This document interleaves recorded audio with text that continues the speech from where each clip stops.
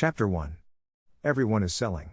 35 years ago, a young man dropped from a moving freight train in West Orange, New Jersey, and hurriedly made his way to the laboratory of Thomas A. Edison. When asked to state his business, before being permitted to see Mr. Edison, the young man boldly replied, "I am going to become his partner." His boldness got him past the secretary. An hour later he was at work, scrubbing floors in the Edison plant. That hour of selling was worth millions of dollars. The young man was Edwin C. Barnes.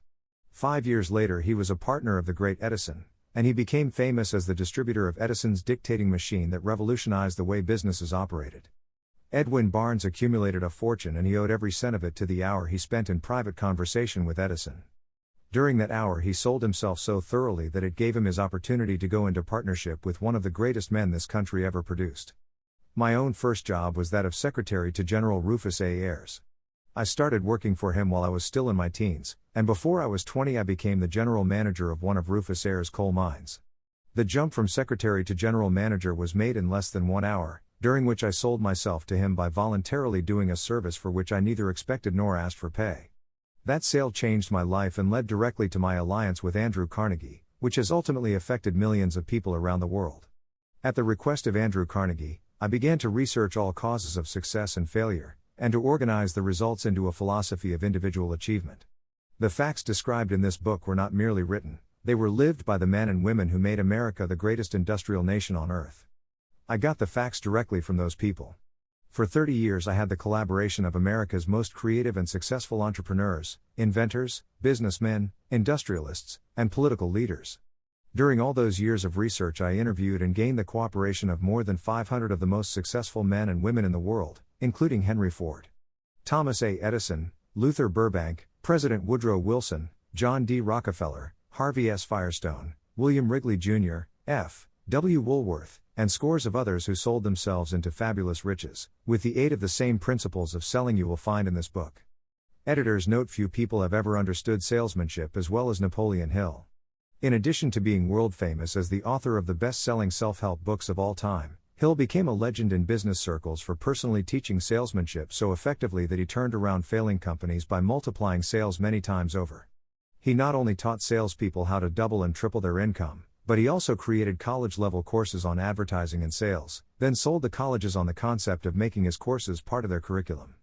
Although Hill's philosophy of personal achievement was rooted in the secrets of success told to him by the leaders of business and industry, he also learned some of the lessons the hard way, having personally launched a number of startup companies that made fortunes then lost everything, some due to war, others to the Depression.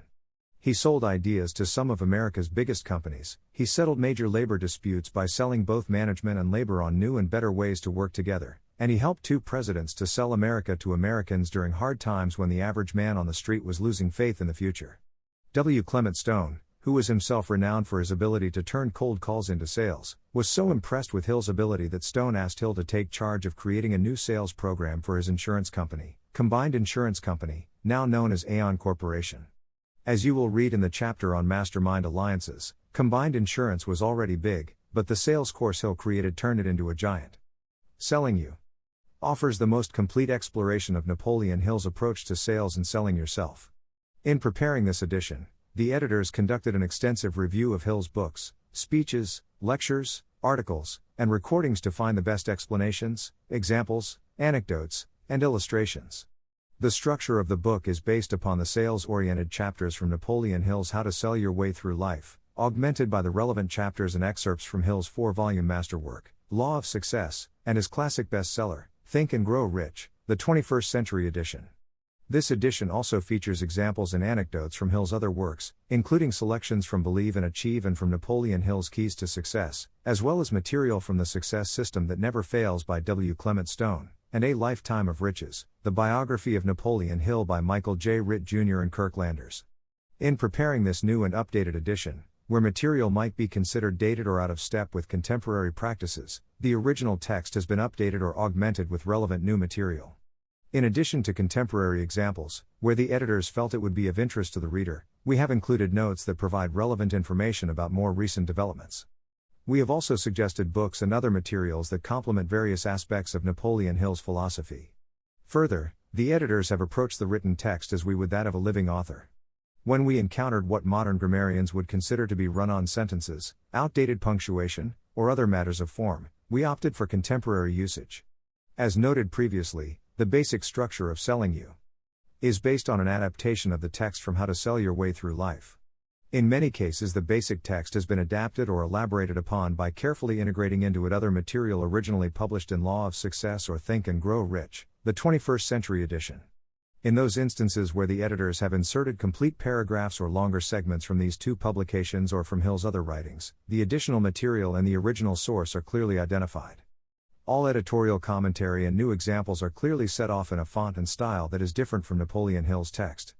Everyone is selling all the time. The ability to influence people without irritating them is the most profitable skill you can learn.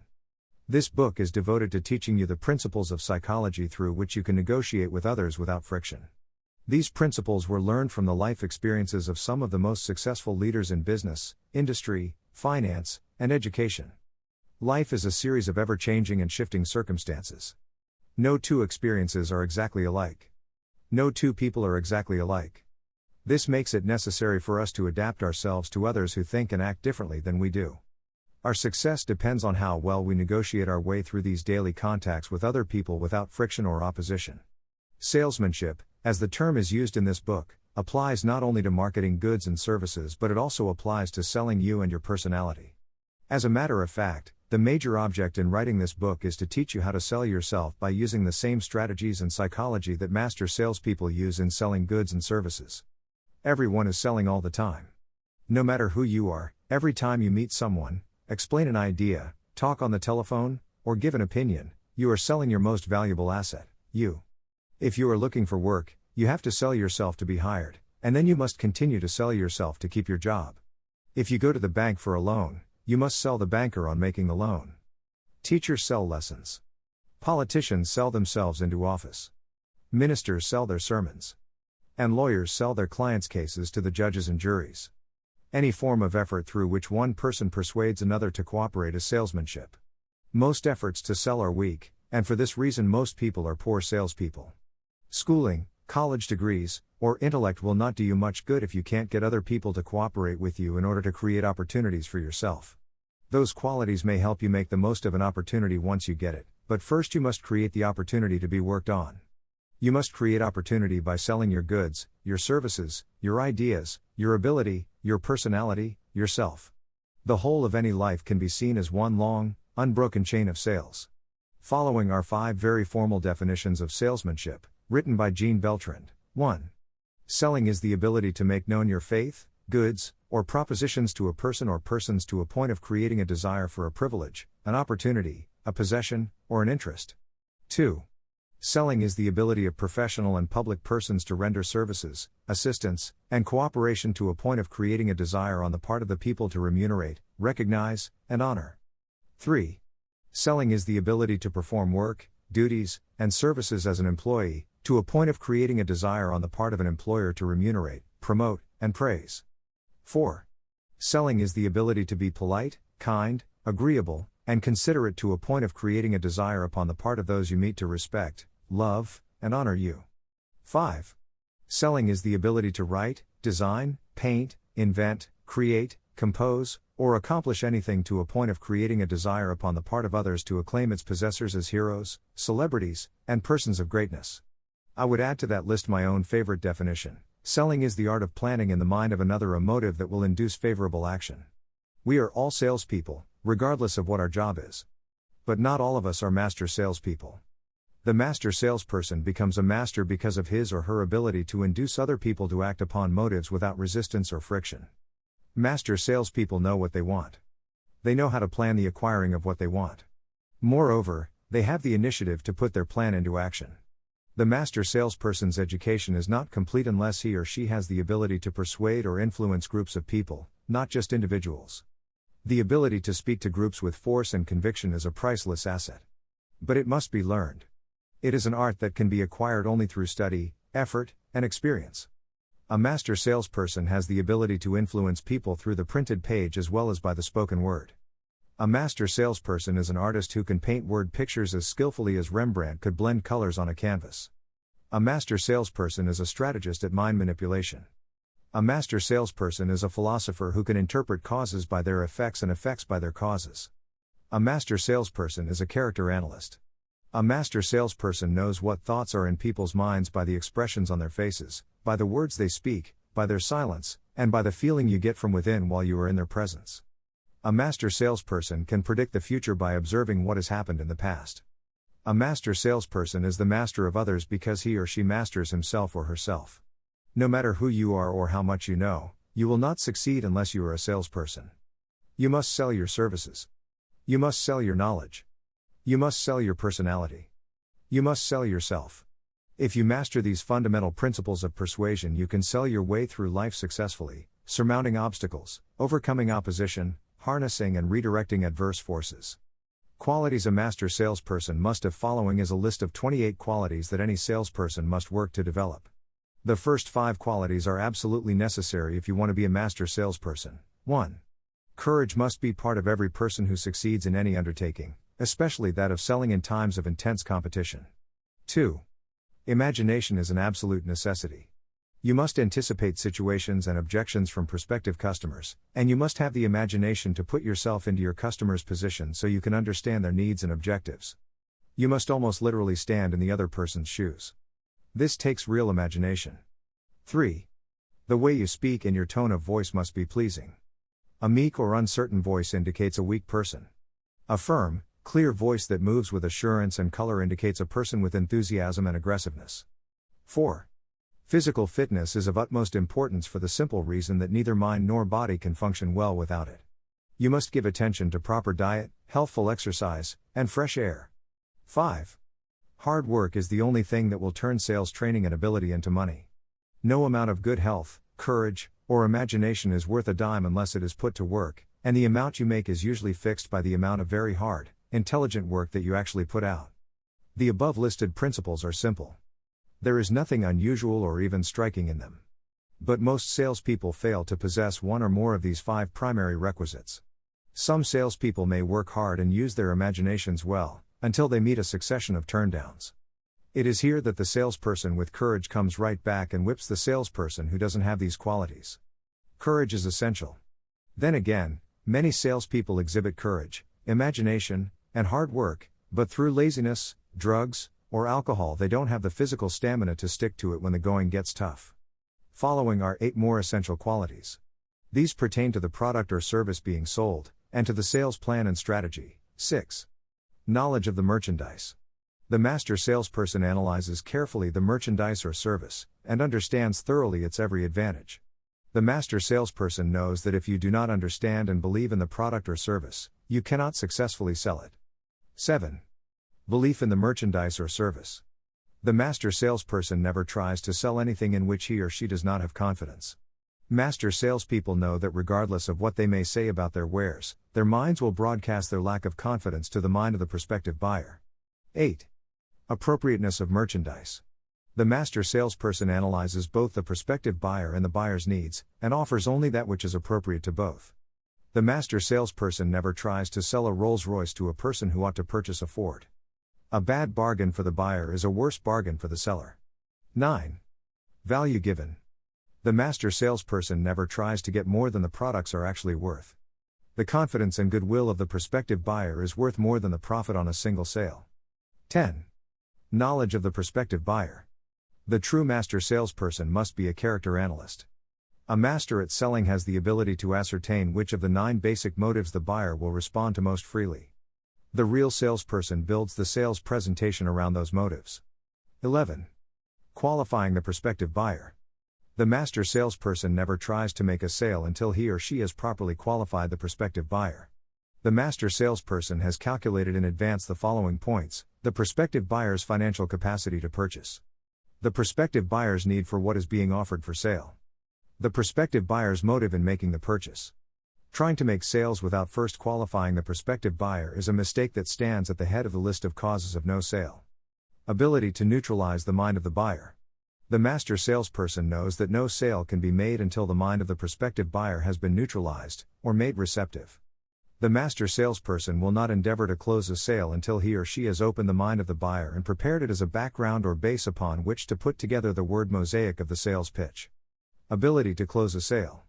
Super sales stars are artists at reaching the closing point in selling, and they train themselves to sense the right psychological moment.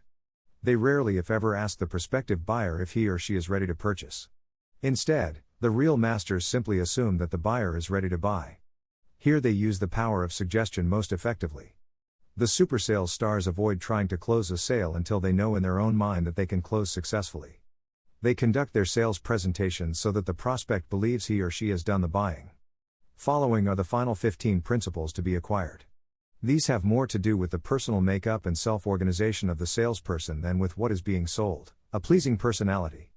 Super salespeople develop the art of making themselves agreeable to other people. They know that the prospective buyer must buy the salesperson as well as the merchandise, or no sale can be made. Showmanship. The master salesperson is also a super showman. The star salesperson reaches the mind of the prospective buyer by dramatizing the presentation and by giving the presentation enough color to appeal to the prospective buyer's imagination. Self-control. The master salesperson exercises complete control over his or her head and heart at all times. If you don't control yourself, you cannot control your prospective buyer. Initiative. The master salesperson understands its value and uses the principle of initiative. They use imagination to create plans that are translated into action through initiative. Salespeople who rise to the top rarely have to be told what to do or how to do it. Tolerance. The master salesperson is open-minded and tolerant on all subjects, knowing that open-mindedness is essential for growth. Accurate thinking. The master salesperson thinks. If you are going to be a master salesperson, you must go to the trouble to gather facts as the basis of your thinking. You should do no guessing when facts are available.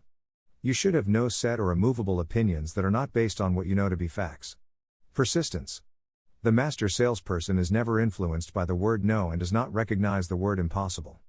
The real masters know that all buyers take the line of least resistance by resorting to the no excuse. The word no, to the master salesperson, is nothing more than a signal to begin the sales presentation in earnest. Faith. I do not mean faith in the religious sense. Here the term faith refers to that state of mind that may be described as an intense confidence that you can do it. The master salesperson has the capacity for super faith in the thing he or she is selling, himself or herself. The prospective buyer closing the sale. Sales superstars never try to make a sale without having that kind of faith in themselves. They know that faith is contagious, that faith is picked up through the receiving station of the prospective buyer's mind and acted upon as if it were that buyer's own state of mind. Without faith there can be no super salesmanship. Habit of observation. The master salesperson is a close observer of small details. Every word uttered by the prospective buyer, every change of facial expression, and every movement is observed and its significance is weighed. The master salesperson not only observes and analyzes accurately what the prospective buyer does and says, but also what the prospective buyer does not do or say. Nothing escapes the master salesperson's attention. The habit of rendering more service than is expected. The master salesperson follows the habit of rendering service that is greater in quantity and finer in quality than he or she is expected to render. This allows you to profit by the law of increasing returns, as well as by the law of contrast. Profiting by failures and mistakes. To the master salesperson there is no such thing as lost effort. He or she profits by their own mistakes and, through observation, by the mistakes of others. In every failure and mistake may be found the seed of an equivalent success. The mastermind principle. Super salespeople understand and apply the mastermind principle through which they greatly multiply their power to achieve. The mastermind principle means the coordination of two or more individual minds, working in perfect harmony for a definite purpose. A definite chief aim. The master salesperson works with a definite sales goal in mind. Masters never go at their work merely with the aim of selling all they can. They not only work with a definite goal in mind, but they have a definite time in which to attain that goal. The psychological effect of a definite chief aim will be described in the chapter on autosuggestion. The golden rule applied. The master salesperson uses the golden rule as the foundation of all business transactions. To be a master salesperson, you must be able to put yourself in the other person's shoes and see the situation from your customer's viewpoint. Enthusiasm. Of all the qualities that a salesperson must possess, none is more necessary and none more valuable than enthusiasm. The master salesperson has an abundance of enthusiasm which he or she can use at will. Moreover, the true master knows the vibrations of enthusiastic thought that he or she releases will be picked up by the prospective buyer and acted upon as if it were the buyer's own enthusiasm. Habits. A master salesperson must eliminate. Success in selling is the result of positive qualities that you must possess and use. Failure in selling is the result of negative habits that must be eliminated. The following are some of the more outstanding negatives. 1. The habit of procrastination. There is no substitute for prompt and persistent action. 2. One or more of the basic fears. A salesperson whose mind is filled with any form of fear cannot sell successfully. The 6 basic fears are: the fear of poverty, the fear of criticism, the fear of ill health, the fear of loss of love of someone, the fear of old age, the fear of death, spending too much time making calls instead of sales. A call is not an interview. An interview is not a sale. Some who think they are salespeople have not learned this truth. Shifting responsibility to the sales manager. The sales manager is not supposed to go with the salesperson to make calls. Sales managers don't have enough hours or legs to do this. Their business is to tell the salesperson what to do, not to do it for them. Spending too much time and effort creating excuses. Explanations do not explain. Orders do. Nothing else does. Don't forget that. Spending too much time in hotel lobbies or any other place the salesperson parks to recoup and regroup. Dear regrouping on the go. It's too easy to give in to comfortable surroundings. Buying hard luck stories instead of selling merchandise. The economy is a common topic of discussion, but don't let it switch your mind from your own sales presentation. Partying too hard the night before. You may have convinced yourself that parties and networking can be good for business, but not if they cut into the following day's business. Depending on your sales manager for prospects. Order takers expect prospective buyers to be hogtied and held down until they arrive. Master salespeople catch their own prospects. This is one of the chief reasons why they are master salespeople. Waiting for business conditions to pick up. This is nothing but an excuse. There is always something that can be done now. It's up to you to find the something. Fear of the competition, fear of the word no, and just plain pessimism. If you start off expecting the customer to say no before you've even knocked on the door, the chances are you won't be disappointed. People can smell fear, and they can spot a loser. Failure to plan your day in advance. The person who plans their day in advance also goes about their work logically and efficiently, accomplishing what they have planned to do that day. When there is no organization of schedule, a salesperson literally does not know where to begin. Keeping poor records and dates on calls. Prospects and established customers soon weary of the salesperson who habitually forgets to call on specified days. When a customer needs merchandise, they need it then. Tardiness. The salesperson who is habitually late for sales meetings, business appointments, and to the office soon finds themselves looking for new customers and, often, a new job. Using dilapidated or out-of-date material. Crumpled, untidy, and out-of-date materials denote disorganization and a lack of interest on the part of the salesperson. Being without pen and paper. A writing instrument is a vital factor to the salesperson's efficiency. The master salesperson invests in a good pen or pencil that will adequately meet their requirements. They know that prospects quickly tire of the salesperson who always has to borrow something to write with in order to take an order. The customer tires even more quickly of the salesperson who borrows a pen and never gets around to returning it. Using glasses or adornments as a prop. Fidgeting with your wristwatch, twirling a ring, or biting the rim of your glasses, as if it helps you to think better, are surefire ways to set a customer's nerves on edge and consequently lose a sale. A tired sales presentation. Running through your sales presentation as if you were tired of hearing it, singing it out in a monotone and appearing bored with the whole thing, makes your customer or prospect bored with you and your presentation. Relating personal problems to associates and customers. Your personal problems are important to you, and only you. Everyone has their share and they don't want to hear about yours. Failure to read and comply with pertinent material. Your organization does not produce bulletins or contribute to trade papers to have them made into paper airplanes or thrust into the wastebasket unread. They are produced to tell you something. Read them and keep well informed. Discourtesy in parking your car. The customer who finds a salesperson's car parked in their own allotted parking space is not overly encouraged to buy. Creating a traffic jam by blocking a business driveway is a first-class way to incur the wrath of any prospect and lose the possibility of sales in the future. It's just not that difficult to walk an extra block out of your way. Promising what your company cannot deliver. What the salesperson promises, the customer expects to receive. An inability to fulfill a promise is not only embarrassing for the customer and your own company, but is plain bad business. Being unprepared for rain. The rain-soaked and soggy salesperson who neglected to prepare for an inevitable rainy day is a sorry sight to the prospect. A light raincoat and umbrella are always invaluable when needed. Running out of supplies. The salesperson who is not well stocked with contracts, brochures, order blanks, and so on often finds themselves running as low on sales as on supplies. Plain pessimism. The habit of expecting that the prospective buyer will give you the gate is likely to result. Every super salesperson knows that every sale is first made to himself or herself. Your fear only exists in your mind. You are only a loser if you think you are. How much you convince yourself determines how much you can convince your buyer. Study the preceding lists carefully. If you are weak in any of the qualities, you can change that. Selling is an art and a science and may be learned by those with the will to acquire it. Chapter 2. People by Personality. Editor's note. This opening segment combines material from How to Sell Your Way Through Life with additional material from Law of Success, Volume 1, Lesson 1.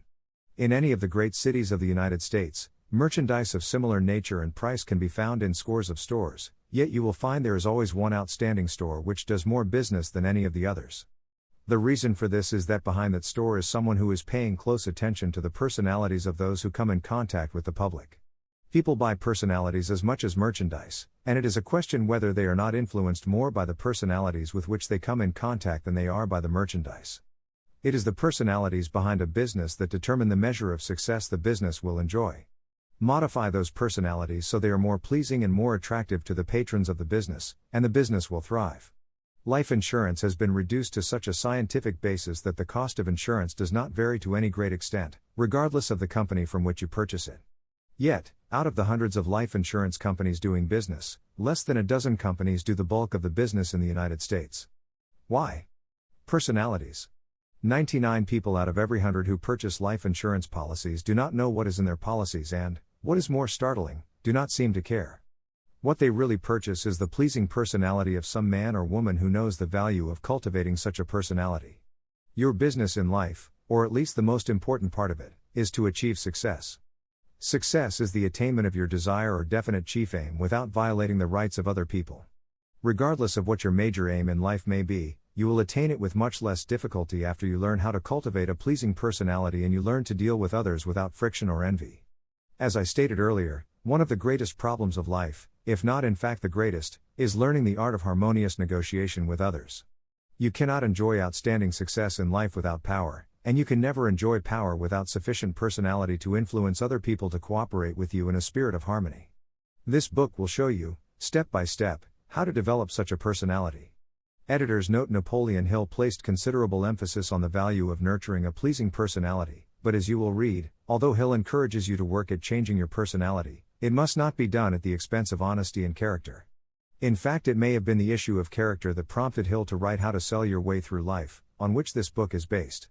Another high-profile self-help author and lecturer of the day was Dale Carnegie, who, like Hill, had a powerful impact on how business was done. Carnegie's signature book, How to Win Friends and Influence People, focused on using flattery to present a pleasing personality. This book became especially popular among salespeople. Although Dale Carnegie's message had similarities to Napoleon Hill's books, Hill had very specific ideas about the business of selling and salesmanship. Hill was especially critical of the idea of using flattery to influence people to buy what you were selling. Carnegie's reliance upon that basic premise may have been what prompted Hill to go back to his own bestseller, Law of Success, and rewrite his principles of success from the point of view of a salesperson. Although he does not directly criticize Dale Carnegie or his book, there is little doubt who or what Hill had in mind when he wrote the following: to be well liked gives you great advantages. A pleasing personality is worth a king's ransom to those who possess it, but such a personality is not developed through words of flattery that mean nothing. Every truly great trial lawyer knows that attempts to flatter a jury are always fraught with hazards to the case. The same is true of successful business executives. Self-advancement cannot be built on bluff or flattery. Mere words will never take the place of a practical plan put into action. Flattery is very often a psychological trick that dishonest people use to lull others into a state of carelessness while they pick their pockets. The human ego is a tricky piece of mental equipment, and flattery is one element to which the ego responds most readily. When anyone starts to flatter you, it is a sure indication that person wants some favor or something you possess. Flattery is the chief tool of all con men. Remember as you read this book that it is not a book on flattery. It is not a book of pleasantries and platitudes. It is not a book on psychological tricks. But it is a book based on the recorded facts and realities of life as they have been organized from experiences of the most able leaders the country has ever produced. If you want to sell your way through life successfully, look around you, See what useful service you can render to as many people as possible. Make yourself of value to others, and you will not need to learn the art of flattery in order to win people and use personal influence. Moreover, those whom you do win will stay won. Truth in selling. Personally, I resent all attempts by people to flatter me. And I also do not flatter others. I get better results by frankness in my dealings with people, for I find that direct, straight dealing not only wins friends but it tends to hold them. During the Great Depression of the 1930s, it became apparent to me that being an author at that particular time was not a great business to be in. People were not so interested in books as they were interested in eating. Like many, I lost all of my money and most of my worldly goods. I closed my New York office and moved to Washington, D.C., where I planned to remain until the economic storm had passed. Months stretched into years, and instead of the depression passing, it became worse. Finally, I reached a decision not to wait for the end of the business stagnation, but to go on the lecture platform and work my way back into useful service to others who had also been wounded. I decided to make my start in Washington, and to do it I needed newspaper advertising. The amount of space I required would cost over $2,000 and I did not have this amount. I was face to face with a situation that you and every other person on earth must sometime experience. I was in need of something I had to procure with mere words. In today's dollars, the value of what Hill needed might be well in excess of $50,000. Here is a brief description of exactly what I did and said in order to solve my problem. I went to the advertising director of the Washington Star, Colonel Leroy Herron. In approaching him, I had two courses available to me. I could flatter him, I could tell him what a great paper he represented, what a fine record he made in the World War, what a great advertising man I believed him to be, and all that sort of flattery. Or I could lay my cards on the table and tell him what I wanted, why I wanted it, and why I believed I should get it. I chose to lay my cards on the table. Then I had to decide whether I would disclose all the facts, including my financial weakness, or skip over these embarrassing subjects without clearly discussing them. Again, I chose to rely upon frankness. As well as I can remember, here is what I said: Colonel Herron, I wish to use the Washington Star in an advertising campaign to announce a series of public lectures on the philosophy of individual achievement. The space I require will amount to approximately $2,500. My problem is in the unpleasant fact that I do not have that amount of money available. I did have that much and more, but the depression has used up my money. My request for this credit is not based upon my credit rating. On that basis I would not be entitled to the credit. My appeal is based upon the fact that I have devoted a quarter of a century to the study of the principles of individual achievement. During this time I have had the cooperation of such men as Andrew Carnegie, Thomas A. Edison, John Wanamaker, and Cyrus H. K. Curtis. These men thought enough of me to give freely of their time and experience, over a long period of years, while I was organizing the philosophy of success. The time each gave to me was worth many times the amount of credit I am asking of you. Through their cooperation I am now prepared to take to the world a philosophy of self-help that people badly need. If you do not wish to extend to me the credit as a sound business risk, then extend it in the same spirit of helpfulness in which these men gave me their time and experience. The credit was extended to me by Colonel Herron, and this is what he said: I do not know what are your chances of paying for the space you want, but I know enough of human nature that I believe you honestly intend to pay for the space. I also believe that any philosophy organized from the life work of such men as Edison and Carnegie is sound and needed at this time. Moreover, I believe anyone to whom these men would devote their priceless time is worthy of much more credit than you seek with the Star. Bring in your copy and I will run it. We will talk to the credit manager afterward. How far do you suppose I would have gotten had I appealed to Colonel Herron on anything but frankness? My analysis of over 30,000 salespeople disclosed the fact that the most common weaknesses in sales presentation were the following: 1. Failure to present a motive for buying. 2. Lack of persistence in sales presentation and in closing. 3. Failure to qualify prospective buyers. 4. Failure to neutralize the minds of prospective buyers. 5. Lack of imagination. 6. Absence of enthusiasm. Any one of these weaknesses is sufficient to destroy the chances of a sale, but you will note that failure to present a motive for buying heads the list. Selling and motive. There are sound ways of winning friends and influencing people. There are 9 windows and doors through which the human mind can be entered and influenced. Not one of these is labeled flattery. The 9 doors are the 9 basic motives by which all people are influenced and to which all people respond. These 9 motives influence practically every thought and deed, and they are listed in the approximate order of their importance and greatest usefulness. 1. The motive of self-preservation. 2. The motive of financial gain. 3. The motive of love. 4. The motive of sexuality. 5. The motive of desire for power and fame. 6. The motive of fear. 7. The motive of revenge 8. The motive of freedom, of body and mind 9. The motive of desire to create or build in thought or in material. If you wish to climb to the top of the ladder of success and remain there, it will be much safer to use the 9 motives as the rungs of your ladder instead of depending upon flattery. In order for a customer to purchase your goods or services, that customer must be motivated to buy. To be motivated means that the customer is moved to action by a motive. When the master sales stars qualify prospective buyers, they look first for the most logical motive they may use to influence the buyer's thinking and decision. Every move, every act, and every thought of every human being is influenced by one or more of the 9 basic motives. By mastering, understanding, and applying the 9 basic motives, you will learn how to influence people by genuine appeal to natural motives, and you will reduce opposition and friction. Remember, however, that motive usually must be placed by you in the mind of the prospective buyer. Most people have little inclination to build their own motives to buy what you are selling. Only a weak-willed person will permit themselves to be sold unless a sufficiently impelling motive has been tactfully but forcefully planted in his or her mind by the salesperson. Smart salespeople check their sales presentation against these 9 basic motives to make sure that the presentation appeals to as many of the motives as possible. A sales presentation is more effective when based upon more than one motive. If your sales presentation plan does not emphasize one or more of the 9 basic motives, it is weak and should be revised. No master salesperson will sell anything to anyone without knowing a logical motive for the purchaser to buy. High-pressure methods do not come within the category of master salesmanship. High-pressure sales usually depend upon fast talking and exaggeration to take the place of motives for buying. The very fact that high-pressure methods are employed is evidence that the person doing the selling has no logical motive to offer the prospective purchaser as to why he or she should buy. A master at sales would never make that mistake. Planting the right motive. The late Dr. Harper, while serving as president of the University of Chicago, desired to construct a new building on the campus, the estimated cost of which was $1 million, at least $20 million today, and probably much more. After analysis of the situation, it became apparent to Dr. Harper that he would have to seek the $1 million from an outside source. Dr. Harper did not start buttonholing wealthy people for donations. He did not put on a drive for donations. He made up his mind to get the entire sum through a single sale. And he personally took on the job of making the sale. His first move was to lay out a plan of action. His plan involved only 2 prospective donors. From one or the other he intended to secure the needed funds. His plan was conceived with ingenuity and rounded out with a strategy that was filled with allure. It was also loaded with dynamite. What did he do?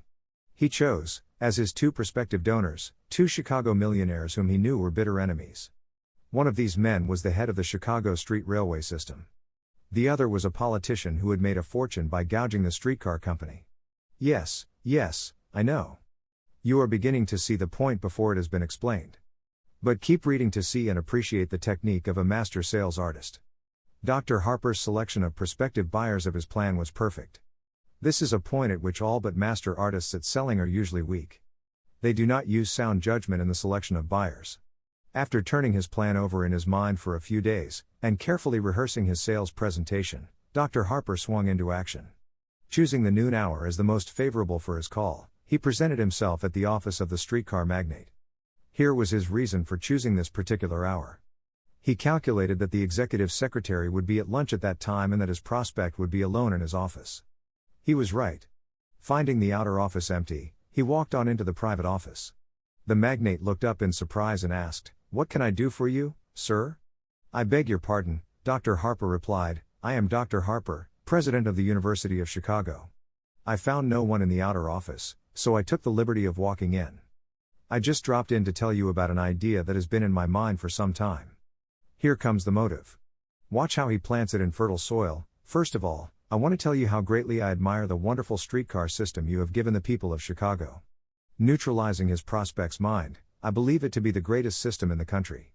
However, it seems to me that while you have built what should be a great monument to yourself, it is not the kind of thing that people will associate with your name after you are gone. Watch the master go back now to motive. I had an idea for a monument that will endure forever, but I have run into some opposition which, I am sorry to say, may stand in the way." Pulling the lure away from the prospect to make the idea more desirable, "I had thought of securing for you the privilege of constructing a beautiful granite building on the university campus, but some of the members of our board want this privilege to go to Mr. X, mentioning the name of the political enemy. I just came by to ask if you can think of any plan that may help me to secure this opportunity for you." That is most interesting. The magnate said. Please sit down and let's talk about this. I am sorry, Dr. Harper replied, but we are having a board meeting in an hour, and if I'm going to get there on time I've got to leave right now. If you think of an argument I can use, please telephone my office. I'll get the message and use it to go to bat for you before the board. When he reached his office, Dr. Harper found that the streetcar magnate had already called to ask that Dr. Harper phone him as soon as he came in. The doctor telephoned the streetcar man, who requested that he be permitted to present his case to the board in person. Dr. Harper replied that this would be inadvisable, that in view of the opposition some of the board members had expressed toward him, Dr. Harper said that he could present the matter more diplomatically. Intensifying the lure, the next morning upon arriving at his office, he found the streetcar magnate waiting for him. They were closeted together for half an hour, during which the streetcar magnate assumed the role of salesperson while Dr. Harper became the buyer and was persuaded to accept a check for $1 million and to promise that he would try to get it accepted by the board. The building now stands on the campus of the university, silent but impressive evidence that mastery in selling is never accidental. The building bears the name of the donor. Let us analyze this transaction to make sure that the fine points are not overlooked. First of all, note that no high-pressure methods were used by Dr. Harper. He depended entirely upon motive to turn the trick for him. No doubt he spent days planning his approach, and he made his appeal through two of the most alluring of all the motives: 1. The motive of desire for fame and power, and 2. The motive of revenge. The streetcar magnate saw instantly that he could perpetuate his name as a public benefactor long after his remains had turned to dust and his streetcar system had, perhaps, been supplanted by some other mode of travel. He saw also, thanks to Dr. Harper's sound strategy, an opportunity to get revenge on his bitterest enemy by depriving him of the privilege of a great honor. No great amount of imagination is required to see what would have happened if Dr. Harper had made his approach in the usual manner. If Drive Harper had not understood the psychology of motive and had not been a master salesperson, he would have visited the magnate, and this is about the conversation that would have taken place. Good morning, sir. I am Dr. Harper, president of the University of Chicago. I have come to ask for a few minutes of your time. Asking for favors to begin with, instead of offering favors, failure to neutralize the prospective buyer's mind. We need an extra $1 million for a new building which we intend to erect on the campus of the university, and I thought you might be interested in donating the amount. You have been successful. You have a great street railway system from which you earn big profits made possible through the patronage of the public.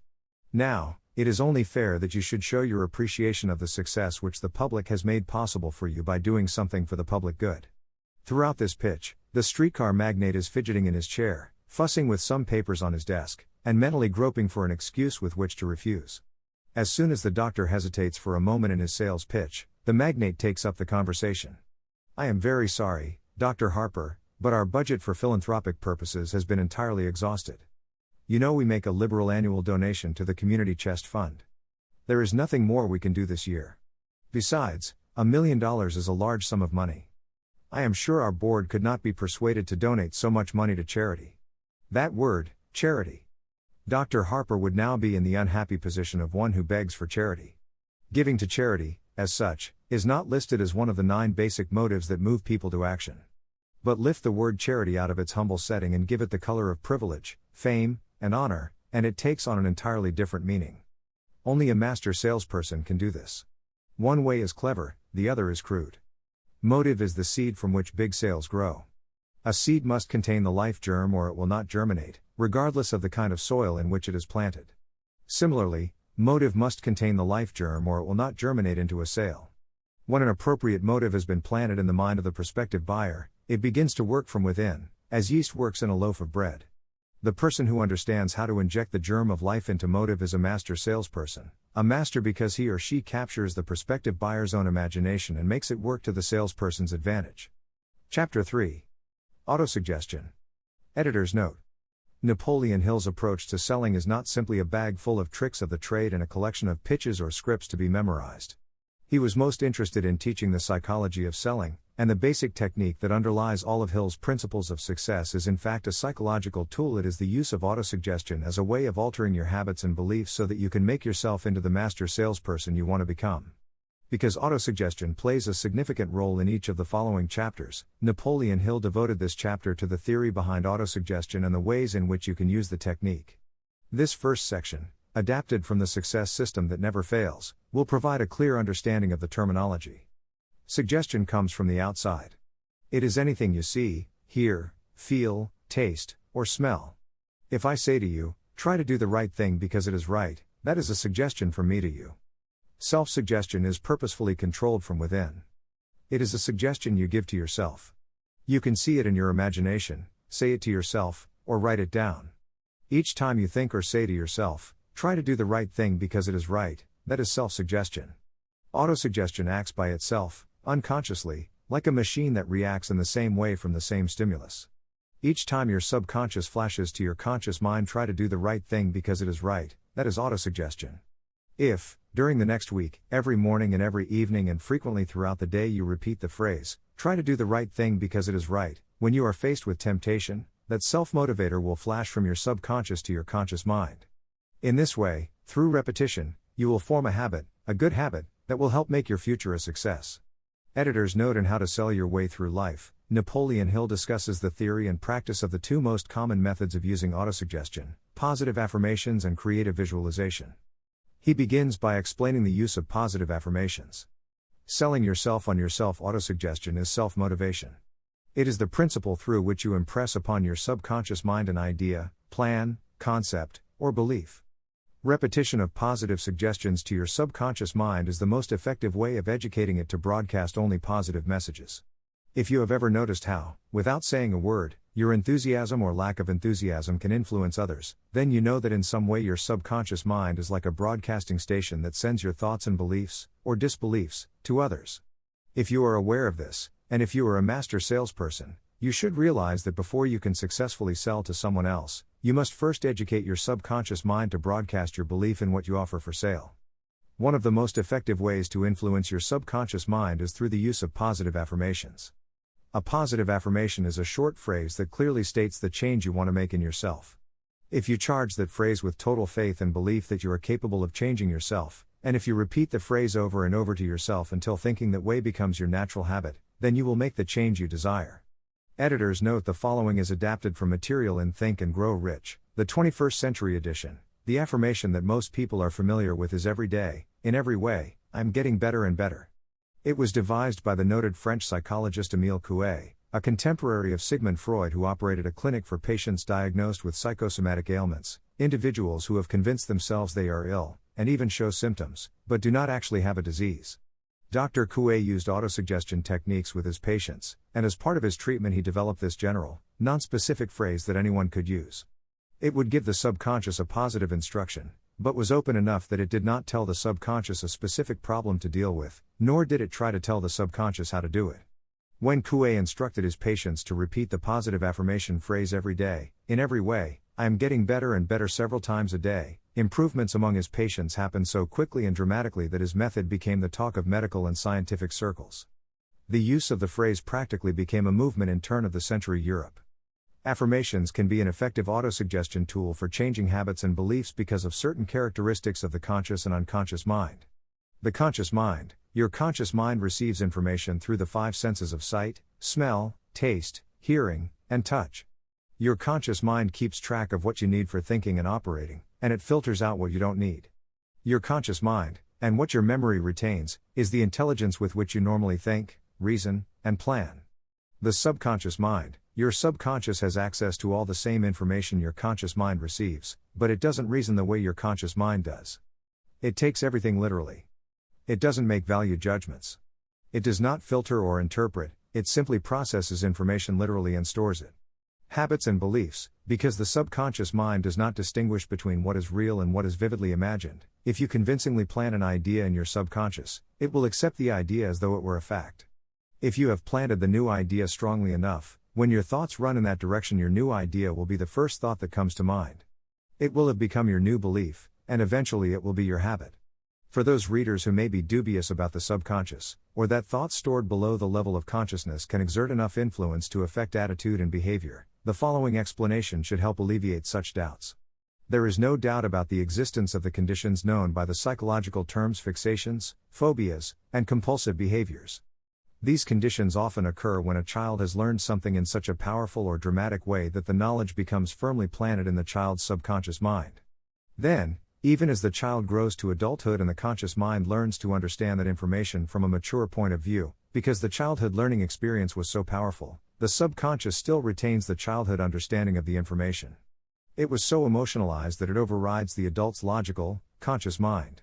It is a fact that a traumatic experience, the result of which creates a strongly planted idea, can influence the way a person thinks and acts. Therefore, by intentionally using all of your efforts to powerfully plant a positive idea in your subconscious, you will be creating what would amount to a good traumatic experience that will influence the way you think and act, in a positive way. If you do everything within your power to strongly, firmly, and with complete faith and conviction, plant the idea that you will be successful and achieve your desire, your subconscious will accept and store that idea. If you have planted the idea so strongly that it is the dominant idea in your subconscious, it will influence all of the other ideas and information stored there. Your subconscious will not judge if it is true or false, positive or negative, but it does respond to the power of the input, how emotionalized the thought is. The following resumes from how to sell your way through life. Use positive emotions to sell others. Cold reasoning has no influence whatsoever on the subconscious mind. The subconscious responds only to the impulses of thought that have been emotionalized or mixed with strong feelings. The world is controlled by emotions. Most of our activities, from birth until death, are induced by our feelings. The salesperson who can appeal to the buyer's emotions or feelings will make 10 sales for every one made by the salesperson who appeals to buyers through their reason alone. Buyers generally make purchases because of some motive closely associated to their emotions. The 7 major positive emotions. 1. The emotions related to sex. 2. The emotion of love. 3. The emotion of hope. 4. The emotion of faith. 5. The emotion of enthusiasm. 6. The emotion of optimism. 7. The emotion of loyalty. You must mix one or more of these positive emotions with the suggestions you plant in your subconscious mind if you want to broadcast thoughts and feelings that will influence your potential buyer in your favor. Avoid negative emotions. As you will recall, it was stated that the subconscious is influenced when the ideas are strongly emotionalized, but it does not differentiate between emotions that are positive or negative. The subconscious mind responds to the intensity of the emotion, not the kind of emotion. Your subconscious is influenced by the negatives just as readily as it is by the positives. The 7 major negative emotions. 1. The emotion of anger, quick and transitory. 2. The emotion of fear, prominent and easily discernible. 3. The emotion of greed, subtle and persistent. 4. The emotion of jealousy, impulsive and spasmodic. 5. The emotion of revenge, subtle and quiet. 6. The emotion of hatred, subtle and persistent. 7. The emotion of superstition, subtle and slow. The presence of these negative emotional impulses in the mind will almost always overcome the positive emotions. Any positive suggestion you try to plant in your subconscious mind, while one or more of these negative emotions is present, will be colored by the negative. When the subconscious mind broadcasts such mixed suggestions, it will register a negative result in the minds of those who pick up the vibration. Editor's note: adapted from Think and Grow Rich, the 21st Century Edition. Napoleon Hill-s concern about the susceptibility of the subconscious mind to negative thoughts, emotions, and comments is well known to professionals who work with these techniques. In clinical hypnotherapy, there is an axiom referred to as the law of reversed effect, which states that whenever there is a conflict between imagination and willpower, the imagination wins. When you attempt to plant an idea, if the subconscious already harbors a negative, trying to force the new idea has the reverse effect because the subconscious becomes obsessed with defending its established negative idea. And the harder you try to do something, the more the subconscious resists and the more difficult it becomes. Even the use of the word try is warned against because it gives the suggestion to the subconscious of a preconceived failure. The concept of trying implies an ongoing effort. You don't want to try, you want to succeed. If you ask your subconscious to help you try, it may do just that. It may help you try, but it will prevent you from succeeding, because if you did succeed, then it could no longer help you try, which is what you asked it to do. This cautionary note about using the word try is just one example of the care that should be taken when formulating affirmations and using autosuggestion. The following are some rules of thumb that most modern experts agree are important when creating affirmations. 1. Affirmations should always be stated as a positive. Affirm what you do want, not what you don't want. 2. Affirmations work best when they are short and very clear about a single desired goal. Take the time to write, rewrite, and polish your affirmation until you can express your desire in a short statement of precise and well-chosen words. 3. Affirmations should be specific about the desired goal, but not about how to accomplish it. Your subconscious knows better than you what it can do and how it can do it. 4. Do not make unreasonable time demands. Your subconscious can't make anything happen suddenly or now. 5. Just saying the words will have little effect. When you affirm your desire, you must do it with such faith and conviction that your subconscious becomes convinced of how important it is to you. As you affirm your desire to yourself, visualize it in your mind's eye as big as a billboard. Make it big, powerful, and memorable. 6. Repetition of your emotionalized affirmation is crucial. At this time, it is your habit to think one way by repeating your affirmation often, every day. Your new way of thinking will begin to be your automatic response. Keep reinforcing it until it becomes second nature to you, and your habit will have become to think the new way, the way you want to think. If you seriously commit yourself to doing these things, it will change the way you think and act. When you have given your subconscious a specific direction that it did not have before, it will begin to put together pieces of information, and you will find that you are coming up with more and better plans and ideas to accomplish your goal. Your subconscious will do everything it can to transmute your desire into reality, and because of the enthusiasm that radiates from you, other people will want to do what they can to help you succeed. The following resumes the material adapted from How to Sell Your Way Through Life. Don't even think negative thoughts, feelings, beliefs, and thoughts released by the salesperson, through his or her subconscious mind, often speak more loudly than words. If you understand this principle, you will know why you must sell yourself first, before trying to sell others. This also explains why the negative-minded salesperson hears the no so often. Politics and politicians command little respect today. Analyze the brand of salesmanship used by politicians, and you will easily understand why they have lost the confidence of their buyers. Every campaign runs negative ads attacking their opponent, instead of selling themselves to the voters on their own merit. No well-managed business would ever permit salespeople to seek customers by knocking competitors. Sales managers know that sales made by belittling competitors or competitive merchandise are not really sales, and that business obtained in this way is a liability in the long run. Out-and-out statements of a negative nature are the equivalent of suicide in selling.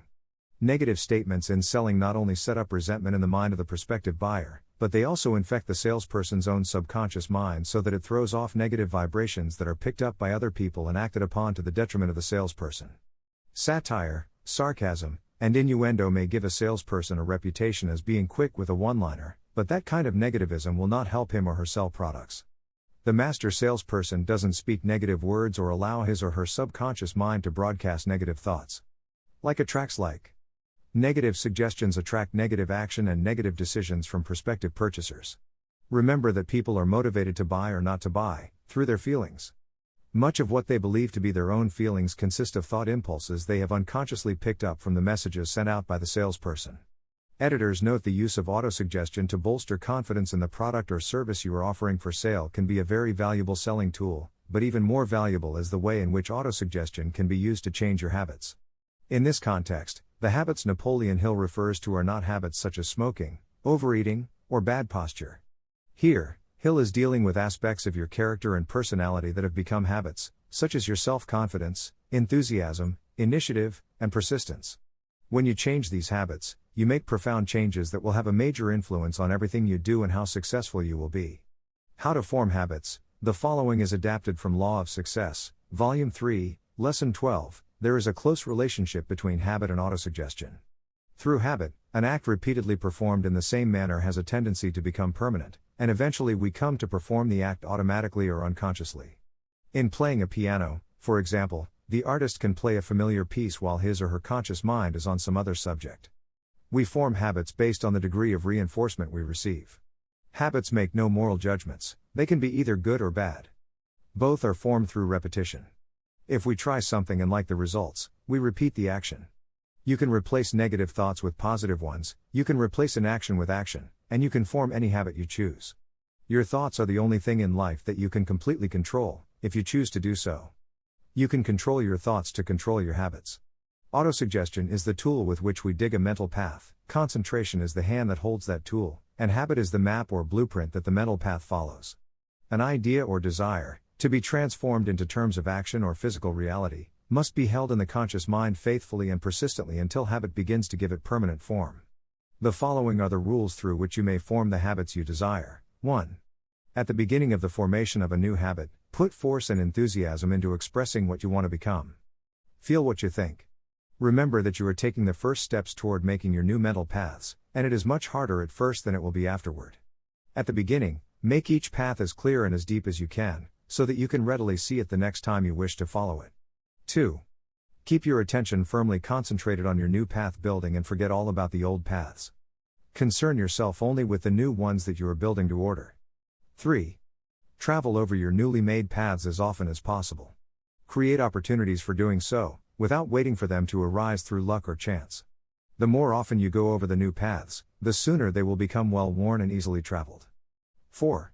Resist the temptation to travel over the older, easier paths you have been using in the past. Every time you resist a temptation, the stronger you become and the easier it will be for you to do so the next time. But every time you yield to the temptation, the easier it becomes to yield again and the more difficult it becomes to resist the next time. This is the critical time. Prove your determination, persistency, and willpower now, at the very beginning. 5. Be sure you have mapped out the right path as your goal or aim, then go ahead without fear and without allowing yourself to doubt. Select your goal and make good, deep, wide mental paths leading straight to it. Editor's note: the preceding explains generally what to do to create new habits. The following explains specifically how to do it using the second method of autosuggestion. Napoleon Hill refers to this method as concentration, but today it is most often called creative visualization, and it is the autosuggestion technique widely taught by contemporary motivational experts.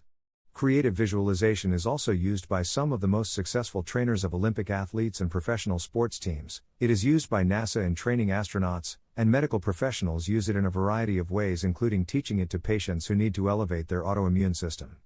Virtually every newspaper, magazine, and television news program regularly features stories on the crucial role the mind plays in personal growth and achievement.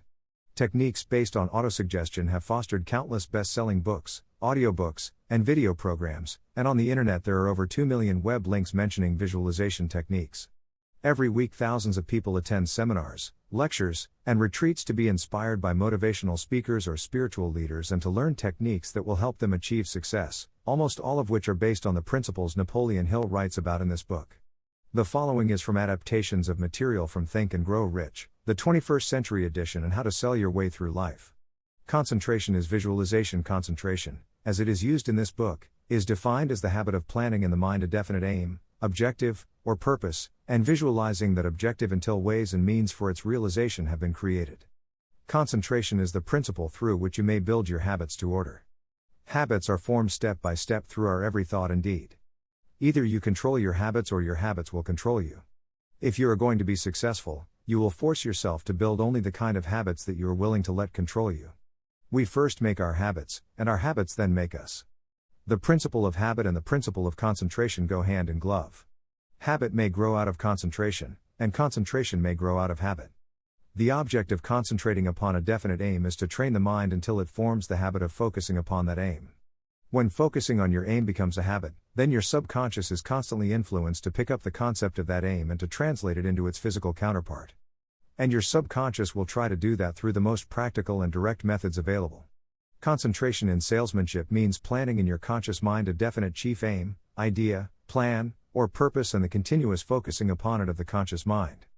It means the ability to control your attention and focus it on a given problem until you have solved that problem. It means the ability to throw off the effects of the habits you wish to discard, and the power to build new habits. It means complete self-mastery. Concentration is the ability to think as you wish to think, the ability to control your thoughts and direct them to a definite end, and the ability to organize your knowledge into a plan of action that is sound and workable. The principle of concentration is the way in which procrastination is overcome. It is the foundation upon which both self-confidence and self-control are predicated. Ambition and desire are the major factors that enter into the act of successful concentration. If your goal or desire is within reason and it is strong enough, the magic key of concentration will help you attain it. Nothing was ever created by a human being that was not first created in the imagination, through desire, and then transformed into reality through concentration. Editor's note: adapted from Think and Grow Rich, the 21st Century Edition. It is an axiom of contemporary motivation theory that the subconscious mind cannot distinguish between what is real and what is vividly imagined. One of the most frequently cited studies supporting this concept was done with a group of basketball players. The players were divided into 3 teams and the players on each team were tested on their ability to make free throws. The teams were then separated for a period of time and each team was given instructions which they were told would improve their abilities. One team was instructed to practice making baskets on a daily basis. The second team was instructed not to practice during the period and not to even think about basketball. The third team was also instructed not to practice during the period, but instead the members were told to spend their daily practice time visualizing in detail the process of making baskets. At the end of the experiment, the teams were again tested. The team that rested showed a decrease in ability. The team that practiced showed a marked increase in ability. And the team that didn't practice but visualized making baskets showed an increase in ability almost equal to those who had practiced daily. As Hill says, you can deceive your subconscious through autosuggestion. If you convincingly plant an idea in your subconscious will accept and work with the idea as though it were a fact. Thoughts do remain stored in the subconscious. They remain just as they were when they were input, and the more highly emotionalized the thoughts are when they are input, the more influence they exert on attitude and behavior. It is this aspect of the subconscious that will allow you to use autosuggestion as a tool with which to input the positive thoughts that will help you achieve the success you desire. Instructions for applying concentration, compiled from materials excerpted and adapted from How to Sell Your Way Through Life and Law of Success, Volume 3, Lesson 12, 1. Master and apply the principles of autosuggestion by giving orders to your subconscious mind, mixing your thoughts with one or more of the positive emotions and repeating your orders over and over. 2. Empty your conscious mind of all other thoughts. After a little practice, you will be able to focus your mind entirely upon any subject that you please.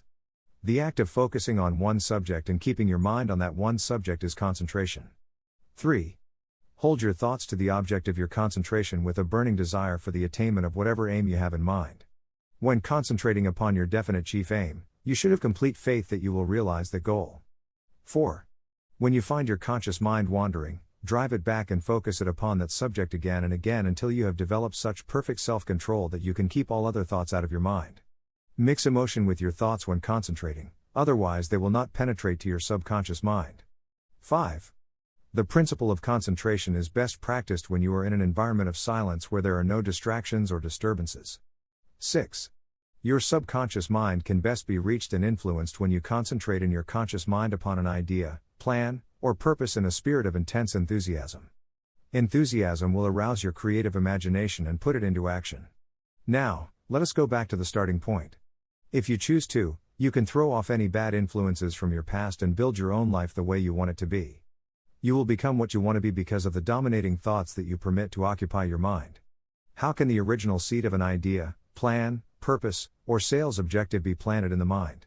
The answer: any idea, plan, purpose, or goal may be placed in the mind through the repetition of visualizations of your desire. This is why you are instructed to write out a statement of your desire, purpose, goal, or sales objective, commit it to memory, and repeat it aloud, day after day, until these vibrations of sound have reached your subconscious mind. 1. To begin the creative visualization process, write out a clear, concise statement of the amount of money you intend to acquire. Fix in your mind the exact amount that you desire. It is not sufficient merely to say, "I want plenty of money." Be definite about the amount. There is a psychological reason for such definiteness. 2. Determine exactly what you intend to give in return for the money you desire. There is no such reality as something for nothing. 3. Set a definite date when you intend to possess the money you desire. 4. Create a definite plan for carrying out your desire and begin at once, whether you are ready or not, to put this plan into action. For example, suppose that as a general sales goal you intend to accumulate $50,000 by the 1st of January, 5 years from now, and that you intend to give your personal services as a salesperson in return for the money. Your written statement of your purpose should be similar to the following: by the first day of January, enter year, I will have in my possession $50,000, which will come to me in various amounts from time to time during the interim. In return for this money I will give the most efficient service of which I am capable.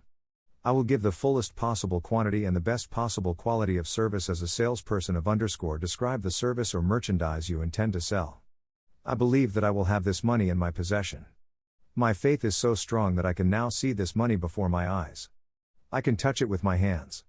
It is now awaiting transfer to me at the time and in the proportion that I deliver the service in return for it.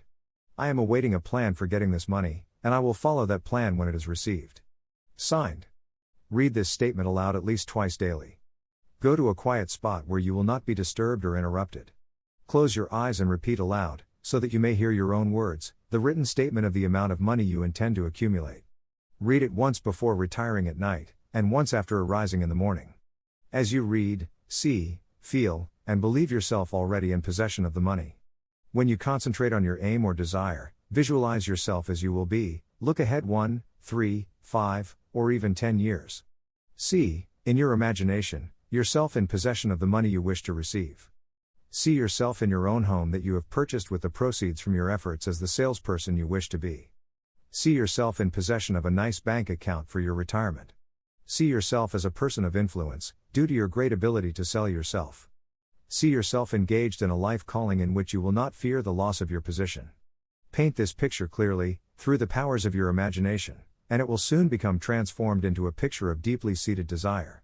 When you begin to fix in your own mind the exact amount of money you desire, close your eyes and hold your thoughts on that amount of money until you can actually see the physical appearance of it. Do this at least once each day. You may think it is impossible for you to see yourself in possession of money before you actually have it. Here is where a burning desire will come to your aid. If you truly desire your goal so keenly that your desire is an obsession, you will have no difficulty in convincing yourself that you will acquire it. Make yourself believe that you must have the amount of money you are visualizing. Make your subconscious believe that this money is already awaiting your claim, so your subconscious mind must hand over to you practical plans for acquiring the money that is yours. When visualizing the money you intend to accumulate, see yourself rendering the service or delivering the merchandise you intend to give in return for this money. In the fourth step, you are instructed to create a definite plan for carrying out your desire and begin at once to put this plan into action. Do not trust to your reason when creating your plan for accumulating money. Just start right now to see yourself in possession of the money, demanding and expecting that your subconscious mind will hand over the plans you need. When the plans appear, they will probably flash into your mind in the form of an inspiration or intuition. Do not become discouraged if you cannot control and direct your emotions the first time you try. Remember, there is no such possibility as something for nothing. You cannot cheat, even if you desire to do so. The price of ability to influence your subconscious mind is persistence in applying the principles described here. You, and you alone, must decide whether or not the reward, the money consciousness, is worth the price you must pay for it in effort. Your ability to use the autosuggestion technique of creative visualization will depend, very largely, upon your capacity to concentrate on and clearly visualize a given desire until that desire becomes a burning obsession. Editors note using visualization effectively is much more than simply daydreaming. Because readers may find that they have difficulty achieving the kind of vivid imagery that is required for it to produce results, the editors offer the following list of books which are particularly helpful in developing the technique of creating powerful mental imagery. Most are also available on audio: Visualization, Directing the Movies of Your Mind by Adelaide Bry, Creative Visualization by Shakti Gawain, Psycho-Cybernetics by Dr. Maxwell Maltz, The Initiation by Donald Schnell, which includes a description of the visualization technique in spiritual story form, and the collection of audiobooks featuring Silva method trainer Hans de Jong, which includes an unusual method of quieting the mind using an audio tone that is designed to put the mind in the alpha state. Infinite Intelligence, the final section of this chapter, is adapted from Law of Success, Volume 3, Lesson 11, with additional material from How to Sell Your Way Through Life. The camera makes a perfect allegory for the process of creative visualization. First comes the selection of the object to be exposed before the camera. This represents your chief aim, or your goal, or the aspect of your character that you wish to change. Then comes the actual operation of recording that purpose, through the lens of autosuggestion, onto the subconscious mind. The part that you must play is clear. You select the picture to be recorded, your definite chief aim, your desire, your definiteness of purpose. Then you focus your conscious mind on this goal or purpose with such intensity that it communicates with the subconscious mind, through autosuggestion, and registers the picture. You then begin to watch for and to expect manifestations of physical realization of the subject of that picture. Any idea, plan, purpose, or definite aim that you persistently submit to your subconscious mind through concentration will bring to your aid an unexplainable and intangible force that I have termed infinite intelligence. Through infinite intelligence, new ideas and plans will begin to flash into your mind. Editors note Napoleon Hill uses the term infinite intelligence to identify the part of the human mind and thinking process that produces hunches, intuitions, and foresight.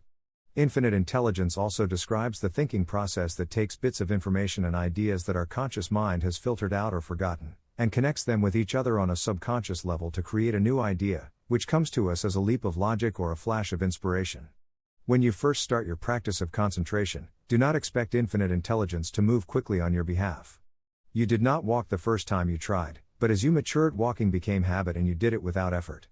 As you become more adept in the use of the principle of autosuggestion, and as your faith and understanding grow, you will see that what you have visualized is beginning to be translated into physical reality.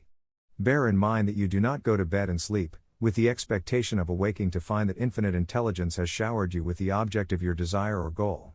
You must work to make it happen, with full faith and confidence that natural ways and means for the attainment of the object of your definite purpose will open to you at the proper time and in a suitable manner. Infinite intelligence will not command your bank to place money in your account, just because you suggested this to your subconscious mind. But infinite intelligence will open to you the way in which you may earn or borrow that money and place it in your account yourself. In short, do not rely on miracles for the attainment of the object of your visualization. However, you can rely on the power of infinite intelligence to help direct you, through natural channels, toward its attainment. I am fully aware that much of what I am proposing will not be believed by the beginner. I remember my own experiences at the start. Skepticism, in connection with all new ideas, is characteristic of all human beings. If you follow the instructions, your skepticism will soon be replaced by belief. And belief will become crystallized into absolute faith in your ability. Chapter 4: A Definite Chief Aim. Every successful person follows 5 fundamental steps to success. Some follow it unconsciously or by accident, while others follow it with a definite purpose and by design. If you are reading this book, you are already on the path to following the program intentionally. The 5 fundamental steps that must be taken by all who succeed are: 1. Choice of a definite goal to be attained. 2. Development of sufficient power to attain your goal. 3. Perfection of a practical plan for attaining your goal. 4. Accumulation of specialized knowledge necessary for the attainment of your goal. 5. Persistence in carrying out the plan. Editor's note: when Napoleon Hill wrote the original edition of Law of Success, the first of his 17 principles of success was entitled A Definite Chief Aim. When he wrote Think and Grow Rich, he renamed it Desire. In other works he called it Definiteness of Purpose. These 3 different names described a concept that encompasses what most contemporary motivational writers refer to as goal setting. As it is used today, goal setting tends to refer to individual sales goals and is very often considered an offshoot of time management. However, as Napoleon Hill envisioned it, the concept not only applies to setting individual goals on a project-by-project basis, but it also encompasses committing to larger life goals. As Hill uses it, your desire or definite chief aim could be as big as launching a national marketing campaign, as all-encompassing as deciding on your future profession, or it could be as small as convincing one other person of your idea or opinion. The techniques taught in the chapter on autosuggestion apply equally to big or small. The following explanation is adapted from the Napoleon Hill Foundation's book Believe and Achieve. Your desire, chief goal, or definiteness of purpose is more than goal setting. In simplest terms, your desire or purpose is your roadmap to achieving an overall career objective. The individual goals that represent specific steps along the way are also desires or purposes. Having a desire or definiteness of purpose for your life has a synergistic effect on your ability to achieve your goals. As you become better at what you do, you devote all of your resources toward reaching your objective, you become more alert to opportunities, and you reach decisions more quickly. Every action you take ultimately boils down to the question: will this goal help me reach my desire, my overall objective, or won't it? Your purpose will become your life, it will permeate your mind, both conscious and subconscious. The object of your definite chief aim should become your hobby. You should ride this hobby continuously. You should sleep with it, eat with it, play with it, work with it, live with it, and think with it. Whatever you want you may get, if you want it with sufficient intensity and keep on wanting it, providing the object wanted is one within reason and you actually believe you will get it. There is a difference, however, between merely wishing for something and actually believing you will get it. A lack of understanding of this difference has meant failure to millions of people. The advantages of a definite aim. Working with definiteness of purpose toward a single goal has many advantages, among them the following. 1. Singleness of purpose forces you to specialize, and specialization tends toward perfection. 2. A definite goal permits you to develop the capacity to reach decisions quickly and firmly. 3. Definiteness of purpose enables you to master the habit of procrastination. 4. Definiteness of purpose saves the time and energy you would otherwise waste while wavering between 2 or more possible courses of action. 5. A definite purpose serves as a roadmap which charts the direct route to the end of your journey. 6. Definiteness of purpose fixes your habits so that they are taken over by the subconscious mind and used as a motivating force, involuntarily, in driving toward your goal. 7. Definiteness of purpose develops self-confidence and attracts the confidence of other people. Laboring will earn you a daily wage. The price of labor has a fixed price that is determined by the law of supply and demand. Brains, when marketed through a definite aim, have no fixed price. The sky is the limit in the marketing of specialized talent. These are statements of obvious fact, yet 98 out of every 100 people fail all through life because they do not follow the principle of working with definiteness of purpose. Those who know where they are going usually get there. They do not waste their time and energy trying to accomplish too many goals at once, nor do they bounce from one desire to the next, quickly abandoning anything that doesn't bring immediate satisfaction. They concentrate their efforts on a definite objective, exerting all powers to attain that end. When it is accomplished, they reset their sights and move on to another desire or goal. However, if, after giving serious effort, it becomes apparent that your desire cannot be accomplished, you change your desire or goal, and put all of your focus and energy into that.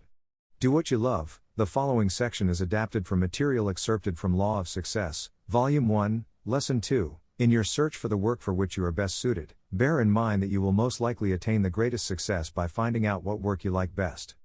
It is a fact that people who have the greatest success are those who have found work into which they can throw their whole heart and soul. Search until you find out what your particular line of endeavor will be, make it the object of your definite chief aim, and then organize all of your forces and attack it with the belief that you are going to win. When you choose a definite purpose and make up your mind that you will carry out that purpose, from the very moment that you make the choice, your purpose becomes the dominating thought in your consciousness. From the time that you plant a definite purpose in your mind begins, both consciously and unconsciously, to gather and store away the material with which you are to accomplish that purpose. You are constantly on the alert for facts, information, and knowledge with which to achieve that purpose. Desire is the factor that determines what your definite purpose in life shall be. No one can select your dominating desire for you, but once you select it yourself, it becomes your definite chief aim and occupies the spotlight of your mind until it is transformed into reality, unless you permit it to be pushed aside by conflicting desires. Science has established that through the principle of autosuggestion, any deeply rooted desire saturates the entire body and mind with the nature of that desire. It then transforms the mind into a powerful magnet that will attract the object of the desire, if it is within reason. As I said in the chapter on autosuggestion, merely desiring an automobile will not cause the automobile to come rolling in. But if there is a burning desire for an automobile, that desire will lead to the appropriate action through which an automobile may be paid for. Your environment influences your habits. The subconscious mind may be likened to a magnet. When it has been charged with any definite purpose, it has a decided tendency to attract all that is necessary for the fulfillment of that purpose. Like attracts like, and you may see evidence of this law in every blade of grass and every growing tree. The acorn attracts from the soil and the air the necessary materials out of which to grow an oak tree. It never grows a tree that is part oak and part poplar. Every grain of wheat that is planted in the soil attracts the materials out of which to grow a stalk of wheat. It never makes a mistake and grows both oats and wheat on the same stalk. People, too, are subject to this same law of attraction.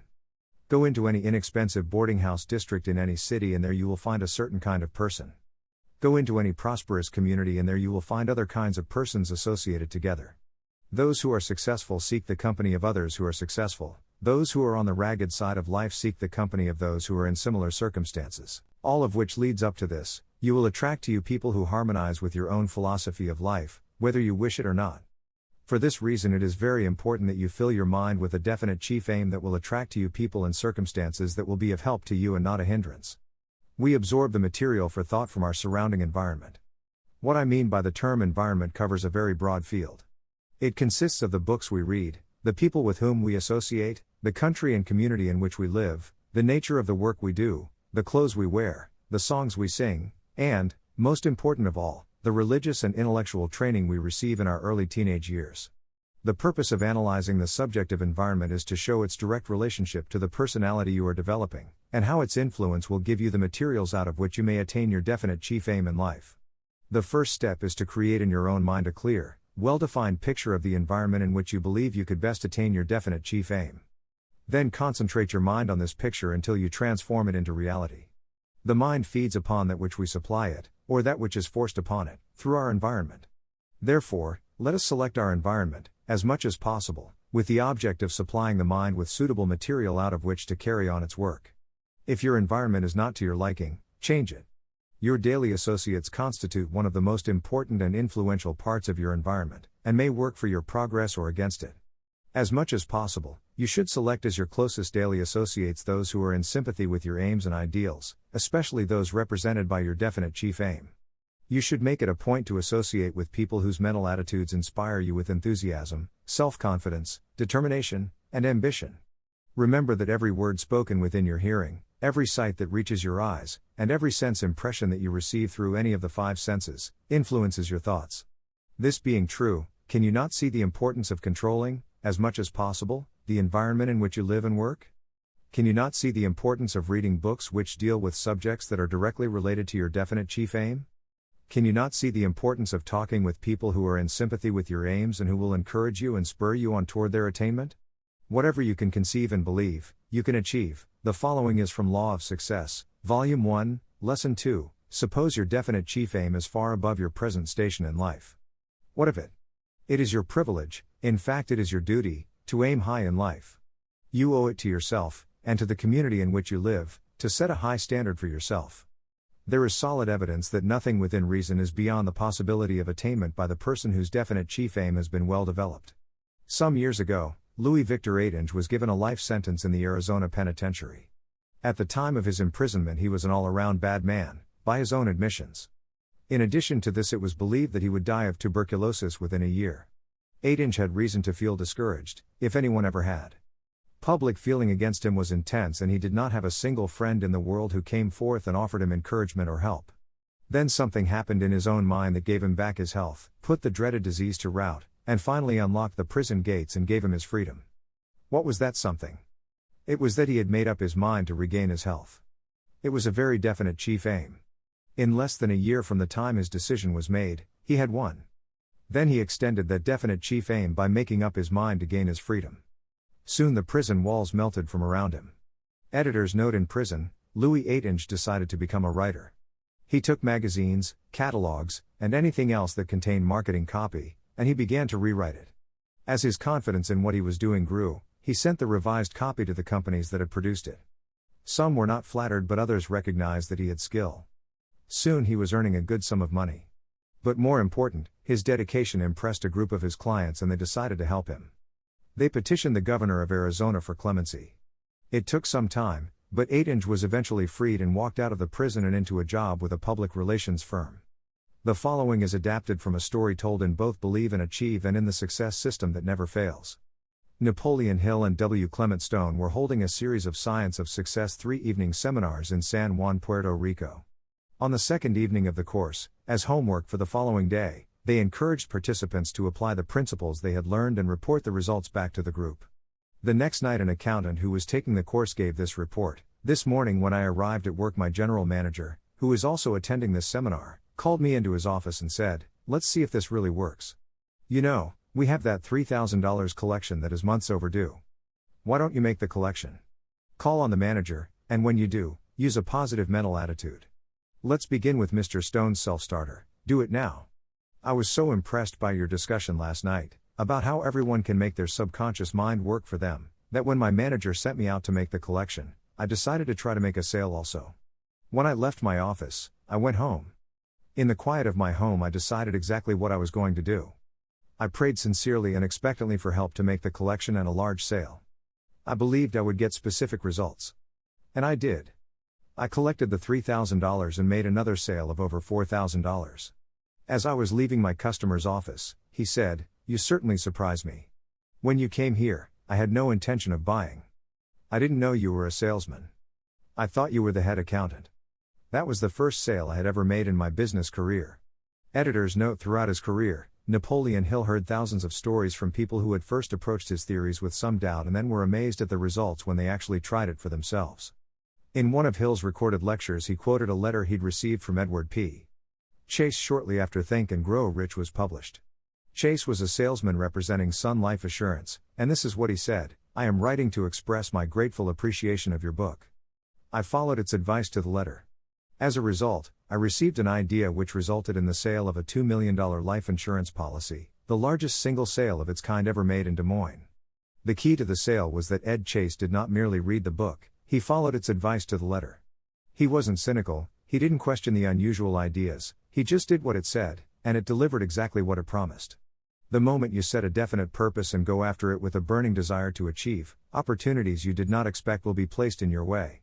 Hill also told about meeting an Australian, Bill McCall, who, as a young man, had been a failure in business until he borrowed a copy of Think and Grow Rich from his local library in Sydney.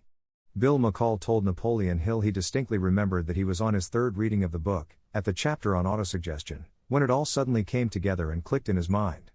Recognizing his definite chief aim, and fixing it in his character by using the autosuggestion techniques advised in the book, was the turning point for Bill McCall. He claims that without that revelation he would never have become chairman of the board of Coca-Cola in Australia, a director of more than 20 family-owned corporations, and the youngest man ever elected a member of the Australian Parliament. Another great example happened closer to home, at radio station WGN in Chicago.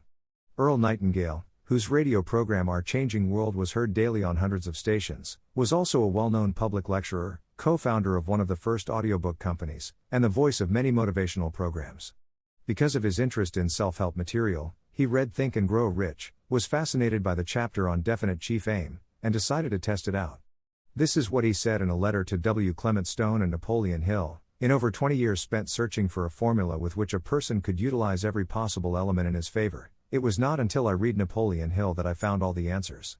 Using Dr. Hill's formula for achievement, I was able to double my income in 1 week. This was quite a feat, because my income previous to this time was rather considerable. I then figured that if it would work once, I could double it again and at the same time remove all doubts as to the efficacy of the procedure. I repeated the process. Any person who carefully studies and diligently practices Dr. Hill's proved methods cannot fail to achieve that which he has set his heart on. Dr. Hill's work changed my life, and I wholeheartedly recommend it to anyone who is interested in a better life. It is hard to imagine that Hill's methods could get a better endorsement than having Earl Nightingale personally confirm that the Think and Grow Rich methods had worked for him. But it got even better. Nightingale was so sincere in his praise of the impact Hill's methods had on his life that he took it upon himself to promote Napoleon Hill's book on his radio program for a week without charge. Concentration and Your Definite Chief Aim. The following combines material from How to Sell Your Way Through Life with a similar material from Law of Success and Think and Grow Rich, the 21st Century Edition. Nearly everyone has a definite chief aim at one time or another. 95% of the people who have such aims, however, make no attempt to realize them, because they have not learned how to concentrate on their definite aims long enough to fix the aims in their subconscious mind. The majority of people who adopt a definite aim do so more as a wish than in the form of a definite, determined, well-defined intention. Merely permitting a definite aim to come into your mind won't do you any good.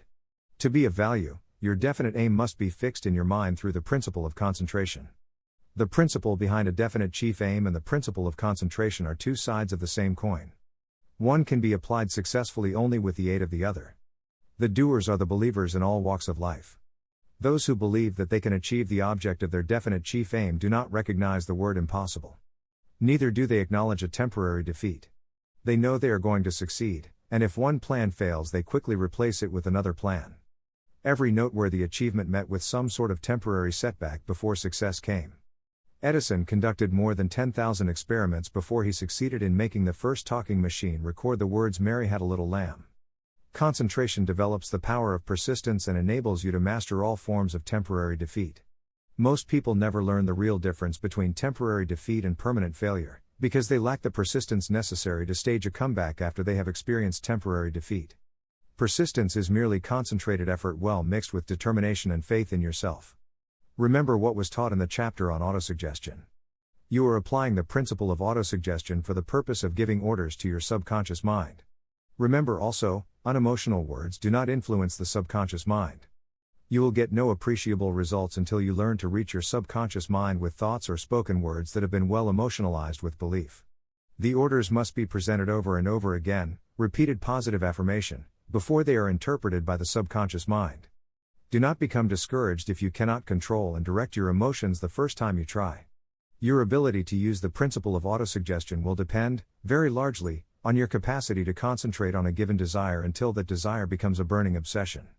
Make up your mind what you desire, decide to get just that with no substitutes, and you will have taken possession of the most priceless of all assets available to human beings. But your desire must be no mere wish or hope. It must be a burning desire which is so obsessive that you are willing to pay whatever price its attainment may cost. The moment you choose a definite major purpose in this way, strange and wondrous things begin to happen. The ways and means of attaining that purpose will begin immediately to reveal themselves to you. The cooperation of others will become available. Your fears and doubts will begin to disappear and self-reliance will take their place. You now have within your possession the key to achievement. You have but to unlock the door to the temple of knowledge and walk in.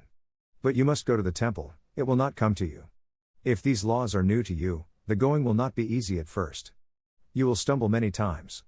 Read and reread the chapter on autosuggestion until you understand and have mastered the techniques of visualization and affirmation. Chapter 5. The Master Mind. Editor's note. When Napoleon Hill wrote the original manuscript of his masterwork Law of Success, the book was constructed around 15 individual concepts which he called the principles of success. Despite the fact that the book was a runaway bestseller, and that Hill had spent 20 years researching, testing, and writing the material for the book, he still had reservations about some of the content. Hill had come to the realization that a concept he wrote about in the introductory chapter was in fact a principle unto itself. As a result, the next published edition included a new, 16th principle of success which Napoleon Hill called the Master Mind. He defined the Master Mind as coordination of knowledge and effort, in a spirit of harmony, between two or more people, for the attainment of a definite purpose. After reading Hill's definition of the Master Mind, many people make the mistaken assumption that what he is describing is nothing more than teamwork.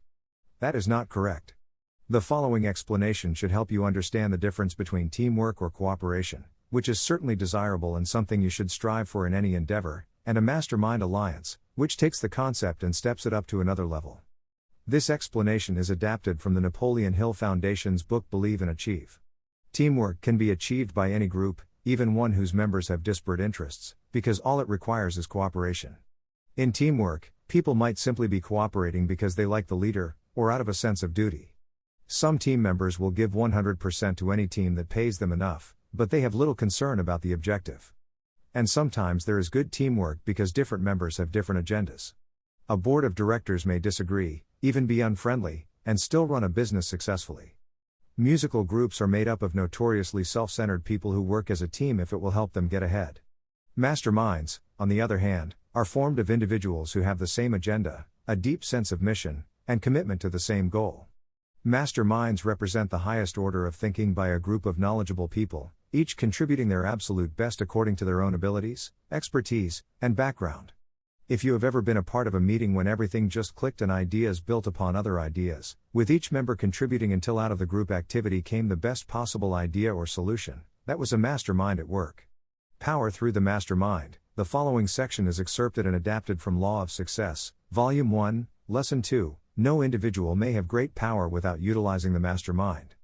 Power in great quantities can be accumulated only through the coordinated efforts of more than one mind. No matter how intelligent or well-informed you may be, no one individual, functioning independently, can ever possess great power. The reason is that power must be applied before it is effective. Individuals are limited as to the amount of power they can transmit or apply. You will have to get others to cooperate with you if you are going to organize your knowledge so that you can turn your plans into power. Organized effort is produced through the coordination of effort of two or more people, who work toward a definite end, in a spirit of harmony. Andrew Carnegie first brought to my attention the mastermind principle. Nearly 20 years ago I interviewed Mr. Carnegie for the purpose of writing a story about him. During the interview I asked him to what he attributed his success. With a twinkle in his eyes he said, "Young man, before I answer your question, will you please define your term success?" After waiting until he saw that I was somewhat embarrassed by this request, he continued, "By success you make reference to my money, do you not?" I assured him that money was the term by which most people measured success, and he then said, "Oh, well, if you wish to know how I got my money, if that is what you call success, I will answer your question by saying that we have a mastermind here in our business, and that mind is made up of more than a score of men who constitute my personal staff of superintendents and managers and accountants and chemists. No one person in this group is the mastermind of which I speak, but the sum total of all the minds in the group, coordinated, organized, and directed to a definite end in a spirit of harmonious cooperation, is the power that got my money for me. No two minds in the group are exactly alike, but each man in the group does the thing that he is supposed to do and he does it better than any other person in the world could do it. Carnegie's group of men constituted a mastermind, and that mind was so well organized, so well coordinated, so powerful, that it could have accumulated millions of dollars for Mr. Carnegie in practically any sort of endeavor of a commercial or industrial nature. The steel business in which that mind was engaged was but an incident in connection with the accumulation of the Carnegie wealth. The same wealth could have been accumulated had the mastermind been directed in the coal business or the banking business or the grocery business, because behind that mind was power, that sort of power which you may attain when you have organized the faculties of your own mind and allied yourself with other well-organized minds for the attainment of a specific goal. Editors note there are at least 3 distinctly different advantages you gain by working with a mastermind alliance. First, it increases the amount you can do. As Hill wrote at the beginning of this chapter, no matter how intelligent or well-informed you may be, no one salesperson, functioning independently, can ever possess great power. You need other people to extend your reach. If you try to do it on your own, it will take you longer to do things that others can do faster and better. In the end, you will waste time, money, and energy. Second, it improves the quality of what you can do, because in addition to more manpower, it also gives you more knowledge than any single person can have. A mastermind has been called networking of the highest order. Through your mastermind alliance, you combine your advice and knowledge with the advice and knowledge of others who join with you, and the others give you the use of their counsel and contacts just as if it was your own. Third, it improves your creativity. When the minds of 2 or more people are coordinated in a spirit of harmony, the energy of each mind seems to pick up on the energy of the other minds. A mastermind produces that feeling you get when everyone is very focused on the same goal and it is going so well that you seem to be in tune with each other. When that happens, your own work and ideas seem to be operating on a higher and better plane than usual. The following resumes the original text from How to Sell Your Way Through Life.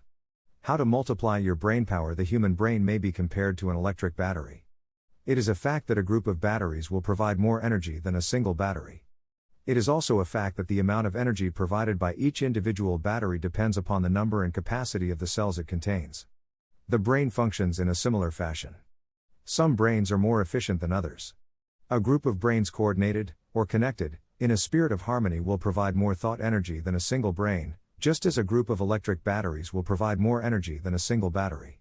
When a group of individual minds are coordinated and function in harmony, the increased energy created through that alliance becomes available to every individual mind in the group.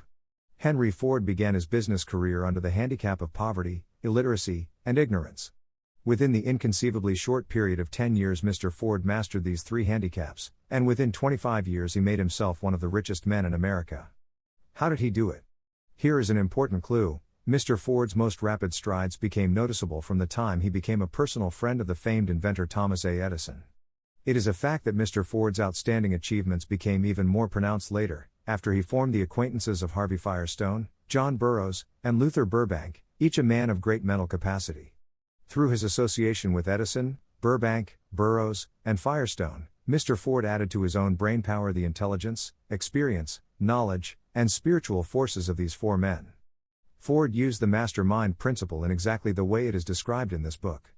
Editors note the first step in putting together your mastermind alliance is to clearly know your desire or definite chief purpose. Your desire will tell you what you need. It could be a small group, just 2 or 3 people, as was the case with Stephen Jobs and Steve Wozniak when they formed Apple, Bill Gates and Paul Allen launching Microsoft, or Steven Spielberg, Jeffrey Katzenberg and David Geffen creating DreamWorks SKG. Or it could be a large group, such as the Mastermind Alliance of 30 regional directors of Century 21 Real Estate, which founder Arthur Bartlett firmly believes was essential to the company's success. Napoleon Hill suggests that in most cases it should be a dozen people or less, and generally the smaller the better. Choosing the people means finding those who not only share your vision but who will also share their ideas, information, and contacts with you.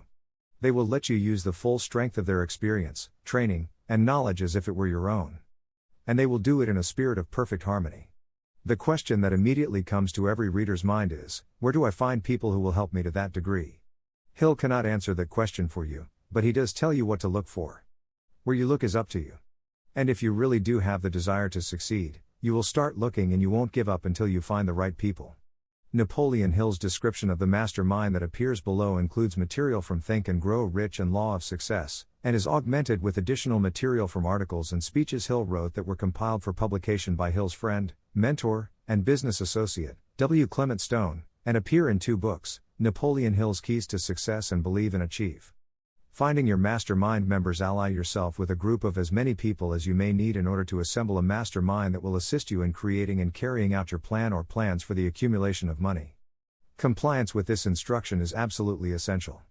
Choose to associate with people who share common values, goals, and interests, yet who each have a strong desire to contribute to the overall effort. Trial and error will be part of the process, but there are 2 qualities to keep foremost in your mind. The first is ability to do the job. Do not select people for your alliance merely because you know them and like them. Such people are valuable to you because they improve the quality of your life, but they are not necessarily suited to a mastermind alliance. Your best friend may not be the most knowledgeable marketing professional, but perhaps he or she can introduce you to someone who is. The second quality is the ability to work in a spirit of harmony with others. There must be a complete meeting of minds, without any reservations. Personal ambition must be subordinate to the achievement of the purpose of the alliance. This includes your own. You must also insist upon confidentiality. Some people can give away an idea simply because they love to talk. You don't need them in your group. Attune yourself to every member of the group. Try to imagine how you would react in a given situation if you were in his or her shoes. Pay attention to body language.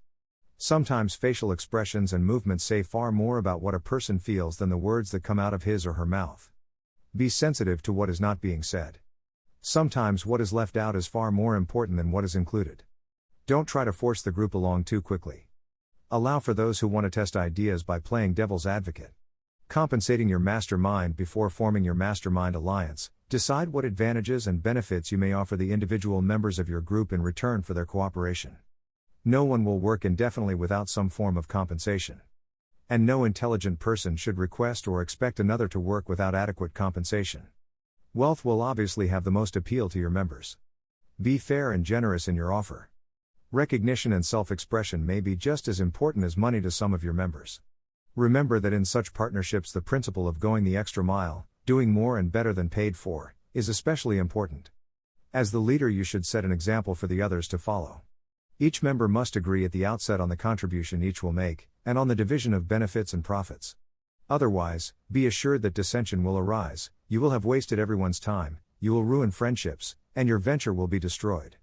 Meeting with your mastermind. Arrange to meet with the members of your mastermind group at least twice a week, and more often if possible, until you have jointly perfected the necessary plan or plans for the accumulation of money. The first meeting will be involved in sorting out strengths and weaknesses, and in fine-tuning your plans. Your alliance must be active to do any good. Establish specific responsibilities and action steps to be taken. As your mastermind matures and harmony grows among the members, you will find that the meetings create a flow of ideas into every member's mind. Don't let the meetings become so regular and formalized that they inhibit phone calls and other less formal contact. Mastermind maintenance. Maintain perfect harmony between yourself and every member of your mastermind group. If you fail to carry out this instruction to the letter, you may expect to meet with failure.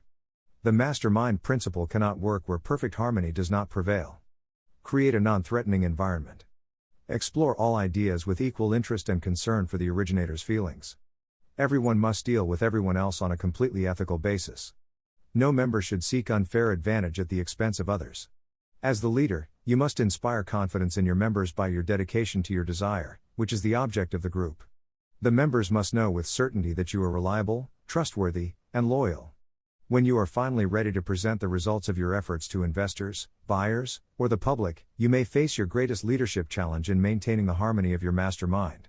The group's efforts will now be judged by outsiders, and facing judgment takes courage and persistence.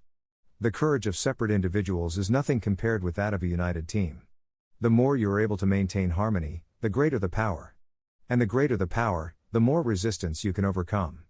The mastermind and change. Don't ignore the fact that your chief aim may change and you may have to change your mastermind associates. From time to time it may become necessary to change the plans that you have adopted for the achievement of your definite chief aim. Make these changes without hesitation. No one has sufficient foresight to build plans that need no alteration or change. If any member of your friendly alliance loses faith in the mastermind, immediately remove that member and replace him or her with some other person. Andrew Carnegie said to me that he, too, had found it necessary to replace some of the members of his mastermind.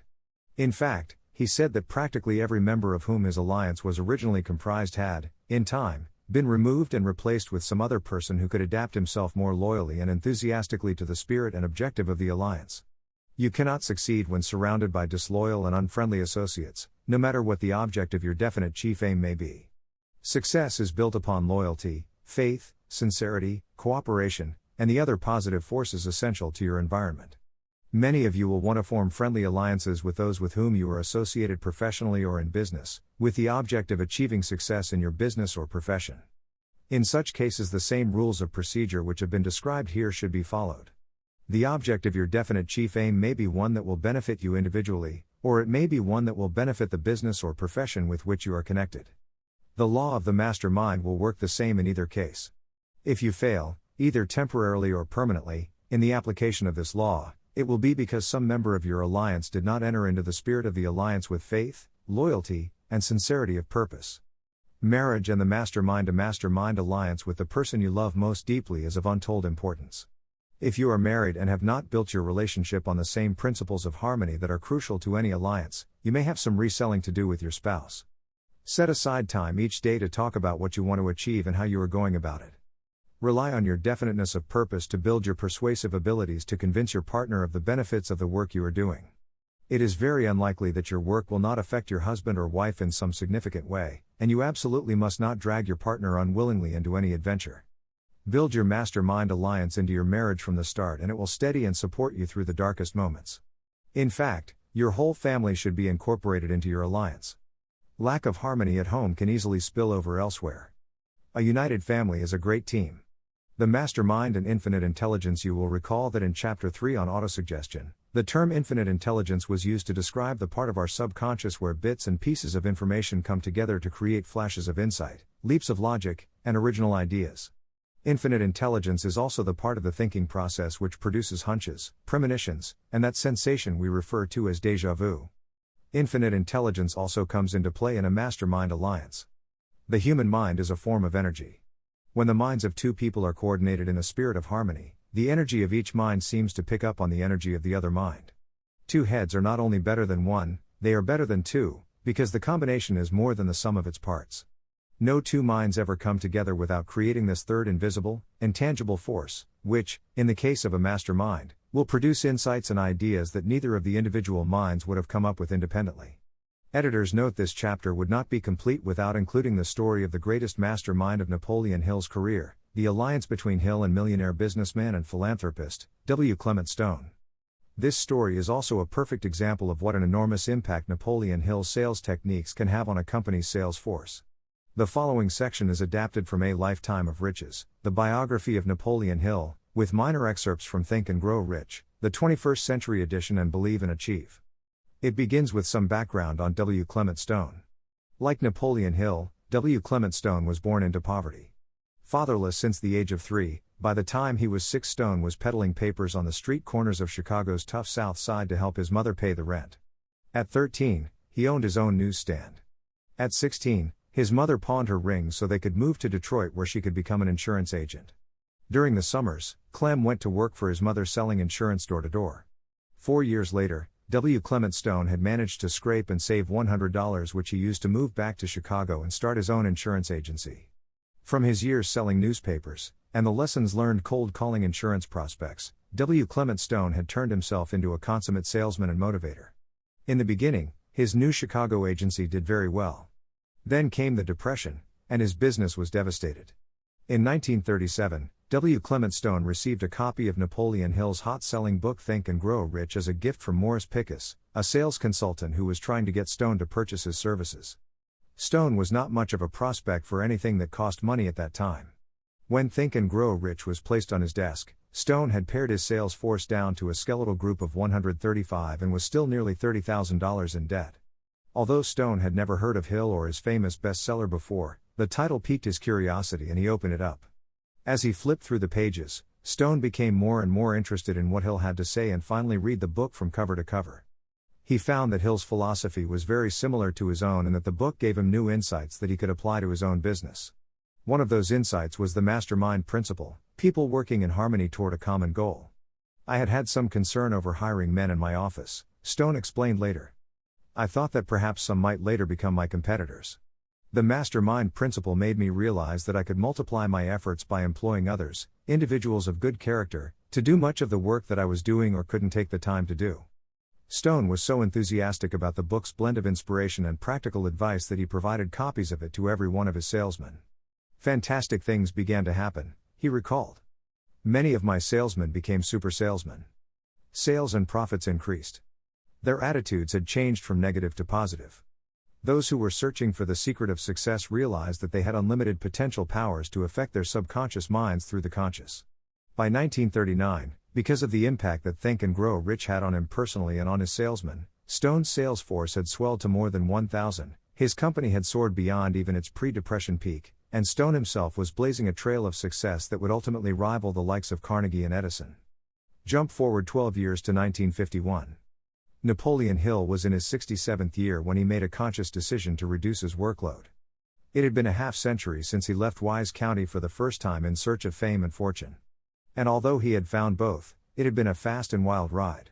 On May 2, 1951, Napoleon Hill and his wife Annie Lou drew up a one-page statement of their immediate major purposes. The signed document focused on income strategies for Nap's semi-retirement years. One point called for income from sales of Hill's Law of Success home study textbooks, and two others dealt with the marketing of Believe and You Shall Achieve, a manuscript Hill was working on at the time. Another item dealt with collection of a debt from an associate in Rio de Janeiro, and yet another focused on finding sponsors for a television program based on the 17 Principles of Success. Few people would associate such an ambitious set of short-term goals with retirement, but Napoleon did. But even as Napoleon settled back to enjoy his twilight years, fate was spinning yet another web for him. Weeks after drafting and signing his retirement statement, he would fulfill an earlier agreement to speak before a dental convention in Chicago, and by fulfilling this obligation, his life and the lives of countless others would be forever changed. Shortly before Hill's engagement in Chicago, Dr. Herb Gustafson, a Chicago-based dentist who had recommended Hill as a speaker, picked up the phone to repay a favor to one of his favorite patients and finest friends. The man he was calling had introduced him to Napoleon Hill's work some years earlier by giving him a copy of Think and Grow Rich. Drive Gustafson's friend was something of a philosopher himself and had seized on Think and Grow Rich as a great work when it first came out. In fact, Drive Gustafson's friend had personally purchased several thousand copies of the book over the years, distributing them to his employees and friends. Gustafson's call was quickly put through and the high-voltage voice of W. Clement Stone came on the line with a friendly greeting. "Clem," said Gustafson, "how would you like to hear Napoleon Hill speak next week?" Stone chuckled. Since Hill had dropped out of the national spotlight some years before, Stone assumed the author-philosopher had died. "Herb," he replied, "I don't think my time has come yet." The two friends laughed, then Gustafson delivered his news. Not only was Hill still living, he would be appearing in Chicago the following week at a luncheon where Stone was also speaking. At last he could meet the man who had sold him so many books. Stone himself had achieved fame as a self-made entrepreneur who had amassed a personal fortune and created a dynamic, far-flung company from selling $1 travel insurance policies. When word reached Hill that Stone would attend the luncheon, the 67-year-old semi-retired business evangelist felt a surge of adrenaline. This, Hill thought, could be very interesting. That sentiment turned out to be one of the rare understatements in Napoleon Hill's long and full life. Napoleon Hill's adrenaline was still pumping full force when the meeting broke for lunch following his speech. He had been a smashing success. His highly educated, well-to-do audience had been as captivated and energized by his evangelistic blend of motivational and philosophical messages as any other group he had addressed over the previous 50 years. And while he had enthralled thousands of audiences in his lifetime, the thrill of the experience never eroded. If anything, at age 67, with his career in the half-speed of semi-retirement, the satisfaction from a spine-tingling performance was even greater. As the cluster of well-wishers and admirers gradually receded and the conventioneers began taking their seats for lunch, W. Clement Stone made his entrance. Stone was not yet the sort of public figure whose appearance in a crowded room would stop conversations and turn heads. Although he had blazed a wide swath of recognition and respect in the insurance industry, he had no use for publicity and press coverage. He was dedicated to building his business, not a public image, so he tried to stay out of the public limelight. Still, he was a distinctive presence, even to those who didn't know him. Smartly dressed in his trademark dark suit, starched white shirt, and traditional bow tie, Stone radiated energy and self-assurance as he began working the crowd. Not even a Chicago politician was his equal when it came to pressing the flesh with a room full of strangers. He was, after all, the millionaire master of cold call selling, a man who had amassed a personal fortune selling $1 insurance policies without an appointment to people he'd never met before in his life. Nor was he daunted by anyone's station in life. His classic sales strategy was to target a large business, banks were best, and start with the president or the chairman, if the latter were on the premises. After selling the top executive, Stone would work his way down the pecking order to the clerks and maintenance people, pointing out to each prospect that the prospect's boss and the president of the prospect's organization had purchased the same policy.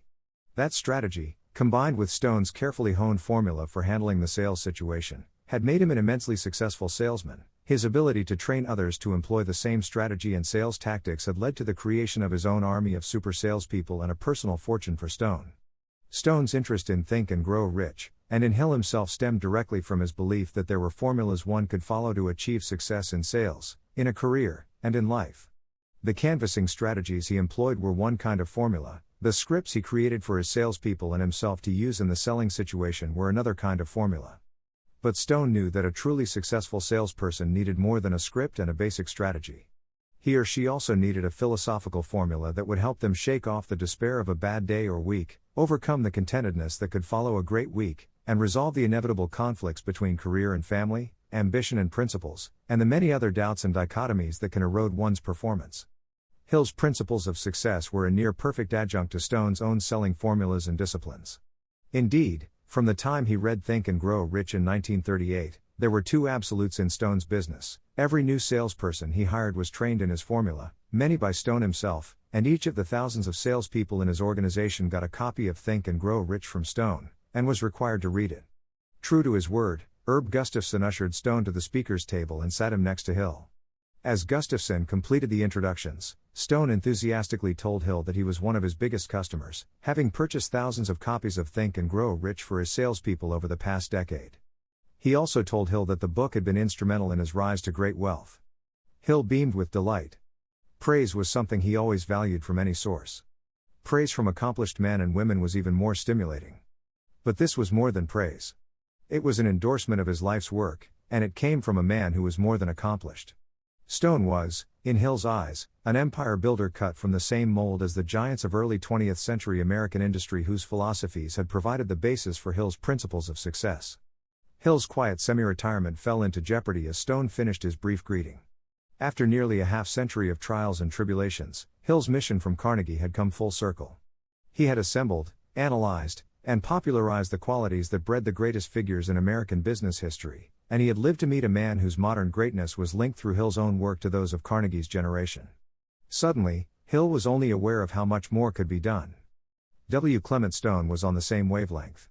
A lifelong goal-setter, by 1952, he had two primary goals. His business goal was to build his $30 million empire to the $100 million level. His personal goal was to use his wealth and knowledge to create a better world for this and future generations. Stone would later refer to this altruistic resolve as his magnificent obsession, after reading Lloyd C. Douglas's The Magnificent Obsession. The connection between Stone's goals and Hill's rejuvenated sense of activism became clear to both men as the luncheon progressed. If you want to know someone, Stone taught his salespeople, get them to talk about themselves. Stone applied his own teachings to his first meeting with Hill. He broke the ice by asking questions about Hill's speech. He quickly found it didn't take much to get Napoleon Hill started. Even at age 67, Hill spoke with an unrelenting intensity and animation that kept even a veteran listener like Stone on the edge of his seat. Soon, Stone's questions were no longer inspired by polite curiosity. He began probing the depths of a man whose energy, ideas, and captivating delivery could have a tremendous impact on his business and his humanitarian goals. By the end of the luncheon, Hill and Stone had carved the foundation for a mastermind alliance. They had debated Hill's belief that the most important principle of success was a definite major purpose. Stone believed a positive mental attitude came first, and they had shared anecdotes and philosophies on a wide range of subjects. As the creative sparks flew, Stone turned on his most persuasive selling charm and told Hill he should forget about retirement and come back to a world that needed him as much as it ever had. Hill countered with the wisdom gained from a half-century of accomplishment and failure. He would do just that, but only if Stone himself would manage his activities. Hill had learned all too well that there was more to a great message than a great delivery. To be really successful needed organization, pragmatic planning, and powerful backing. W. Clement Stone could offer all these qualities and more, and he did. In the speeches and writings of his lifetime, Napoleon Hill offered dozens, perhaps hundreds of different examples of mastermind alliances, but none would ever achieve the scope, depth, longevity, and impact of the alliance that he and Stone forged over the ensuing months and decades. They would never have a contract, their working agreement would always be based on common goals, and their business relationship was based on trust and a handshake. In August 1952, after Napoleon completed the remainder of his public appearance obligations, Stone put Hill on his payroll and their partnership began in earnest with the formation of Napoleon Hill Associates. Still living in California, Napoleon plunged into the creation of a new book as well as the new home study textbooks that he and Stone had decided were central to their project. He also commuted regularly to Chicago to help Stone design and implement a new training program for Stone's salespeople. Stone's previous approach to sales training focused on new employees. He or one of his sales managers would take new salespeople out on calls, show them how to apply the strategy and scripts, then stay with the initiate long enough to ensure that he or she had mastered the process. Following that introduction, salesmanship was reinforced mainly through Stone's daily sales letters, which were a mixture of motivational messages and reviews of basic selling principles. Despite the legendary success of his sales force, Stone believed that the performance of even his best salespeople could be dramatically improved if they received periodic face-to-face retraining and reinforcement. He also believed that this was the key to Combine's continued growth. Stone's new training program called for assembling groups of salespeople for several days at a time to review the company's basic sales strategies and tactics, to drill them on new and old formulas for handling a wide variety of sales situations, and, most of all, to rejuvenate their enthusiasm. The availability of Napoleon Hill to work in this program was a rich blessing, and Stone knew it. Not only could Hill brew great froths of inspiration anywhere people gathered, but his message and his philosophy would stay with them even after the echoes of his spoken words faded to silence and their world became once again a place where failure lurked along the trail to each day's opportunities. Many of Stone's salespeople had outspoken doubts about this new program, despite the boss's enthusiastic promotion of it. They were concerned about losing time in the field, and, most of all, they could conceive no earthly benefit from a discourse on the philosophy of success by a man whose book on the subject they had already read. But that came before they experienced the program. Afterward, it was a different story. Literally hundreds of combined insurance company salespeople found themselves operating at new performance levels as they applied both the latest blueprints for selling created by Stone and Hill's time-tested principles of success for meeting the challenges of life and career. Despite his gift for hyperbole and describing his own accomplishments, not even Napoleon Hill could embellish on his actual contribution to the remarkable ensuing growth of Stone's empire. Combined insurance companies' sales increased at a dizzying pace, and Stone used the profits to expand into disability and life insurance by acquiring more companies, which themselves enjoyed tremendous growth. "I really hit the jackpot with Napoleon Hill," Stone remarked many years later. "Motivation was the key to growing from where we were, and nobody could motivate people like Napoleon Hill." But the profitability and growth of Combined Insurance Company of America was only a byproduct of the Stone-Hill Mastermind Alliance. Their definite main purpose was to improve their own society by communicating the principles of success to millions of people of all walks of life, of all races and religions. The organization they established to accomplish all this was based on altruistic goals, but it was not a charity. Within a year they had launched Napoleon Hill Associates. They published new books by Hill including How to Raise Your Own Salary and The Master Key to Riches. They reissued Hill's earlier bestsellers. They co-authored a new bestseller, Success Through a Positive Mental Attitude. They also launched Success Unlimited magazine, created the Science of Success home study courses, made television programs, radio shows, a documentary film, A New Sound in Paris, which showed the amazing change that happened when the entire town of Paris, Missouri, adopted the Napoleon Hill philosophy, and they both crisscrossed America speaking, teaching, giving interviews, and spreading the philosophy to as many people as possible. Editors note during the years of Hill's active participation, Stone's $30 million company grew to reach $100 million in assets. When W. Clement Stone passed away in 2002, his company, now known as Aon Corporation, had revenues of $2 billion a year, and W. Clement Stone had personally given more than $275 million to various charitable and philanthropic organizations. Stone would trace much of his company's success to the man he lured out of retirement in 1952. There has perhaps never been a greater example of coordination of knowledge and effort, in a spirit of harmony, between two or more people for the attainment of a definite purpose. The sheer volume of work and scope of influence achieved in a 10-year period by Napoleon Hill and W. Clement Stone leaves little question as to the power and importance of a mastermind alliance. Chapter 6. Personality and Character. Editor's Note. The opening segment of this chapter is adapted from Law of Success, Volume 3, Lesson 10, with additional material from How to Sell Your Way Through Life. No one can have a pleasing personality without the foundation of a sound, positive character. You may wear the best and latest clothes, and conduct yourself in a most pleasing manner outwardly, but in some way you telegraph the nature of your character to those with whom you come in contact. There is a great power of attraction in the person who has a positive character, and this power expresses itself in unseen as well as visible ways. The moment you come within speaking distance of such a person, even though not a word is spoken, the influence of the unseen power within makes itself felt. Acquire the habit of making yourself agreeable and you profit both materially and emotionally, For you will never be as happy in any other way as you will be when you know that you are making others happy. If there is greed and envy and hatred and jealousy and selfishness in your heart, you will never attract anyone except those who are the same. Like attracts like, and you may be sure that those who are attracted to you are those whose inward natures parallel your own. You may present an artificial smile and you may practice handshaking so that you can imitate, perfectly, the handshake of a person who is adept at this art, but if these outward manifestations of a pleasing personality lack that vital factor called earnestness of purpose, they will turn people away rather than attract them to you.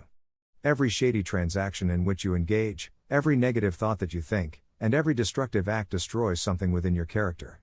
The big prizes of life go to the builders and not to the destroyers. The man who builds a house is an artist, the man who tears it down is a junkman. Selling is an art. The following resumes from How to Sell Your Way Through Life. The act of selling, when done by a master, may be compared to an artist at an easel.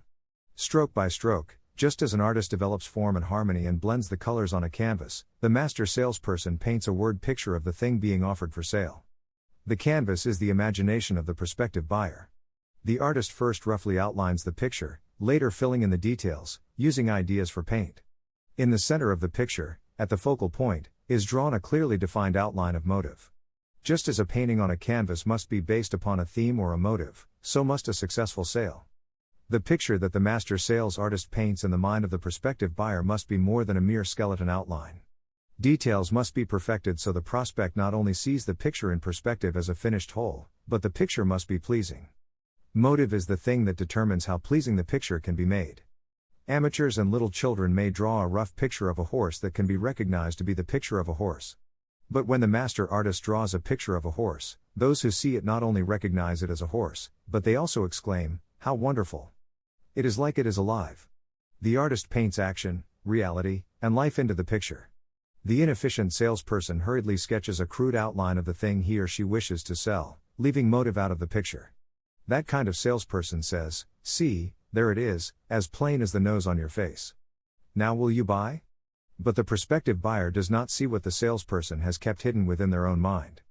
Or the buyer may see but does not feel. The buyer is not moved to action by any rough sketch or unfinished, lifeless picture. No seed of desire has been planted in the buyer's mind, no appeal to motive. The master salesperson paints another picture. The master omits no detail. He or she mixes word coloring so that they blend with harmony and symmetry that capture the prospective buyer's imagination.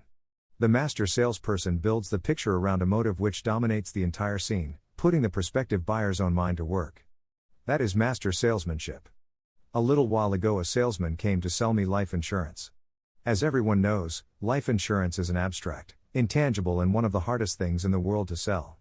You cannot see it, you cannot smell it, taste it, feel it, or sense it through any of the five senses. In addition, you must die in order to profit by it. Even then, the profit goes to someone else. But this salesman was a thorough professional. Through study and preparation, he had familiarized himself with the motives that most quickly and effectively appeal to the majority of prospective purchasers of life insurance. He had prepared himself to analyze his prospective buyers accurately in order to figure out which motive was best suited to each case.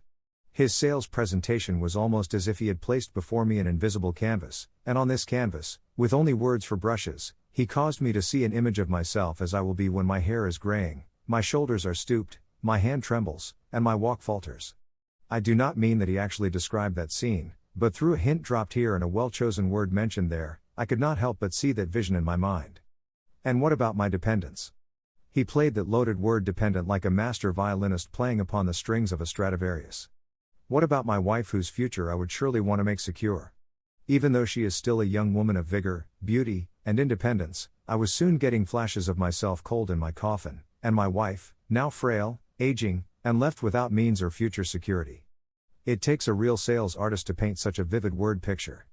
Master salesmanship consists of a series of picture impressions imprinted on the mind of the prospective buyer through one or more of the five senses.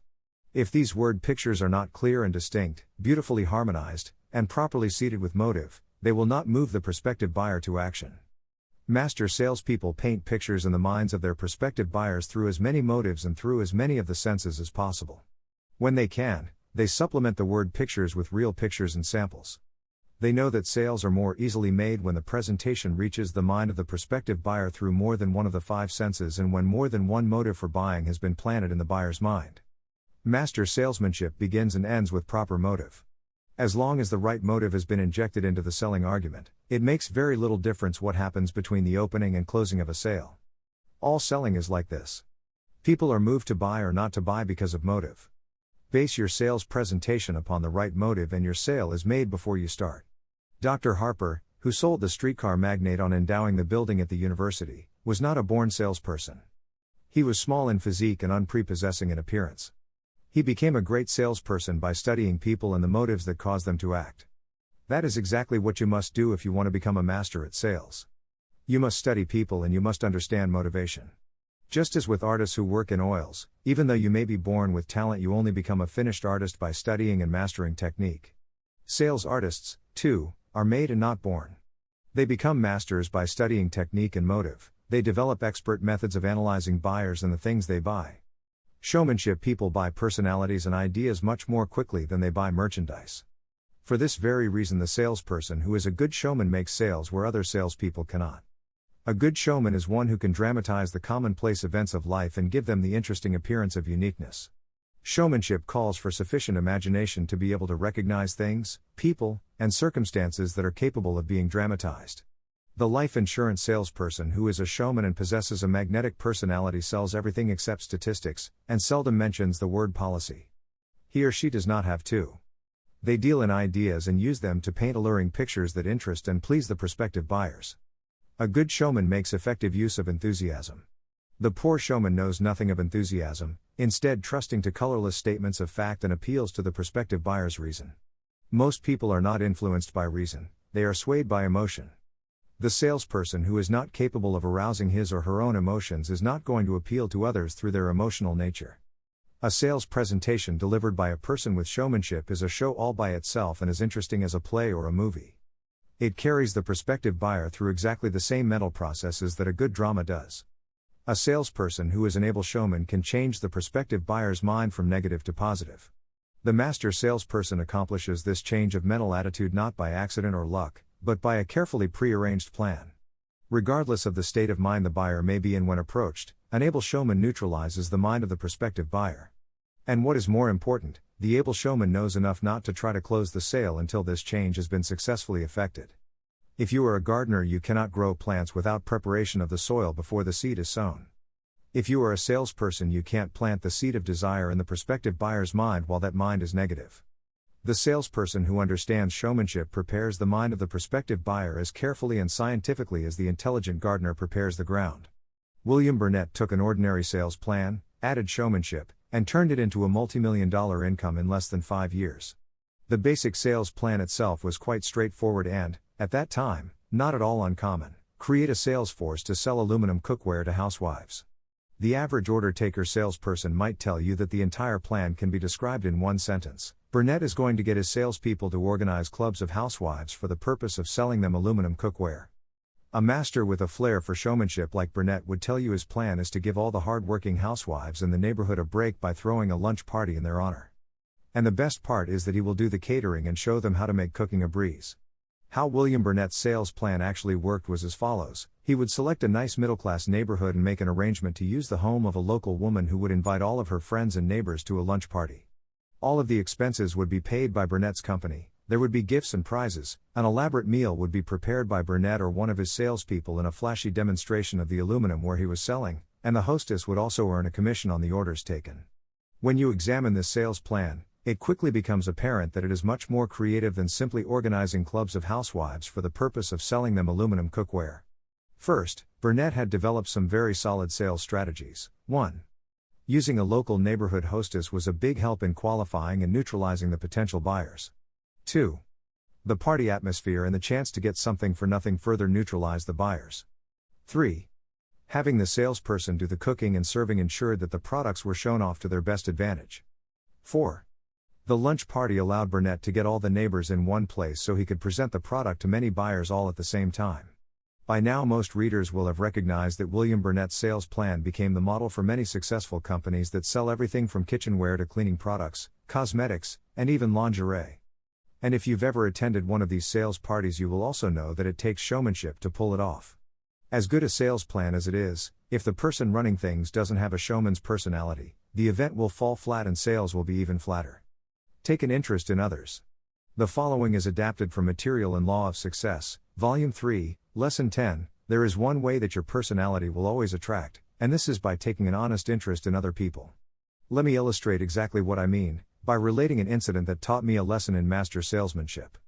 One day an elderly lady called at my office and sent in her card with a message saying that she must see me personally. No amount of coaxing by secretaries could induce her to disclose the nature of her visit. I assumed that she was some poor old soul who wanted to sell me a book.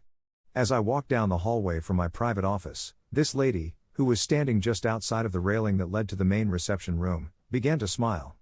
I had seen many people smile, but never before had I seen one who smiled so sweetly as did this lady.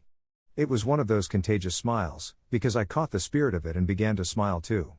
As I reached the railing, the lady extended her hand to shake hands with me. Now, as a rule, I do not become too friendly when a person calls at my office, because it is very hard to say no if the caller should ask me to do something that I do not wish to do. However, this lady looked so innocent and harmless that I extended my hand. I discovered that she not only had an attractive smile but she also had a magnetic handshake. She took hold of my hand firmly, but not too firmly, and made me feel that she was really and truly glad to shake my hand. And I believe that she was. I have shaken hands with many thousands of people during my public career, but I do not recall ever shaking hands with anyone who understood the art as well as this lady did. The moment she touched my hand I could feel myself slipping, and I knew that whatever it was she had come after, she would go away with it. At a single stroke, this lady had cut through that false shell into which I crawl when salespeople come around. This gentle visitor had neutralized my mind and made me want to listen. Slowly and deliberately, as if she had all the time in the world, which she did have, as far as I was concerned at that moment, she began to crystallize the first step of her victory into reality by saying, "I just came here to tell you that I think you are doing the most wonderful work of any man in the world today." Every word was emphasized by a gentle, but firm, squeeze of my hand, and she was looking through my eyes and into my heart as she spoke. I reached down, unlocked the secret latch that fastened the gate, and said, "Come right in, dear lady, come right into my private office." For 3/4 of an hour I listened to one of the most brilliant and charming conversations I have ever heard, and my visitor was doing all the conversing. Was she trying to sell me a book? No. However, she was selling me something, and that something was myself. She had no sooner been seated than she unrolled a package, and sure enough, there was a book in it. In fact, several of them. But what she had was a complete year's file of the magazine of which I was then editor, Hill's Golden Rule. She turned the pages of those magazines and read places that she had marked here and there, assuring me in the meanwhile that she had always believed the philosophy behind what she was reading. Then, after I was in a state of complete mesmerism and thoroughly receptive, my visitor tactfully switched the conversation. During the last 3 minutes of her visit, she skillfully laid before me the merits of some securities she was selling. She did not ask me to purchase, but the way in which she told me about the securities had the psychological effect of making me want to purchase. And even though I made no purchase of securities from her, she made a sale, because I picked up the telephone and introduced her to a man to whom she later sold more than 5 times the amount that she had intended selling me. If that same woman, or another woman, or a man, who had the tact and pleasing personality that she had, should call on me, I would again sit down and listen for 3/4 of an hour. We are all human, and we are all more or less vain. And we will listen with intense interest to those who talk to us about that which lies closest to our hearts. But that is not the end of the story.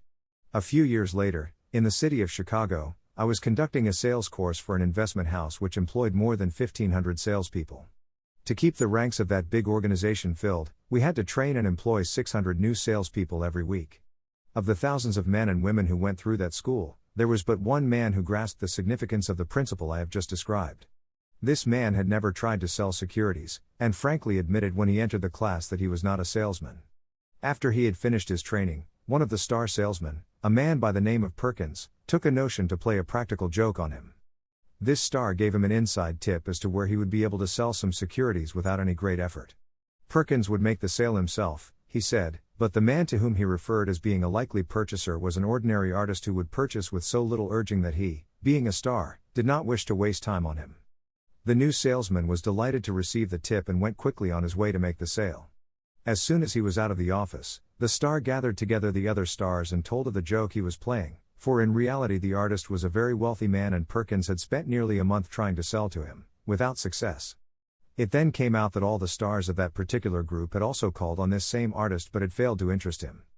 The new salesman was gone about an hour and a half. When he returned, he found the stars waiting for him with smiles on their faces. To their surprise, this new salesman also wore a broad smile on his face. They looked at each other inquiringly. "Well, did you sell to your man?" asked the originator of the joke. "Certainly," replied the uninitiated one, "and I also found that artist to be all you said he was, a perfect gentleman and a decidedly interesting man." Reaching into his pocket, he pulled out an order and a check. The stars wanted to know how he did it.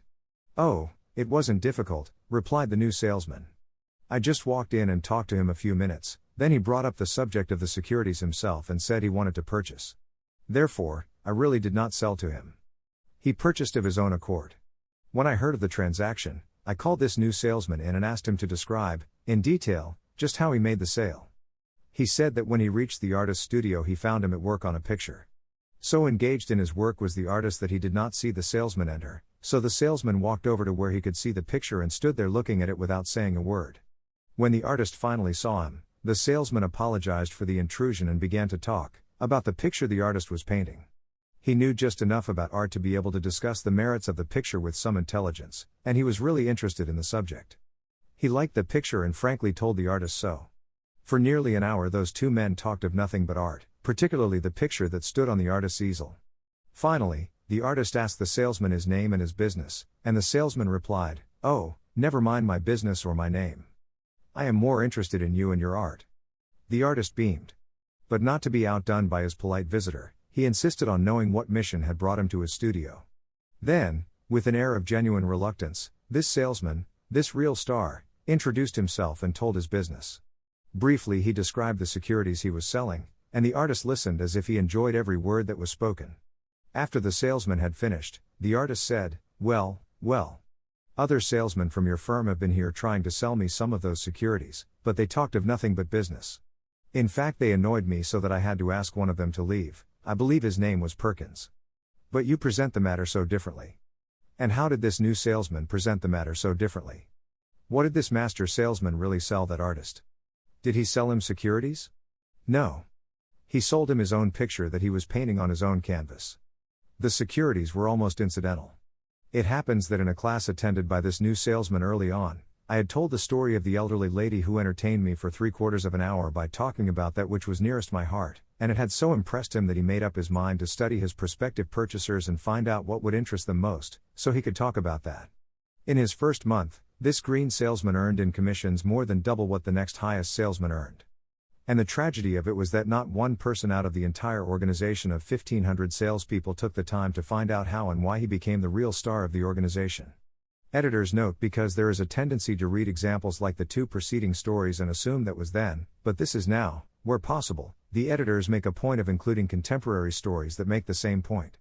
As you will see in the following example adapted from the Napoleon Hill Foundation's book Believe and Achieve, the technique Hill wrote about is still being studied and written about by modern business theorists.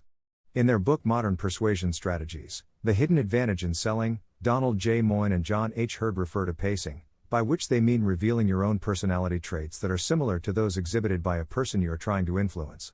Pacing, they say, is a sophisticated form of matching or mirroring key aspects of another's behavioral preferences.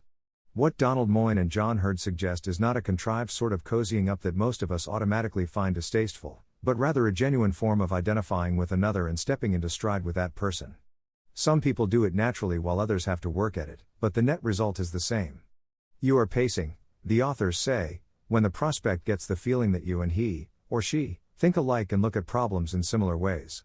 When this happens, the prospect identifies with you and finds it easy and natural to agree with you. You seem like emotional twins. Pacing works, because like attracts like. Another reason pacing works is that selling, like most other people relationships, is emotional. People don't buy your products, your ideas, or fund your projects on reason alone. They respond emotionally to a well thought out, logical, persuasive, emotional appeal. Regardless of the degree of sophistication of today's prospects, Moyne and Hurd believe, selling is still more emotional than objective. In the course of doing research for their book, the authors studied 100 of the country's top sales producers who say they cannot consciously describe how they perform their own sales magic. After studying them in action, reviewing their tapes, And testing the newfound insights in the field, Moyne and Hurd realized that these super salespeople so naturally identified with people that prospects instantly liked them, and bought their products and services. Teaching others these pacing techniques resulted in sales increases in some companies of as much as 232% in the span of 1 year. While it is possible to pace yourself to align the compatible aspects of your personality with another's, this is not to suggest that you should become a chameleon mimicking others. Emphasize those aspects of your personality that you like in yourself and that others find attractive.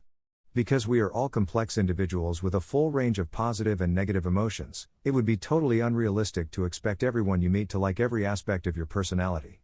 But, by directing your thoughts, you can control the kind of person you wish to become. A positive thinker becomes a positive person, someone others like to be around. When you are dealing with others, look for a common ground. Identify the subjects you are both interested in, not just those you like or are particularly knowledgeable about. When you are having a conversation with someone else, don't just take turns talking, listen to what the other person is saying.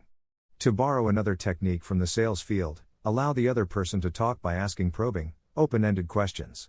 Super salesman Hank Trissler says in his book No Bull Selling, a salesman should talk 20% of the time and listen 80% of the time, and that 20% ought to be questions to get the customer talking more.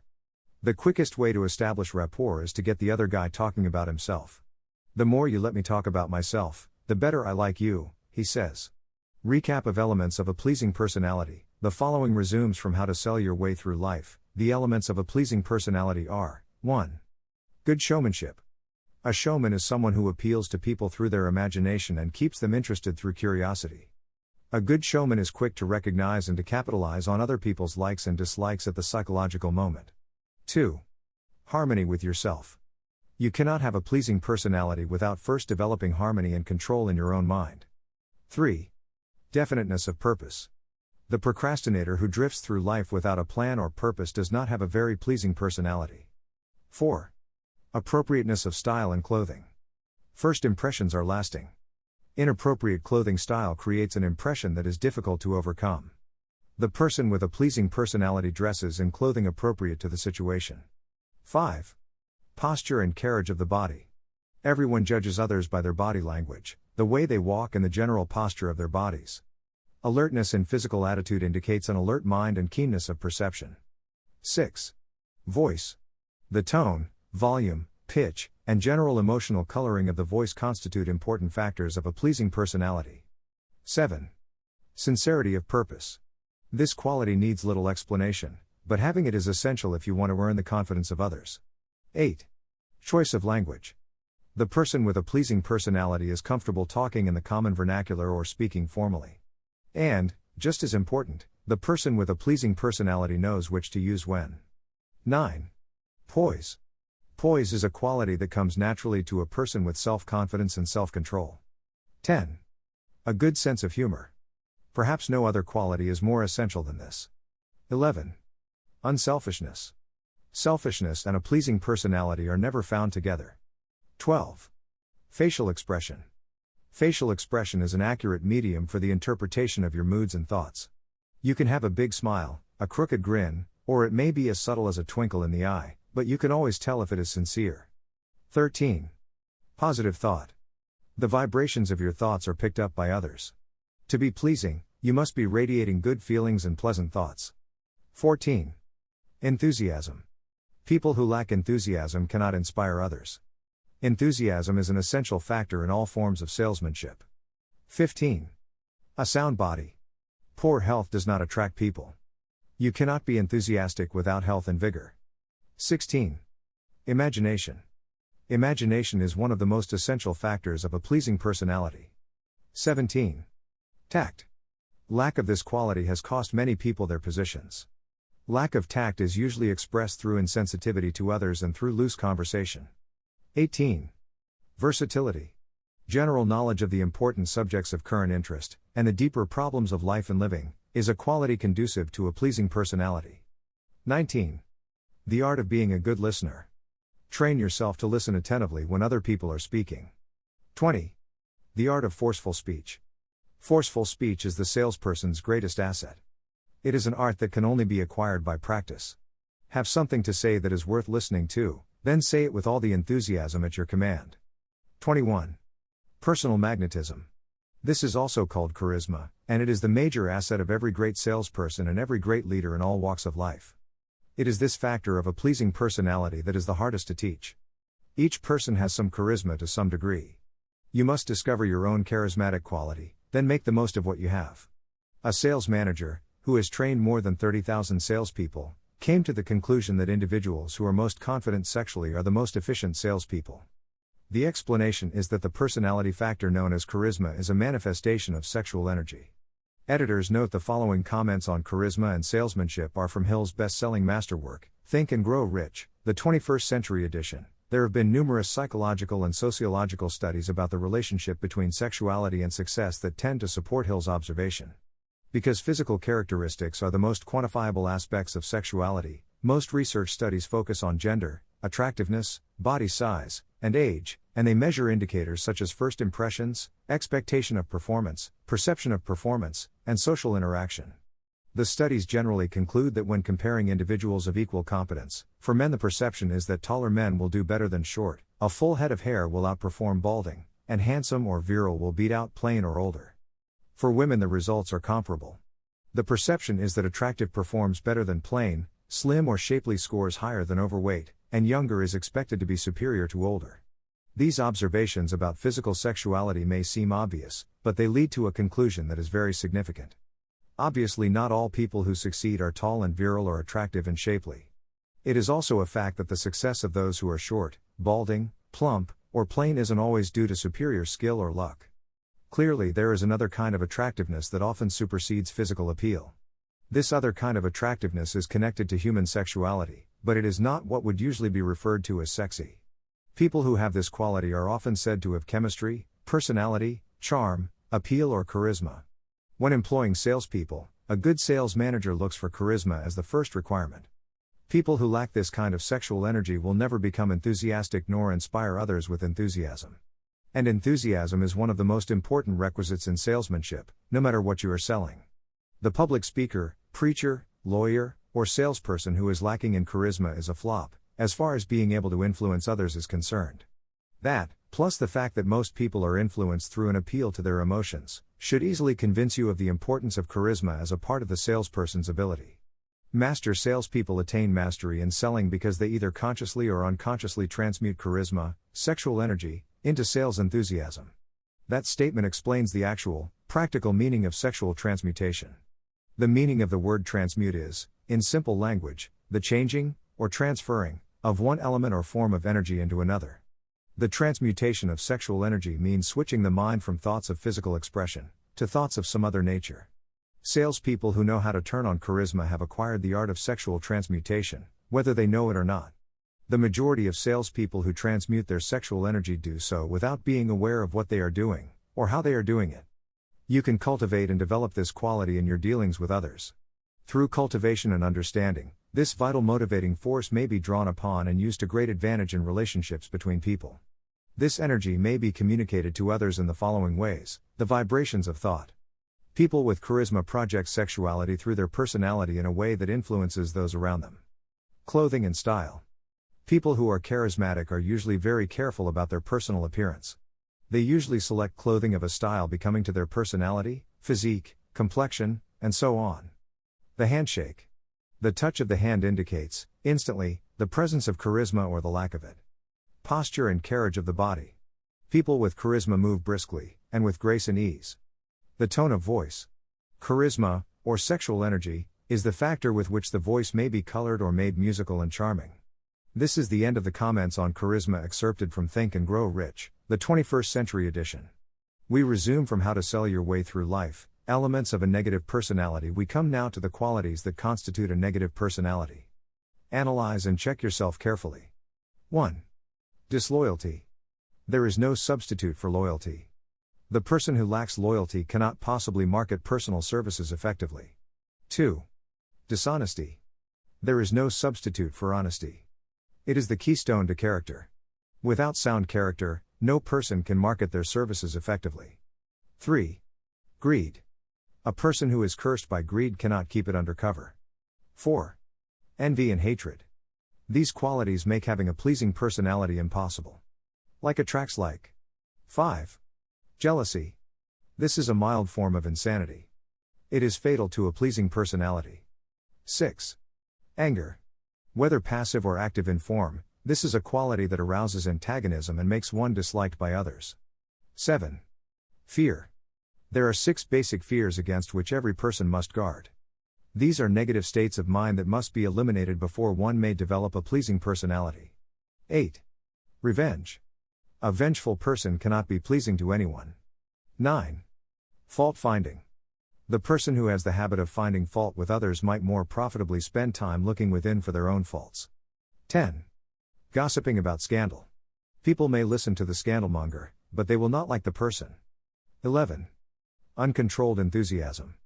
Too much enthusiasm is as bad as none. 12. Excuses. It is better to take responsibility for mistakes you do not make than to form the habit of trying to place responsibility for these mistakes on others. 13. Exaggeration. It is better to understate a truth than to overstate it.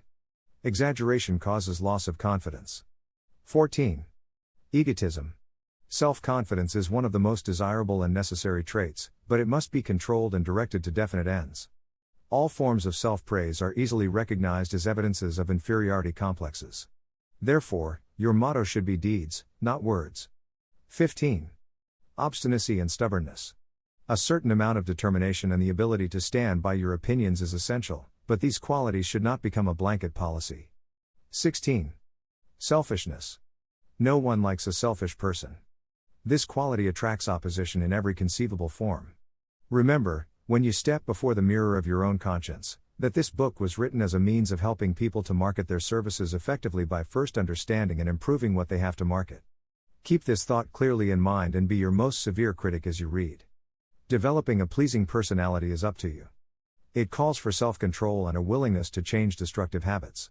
The Golden Rule. The following segment is excerpted and adapted from Law of Success, Volume 4, Lesson 16. There are people who believe that the Golden Rule, do unto others as you would have them do unto you, is nothing more than a theory and is in no way connected with an actual law of nature. They have arrived at this conclusion because of personal experience wherein they rendered service to others without getting something in return. How many of us have not rendered service to others that was neither reciprocated nor appreciated? I have had such an experience many times, and I am equally sure that it will happen again in the future. But I will not discontinue rendering service to others merely because they neither reciprocate nor appreciate my efforts. And here is the reason. When I render service to another, or indulge in an act of kindness, I store away in my subconscious mind the effect of my efforts. By doing so, I will become a certain kind of person, and because I am that kind of person, I will attract to me other people who harmonize with or resemble my own character. And those whom I attract to me will be the kind who will reciprocate acts of kindness and service. Thus, what I call the law of compensation will have balanced the scales for me. I do believe that this is indeed a natural law that influences our lives. Because of this great truth, it is impossible for you to render any useful service or indulge in any act of kindness toward others without benefiting from it. Moreover, it is just as impossible for you to indulge in any destructive act or thought without paying the penalty and the loss of a corresponding degree of your own power. In effect, do unto others as you would have them do unto you, and an eye for an eye and a tooth for a tooth are two sides of the same coin.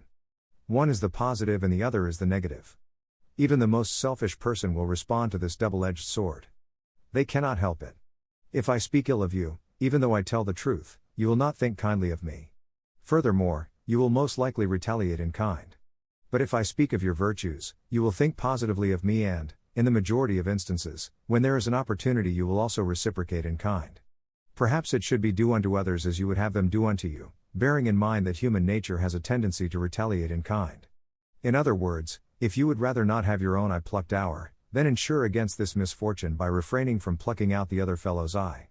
Furthermore, render the other fellow an act of kindly helpful service, and through the operation of this same law he will render you a similar service. And if he should fail to reciprocate your kindness, what then? You will have profited nevertheless, because of the effect of your act on your own subconscious mind. Thus, by indulging in acts of kindness and always applying the Golden Rule philosophy, you are sure of benefit from one source, and at the same time you have a pretty fair chance of profiting from another source. It is possible that you could base all your acts toward others on the Golden Rule without ever getting anything back. In the meantime, However, you have been strengthening your own character, and sooner or later this positive character you have been building will begin to assert itself, and you will discover that you have been receiving compound interest for those acts of kindness that appeared to have been wasted on those who neither appreciated nor reciprocated them. One reason for being just toward others is that such action may cause them to reciprocate in kind, but as I have said, a better reason is that kindness and justice toward others develops positive character in all who do so. You may withhold from me the reward to which I am entitled for rendering you helpful service, but no one can deprive me of the benefit I will derive from the rendering of that service insofar as it adds to my own character. Editor's note: the following segment is excerpted and adapted from Law of Success, Volume 3, Lesson 10. Here is a golden rule exercise that is guaranteed to improve your character and your personality. Find at least one person each day in whom you see some good quality that is worthy of praise, and praise them for it. Remember that this praise must not be in the nature of cheap, insincere flattery, it must be genuine. Speak your words of praise with such earnestness that they will impress those to whom you speak. Then watch what happens. You will have rendered those whom you praise a benefit of great value to them, and you will have gone just one more step in the direction of developing the habit of looking for and finding the good qualities in others. I cannot overemphasize the far-reaching effects of this habit of praising, openly and enthusiastically, the good qualities in others, for this habit will soon reward you with a feeling of self-respect and manifestation of gratitude from others that will modify your entire personality. Here, again, the law of attraction enters, and those whom you praise will see, in you, the qualities that you see in them. Your success in the application of this formula will be in exact proportion to your faith in its soundness. I do not merely believe that it is sound, I know that it is, and the reason I know is that I have used it successfully, and I have also taught others how to use it successfully. Therefore, I have a right to promise you that you can use it with equal success. Furthermore, you can, with the aid of this formula, develop a pleasing personality so quickly that you will surprise all who know you. The development of such a personality is entirely within your own control, which gives you a tremendous advantage and at the same time places the responsibility on you if you fail or neglect to exercise your privilege. Chapter 7: Enthusiasm and Self-Control. Editor's note: the following is excerpted from Law of Success, Volume 2, Lesson 7. During his administration as sales manager of the National Cash Register Company, Hugh Chalmers, who later became famous in the motor car industry, faced a most embarrassing situation which threatened to wipe out his position as well as that of thousands of salesmen under his direction. The company was in financial difficulty. This fact had become known to the salesmen in the field, and as a result they began to lose their enthusiasm. Sales began to dwindle until finally the conditions became so alarming that a general meeting of the sales organization was called, to be held at the company's plant in Dayton, Ohio. The salesmen were called in from all over the country. Mr. Chalmers presided over the meeting. He began by calling on several of his best salesmen to tell what was wrong out in the field, that orders had fallen off. One by one they got up, as called, and each had a most terrible tale of grief to tell. Business conditions were bad, money was scarce, people were holding off buying until after the presidential election, and so forth. As the fifth man began to enumerate the difficulties that had kept him from making his usual quota of sales, Mr. Chalmers jumped up on top of a table, held up his hands for silence, and said, "Stop. I ordered this convention to come to a close for 10 minutes while I get my shoes shined." Then turning to a young boy who sat nearby, he ordered the boy to bring his shoe shine kit and shine his shoes, right where he stood, on top of the table. The salesmen in the audience were astounded. They began to whisper among themselves. Meanwhile, the boy shined first one and then the other shoe, taking plenty of time and doing a first-class job. After the job was finished, Mr. Chalmers handed the boy a dime, then went ahead with his speech. "I want each of you," he said, "to take a good look at this boy. He has the concession for shoe shining throughout our plant and offices.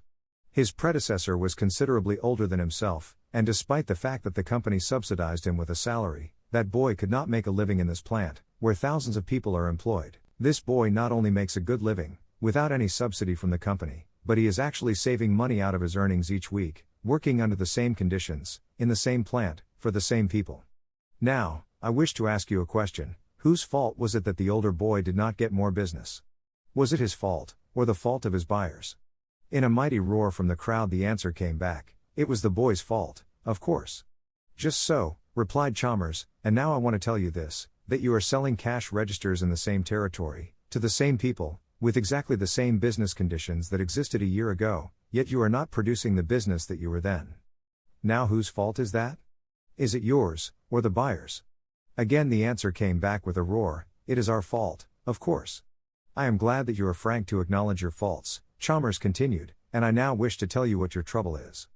You have heard rumors about this company being in financial trouble, and that has killed off your enthusiasm so that you are not making the effort that you formerly made. If you will go back into your territories with a definite promise to send in 5 orders each during the next 30 days, this company will no longer be in financial difficulty, for that additional business will see us clear. Will you do it?" They said they would, and they did. That incident has gone down in the history of the National Cash Register Company under the name Hugh Chalmers' $1 Million Shoe Shine, for it is said that this turned the tide in the company's affairs and was worth millions of dollars. Enthusiasm knows no defeat. The sales manager who knows how to send out an army of enthusiastic salespeople may set his or her own price on their services. What is more important even than this, they can increase the earning capacity of every person under their direction. Thus, the sales manager's enthusiasm benefits not only themselves, but perhaps hundreds of others as well. Editors note the remainder of this entire chapter, Enthusiasm and Self-Control, is adapted from Law of Success, Volume 2, Lesson 7 and Lesson 8, with minor additions from Think and Grow Rich and How to Sell Your Way Through Life.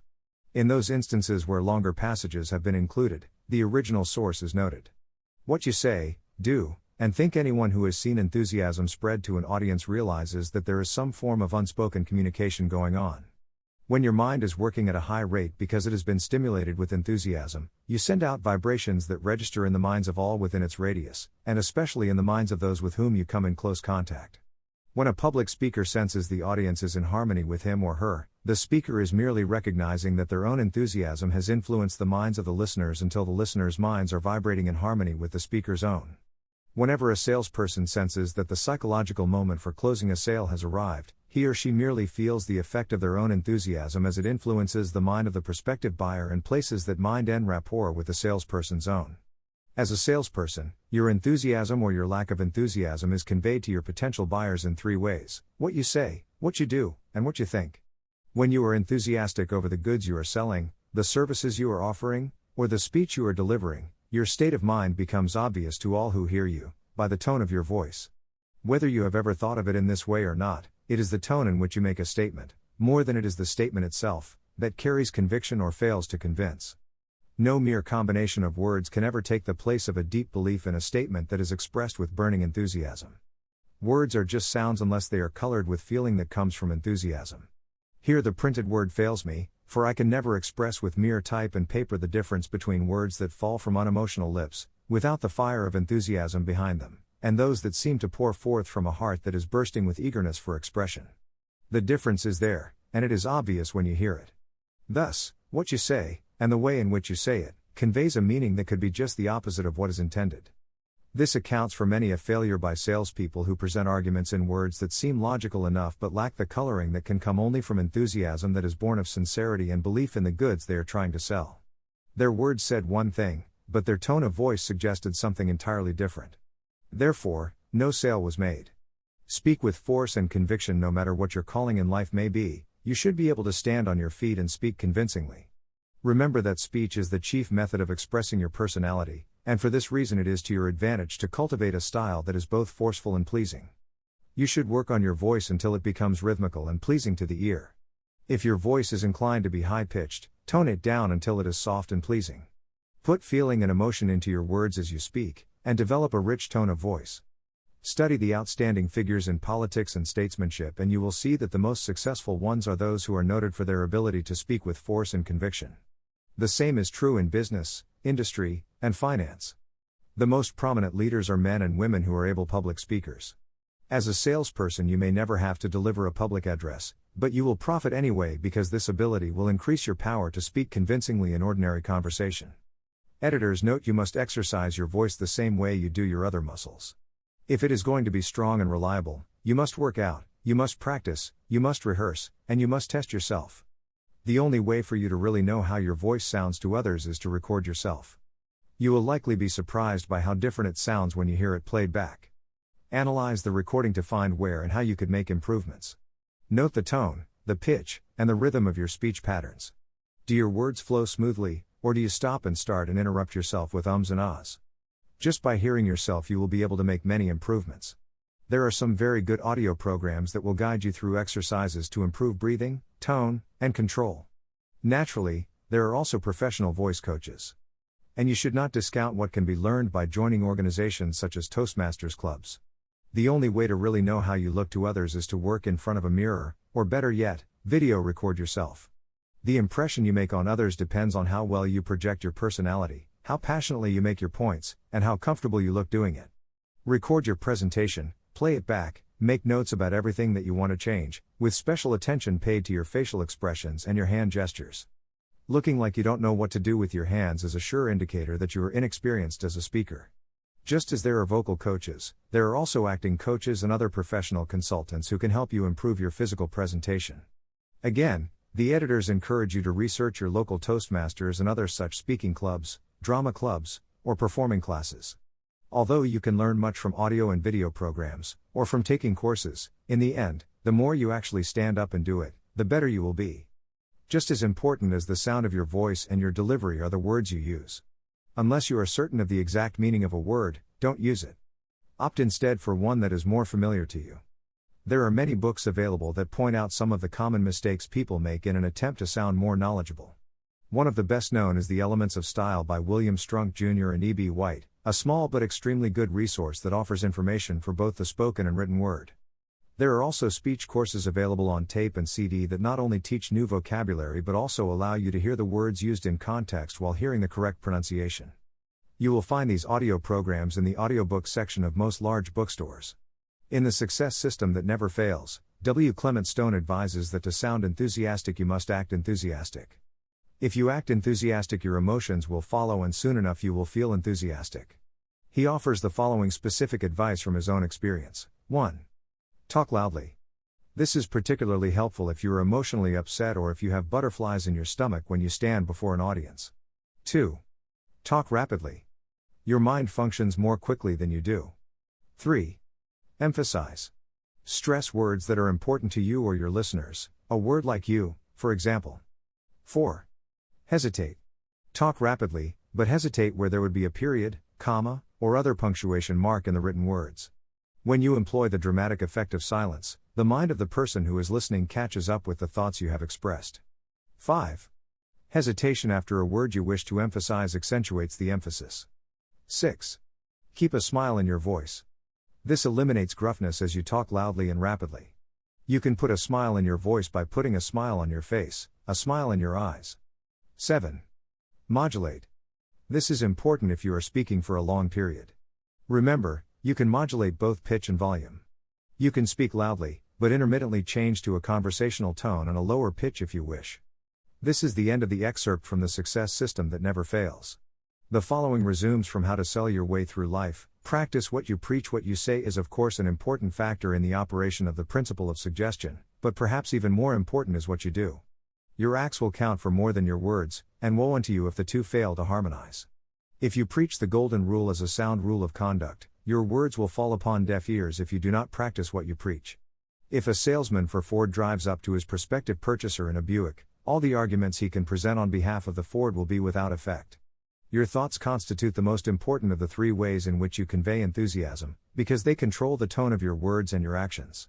If your thoughts and your actions and your words harmonize, you are bound to influence others. When a kind-hearted old gentleman once planted in my mind the suggestion that I was a bright boy and that I could make my mark in the world if I would educate myself, it was not so much what he said as it was the enthusiastic way in which he said it that made such a deep and lasting impression on my mind. It was the way in which he gripped my shoulders, and the look of confidence in his eyes, that drove his suggestion so deeply into my subconscious mind that it never gave me any peace until I commenced taking the steps that led to the fulfillment of the suggestion. This is a point I would stress with all the power at my command. It is not so much what you say as it is the tone and the manner in which you say it that makes a lasting impression. It naturally follows, therefore, that sincerity of purpose, honesty, and earnestness must be placed behind all that you say if you want to make a lasting and favorable impression. Whatever you successfully sell to others, you must first sell to yourself.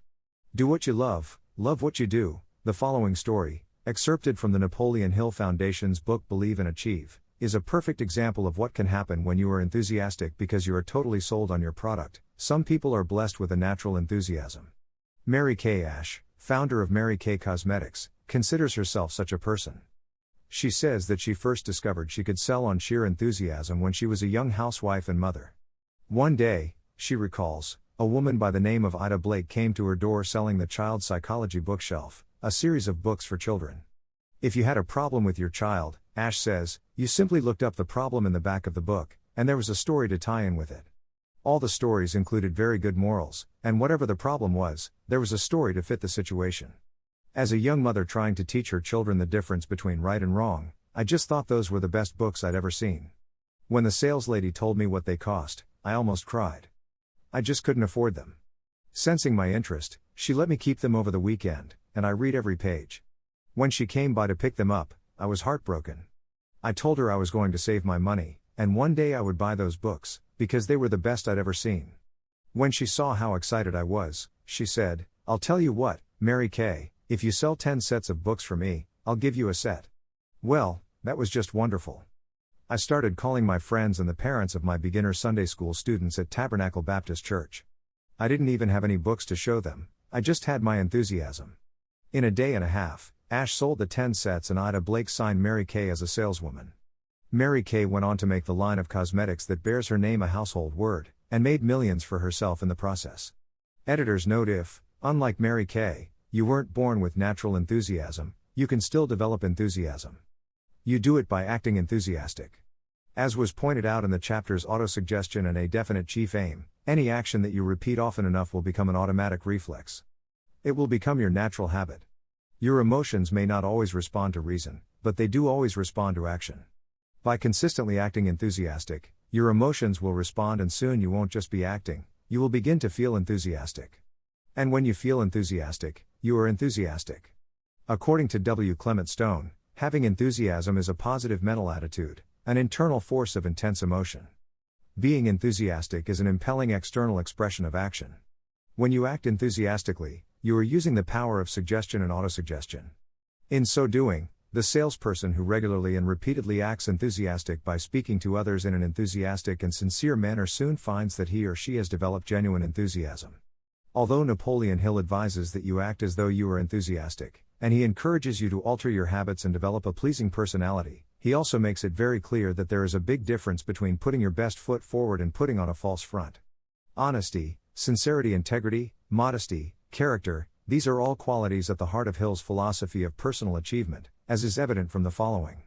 You can't deceive yourself. This section is excerpted and adapted from Law of Success, Volume 2, Lesson 7. Not long ago I was approached by an agent of the government of a certain country. The agent sought my services as a writer of press and publicity materials for the administration in charge at that time.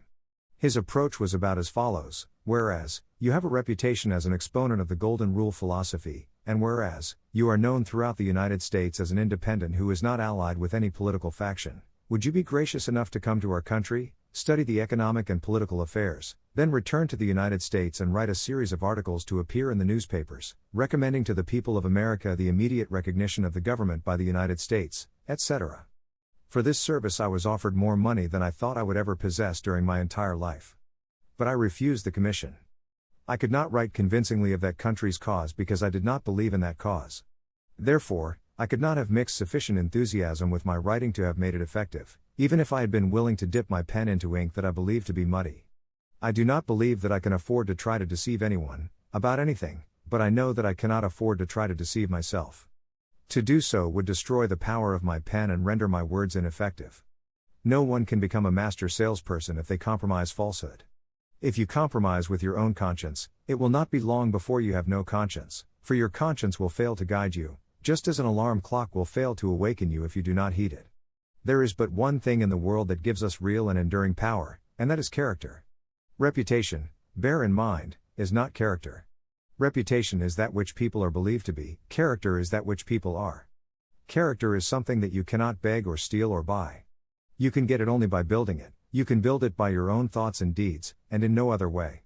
Through the aid of autosuggestion, any person can build a sound character, no matter what their past has been. I wish to emphasize the fact that all who have character have enthusiasm and personality sufficient to attract others who have character. The psychology of good close enthusiasm is never a matter of chance. There are certain stimuli that produce enthusiasm, the most important being as follows: 1. Occupation and the work that one loves best. 2. An environment where one comes in contact with others who are enthusiastic and optimistic. 3. Financial success. 4. Complete mastery and application, in one's daily work, of the 17 laws of success. 5. Good health. 6. Knowledge that one has served others in some helpful manner. 7. Good clothes, appropriate to the needs of one's occupation. These sources of stimuli are self-explanatory, with the exception of the last one. The psychology of clothes is understood by very few people. Clothes are the most important part of the embellishment that every person must have in order to feel self-reliant, hopeful, and enthusiastic. Editor's note: needless to say, clothing and what is acceptable to wear in business today is a far cry from what was considered appropriate in the early part of the 20th century. As you begin to read the following, you may wonder what Napoleon Hill, who wore celluloid collars and spats, could have to say to a world where Casual Friday is common and billion-dollar deals are signed by people dressed in blue jeans or sweats. The editors assure you that if you read on, it will become abundantly clear that the philosophy behind the words supersedes the fashion of any particular era, and that in fact Hill's psychology of good clothes has a much more significant point than "can I wear checks with stripes?" When the good news came that the World War was over, my worldly possessions amounted to little more than they did the day I came into the world. The war had destroyed my business and made it necessary for me to make a new start. My wardrobe consisted of 3 well-worn business suits and 2 uniforms which I no longer needed. Knowing all too well that the world develops its first and most lasting impressions of a person by the clothes he or she wears, I lost no time in visiting my tailor. Happily, my tailor had known me for many years, therefore he did not ask when I was going to pay for those expensive suits. With less than $1 in change in my pocket, I picked out the cloth for 3 of the most expensive suits I ever owned, and ordered that they be made up for me at once. One of the suits was a beautiful dark gray, one was a dark blue, the other was a light blue with a pinstripe. I then purchased 3 less expensive suits and a complete supply of the best shirts, collars, ties, hosiery, and underwear that he carried. The following day the first of the 3 suits was delivered. I put it on at once, stuffed a new silk handkerchief in the outside pocket of my coat, shoved the $50 I had borrowed on my ring down into my pants pocket, and walked down Michigan Avenue in Chicago, feeling as rich as Rockefeller. Every morning I dressed myself in an entirely new outfit and walked down that same street at precisely the same hour. That hour happened to be the time when a certain wealthy publisher usually walked down the same street on his way to lunch. I made it my business to speak to him each day, and occasionally we would stop for a minute's chat. This daily meeting had been going on for about a week, when he stopped and motioned me over to the edge of the sidewalk, placed his hand on my shoulder, looked me over from head to foot, and said, "You look damned prosperous for a man who has just laid aside a uniform. Who makes your clothes?" "Well," I said, "Wilkie and Celery made this particular suit." He then wanted to know what sort of business I was engaged in. I said, "Oh, I am preparing the copy for a new magazine that I am going to publish."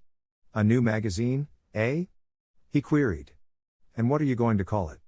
"It is to be named Hill's Golden Rule." "Don't forget," said my publisher friend, "that I am in the business of printing and distributing magazines. Perhaps I can serve you also." That was the moment for which I had been waiting. And I can assure you, that conversation never would have taken place had this publisher observed me walking down that street from day to day with a whip-dog look on my face, an unpressed suit on my back, and a look of poverty in my eyes. An appearance of prosperity attracts attention always, with no exceptions whatsoever. Moreover, a look of prosperity attracts favorable attention, because the one dominating desire in every human heart is to be prosperous. My publisher friend invited me to his club for lunch. Before the coffee and cigars had been served, he had talked me out of the contract for printing and distributing my magazine. I had even consented to permit him to supply the capital, without any interest charge. For the benefit of those who are not familiar with the publishing business, let me point out that considerable capital is required for launching a new nationally distributed magazine. The capital necessary for launching Hill's Golden Rule magazine was raised because of the way I was dressed and, perhaps more important, the way the clothes made me feel. I not only knew that correct clothes would impress others favorably, but I knew also that good clothes would give me an air of self-reliance, without which I could not hope to regain my lost fortunes. I have met many salespeople in my time. During the past 10 years I have personally trained and directed the efforts of more than 3,000 men and women, and I have observed that, without a single exception, the star producers were all people who understood and made good use of the psychology of clothes. I have yet to see the first poorly dressed salesperson who became a star producer. Success attracts success. There is no escape from this fact. Therefore, if you wish to attract success, make sure you look the part of success, whether your calling is that of day laborer or merchant prince. For the benefit of the more dignified students of this philosophy, who may object to resorting to trick clothing as a means of achieving success, let me say that the real lesson here is that practically every successful person has discovered some form of stimulus through which they can and do drive themselves on to greater effort. I have often gone into business meetings with colleagues who had the appearance of worry written all over them, only to see those same colleagues straighten up their shoulders, tilt their chins at a higher angle, soften their faces with smiles of confidence, and get down to business with that sort of enthusiasm which knows no defeat. If a person goes about the affairs of life devoid of enthusiasm, they are doomed to failure. Nothing can save them until they change their attitude and learn how to stimulate their mind to heights of enthusiasm at will. Enthusiasm and suggestion. We will now analyze the subject of suggestion, and I will show you exactly how to apply the principle upon which it operates. Suggestion differs from autosuggestion in only one way: we use suggestion, consciously or unconsciously, when we influence others, while we use autosuggestion as a means of influencing ourselves. Before you can influence another person through suggestion, that person's mind must be in a state of neutrality, that is, it must be open and receptive to your method of suggestion. Right here is where most salespeople fail: they try to make a sale before the mind of the prospective buyer has been rendered receptive or neutralized. When I say that the salesperson must neutralize the mind of the prospective purchaser before a sale can be made, I mean that a state of confidence must have been established. It is obvious that there can be no set rule for either establishing confidence or neutralizing the mind to a state of openness. Here the ingenuity of the salesperson must supply that which cannot be set down as a hard and fast rule. Some years ago I wrote a book entitled How to Sell Your Services. Just before the manuscript went to the publisher, I wrote to some celebrities to inquire if they would provide me with endorsements to be published in the book. The printer was waiting for the manuscript, therefore I hurriedly wrote a letter to some 8 or 10 people, in which I briefly outlined exactly what I wanted. To my dismay, the letter brought back no replies. I had failed to observe 2 important prerequisites for success. I had written the letter so hurriedly that I had failed to inject the spirit of enthusiasm into it, and I had neglected to word the letter so that it had the effect of neutralizing the minds of those to whom it was sent. I had not paved the way for the application of the principle of suggestion. After I realized my mistake, I then wrote a letter that was based on strict application of the principle of suggestion. This letter not only brought back replies from all to whom it was sent, but many of the replies were masterpieces and served, far beyond my fondest hopes, as valuable supplements to the book. To best show you how the principle of suggestion may be used in writing a letter, and especially what an important part enthusiasm plays in the written word, the 2 letters are here reproduced. It will not be necessary to indicate which letter failed, as that will be quite obvious. My dear Mr. Ford, I am just completing a manuscript for a new book entitled How to Sell Your Services. I anticipate the sale of several 100,000 of these books, and I believe those who purchase the book would welcome the opportunity of receiving a message from you as to the best method of marketing one's personal services. Would you, therefore, be good enough to give me a few minutes of your time by writing a brief message to be published in my book? This will be a big favor to me personally, and I know it would be appreciated by the readers of the book. Thanking you in advance for any consideration you may care to show me, I am, yours very truly, Honorable Thomas R. Marshall, Vice President of the United States, Washington, D.C. My dear Mr. Marshall, would you care for the opportunity to send a message of encouragement, and possibly a word of advice, to a few 100,000 of your fellow men who have failed to make their mark in the world as successfully as you have done? I have about completed a manuscript for a book to be entitled How to Sell Your Services.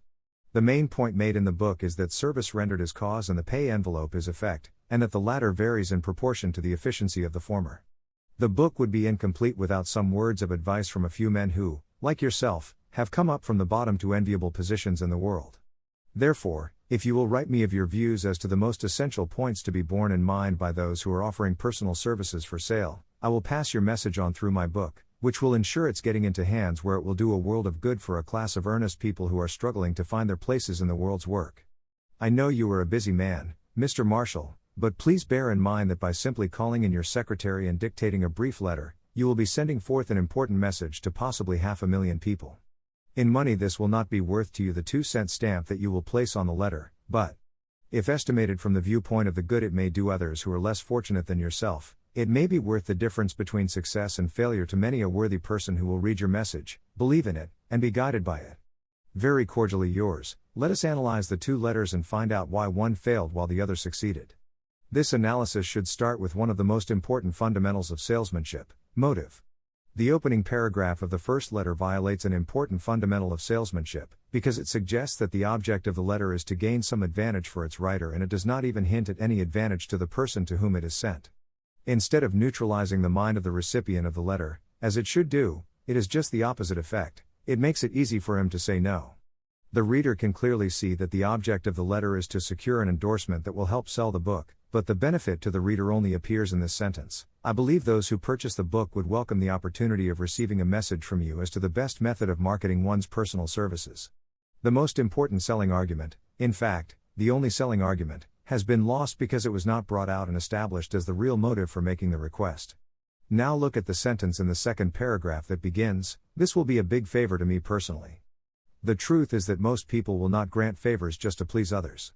If I ask you to render a service that will benefit me, without bringing you some corresponding advantage, you will not be enthusiastic about granting that favor.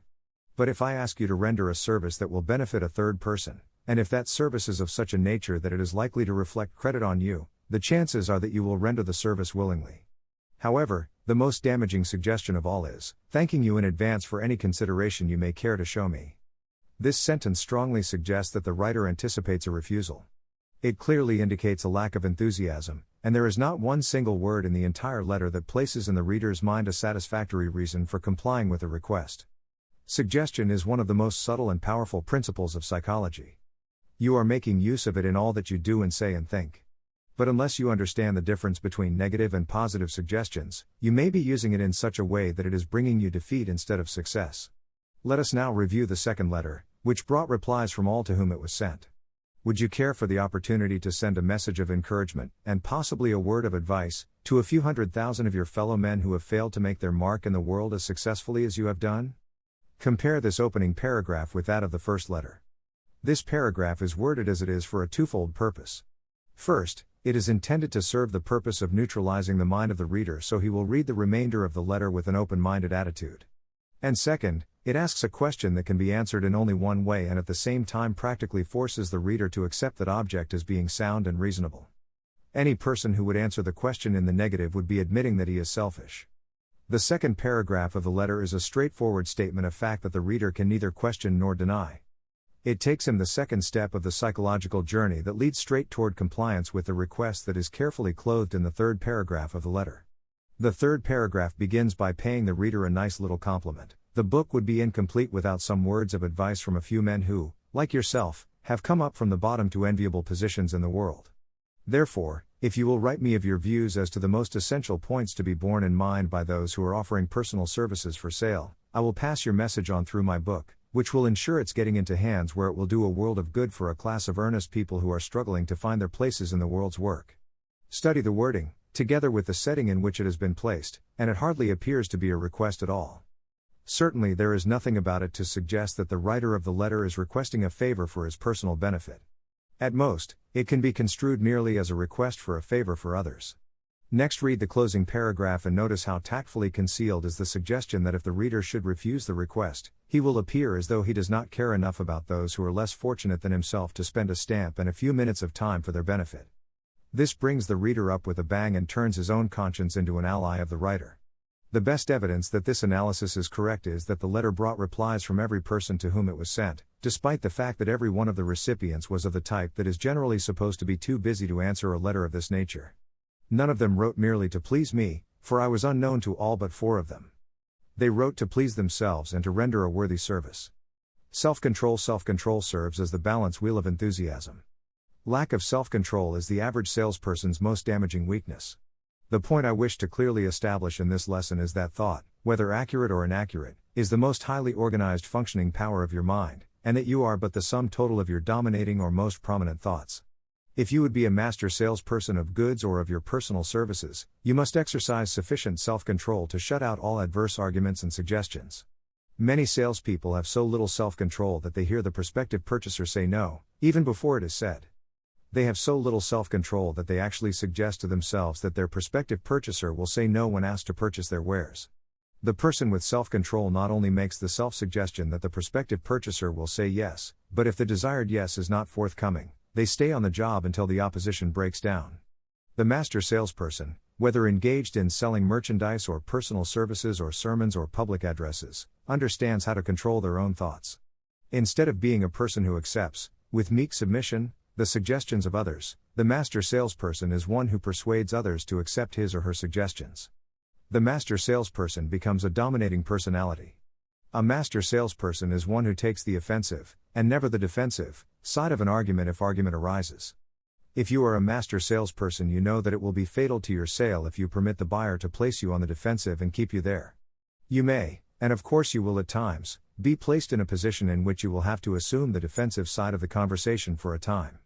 But it is your business to exercise such perfect poise and self-control that you will change places with your prospective purchasers without them noticing that you have done so. This requires the most consummate skill and self-control. Many sweep this vital point aside by becoming angry and trying to scare the prospective purchaser into submission, but the master of the craft remains calm and serene, and usually comes out the winner. Whenever I use the term salesperson, I mean all people who try to persuade or convince others by logic or by appeal to self-interest. We are all salespeople, or at least we should be, no matter what form of service we are rendering or what sort of goods we are offering. The ability to negotiate with other people without friction and argument is the outstanding quality of all successful people. Observe those nearest you and notice how few there are who understand this art of tactful negotiation. Observe, also, how successful are the few who understand this art, despite the fact that they may have less education than those with whom they negotiate. It is a knack that can be cultivated. Editors note an advertising representative for a magazine received an angry phone call from one of his customers. The magazine's production department had placed incorrect information in a small ad and the client was furious. For 10 minutes he yelled and screamed. The ad rep was a master salesperson. He listened carefully to everything the client had to say. Then he interrupted with a simple statement, "You feel we hurt your business." Showing that he understood the customer's frustration immediately gave him the offensive. He continued with, "I know you had big expectations from this ad and that you feel your money has been wasted. I'd like to make it up to you. With your permission, we will correct the ad and run it again, but this time twice as large at no charge." The rep's words continued to reinforce the value of his magazine service, while presenting the customer with a proposition that was difficult to refuse. More significantly, however, the rep had gotten the customer to agree to a much larger ad. Of course, the first time it ran, the customer paid nothing for it. But the rep knew that once the customer experienced the business that the larger ad created, he would never go back to a small one. By exercising self-control in his dealings with an irate customer, the ad rep turned a potential disaster into a positive opportunity. Negotiations require self-control. The art of successful negotiation grows out of patient and painstaking self-control. Notice how easily the successful salesperson exercises self-control when handling an impatient customer. The salesperson may be boiling inside, but you will see no evidence of it in manner or words. That person has acquired the art of tactful negotiation. A single frown of disapproval or a single word denoting impatience will often spoil a sale. Successful salespeople exercise self-control, and as a reward they set their own salary and choose their own position. To watch those who have acquired the art of successful negotiation is an education in itself. Watch the public speakers who have acquired this art, notice the firmness of step as they mount the platform. Observe the firmness of voice as they begin to speak, study their facial expressions as they sweep the audience with the mastery of their arguments. These are people who have learned how to negotiate without friction. Study those physicians who have acquired this art, as they walk into the sick room and greet their patients with a smile. The bearing, the tone of voice, the look of assurance, clearly identify them as professionals who have acquired the art of successful negotiation. And their patients will tell you it makes them feel better the moment such a doctor enters the sick room. Watch the managers or supervisors who have acquired this art, and observe how their very presence spurs the employees to greater effort and inspires them with confidence and enthusiasm. Watch the lawyer who has acquired this art, and observe how he or she commands the respect and attention of the court. There is something about the tone of voice, the posture, the expression, that causes opponents to suffer by comparison. All of this is predicated upon self-control. And self-control is the result of thought control. Deliberately place in your own mind the sort of thoughts that you wish to have there, and keep out of your mind those thoughts that others place there through suggestion, and you will become a person of self-control. This privilege of stimulating your mind with suggestions and thoughts of your own choosing is your prerogative, and if you will exercise this right, there is nothing within the bounds of reason that you cannot attain. Losing your temper, and with it your case, or your argument, or your sanity, marks you as one who has not yet familiarized themselves with the fundamentals upon which self-control is based. And chief of these fundamentals is the privilege of choosing the thoughts that will dominate your mind. A student in one of my classes once asked how one went about controlling one's thoughts when in a state of intense anger. I replied, in exactly the same way you would change your manner and the tone of your voice if you were in a heated argument with a member of your family and you heard the doorbell ring, warning that company had arrived. You would control yourself because you would desire to do so. If you have ever been in a similar predicament, where you found it necessary to cover up your real feelings and change the expression on your face quickly, you know how easily it can be done. You also know that it can be done because one wants to do it. Behind all achievement, behind all self-control, behind all thought control, is that magic something called desire. It is no misstatement of fact to say that you are limited only by the depth of your desires. When your desires are strong enough, you will appear to possess superhuman powers to achieve. No one has ever explained this strange phenomenon of the mind, and perhaps no one ever will, but if you doubt that it exists, you have but to experiment and be convinced.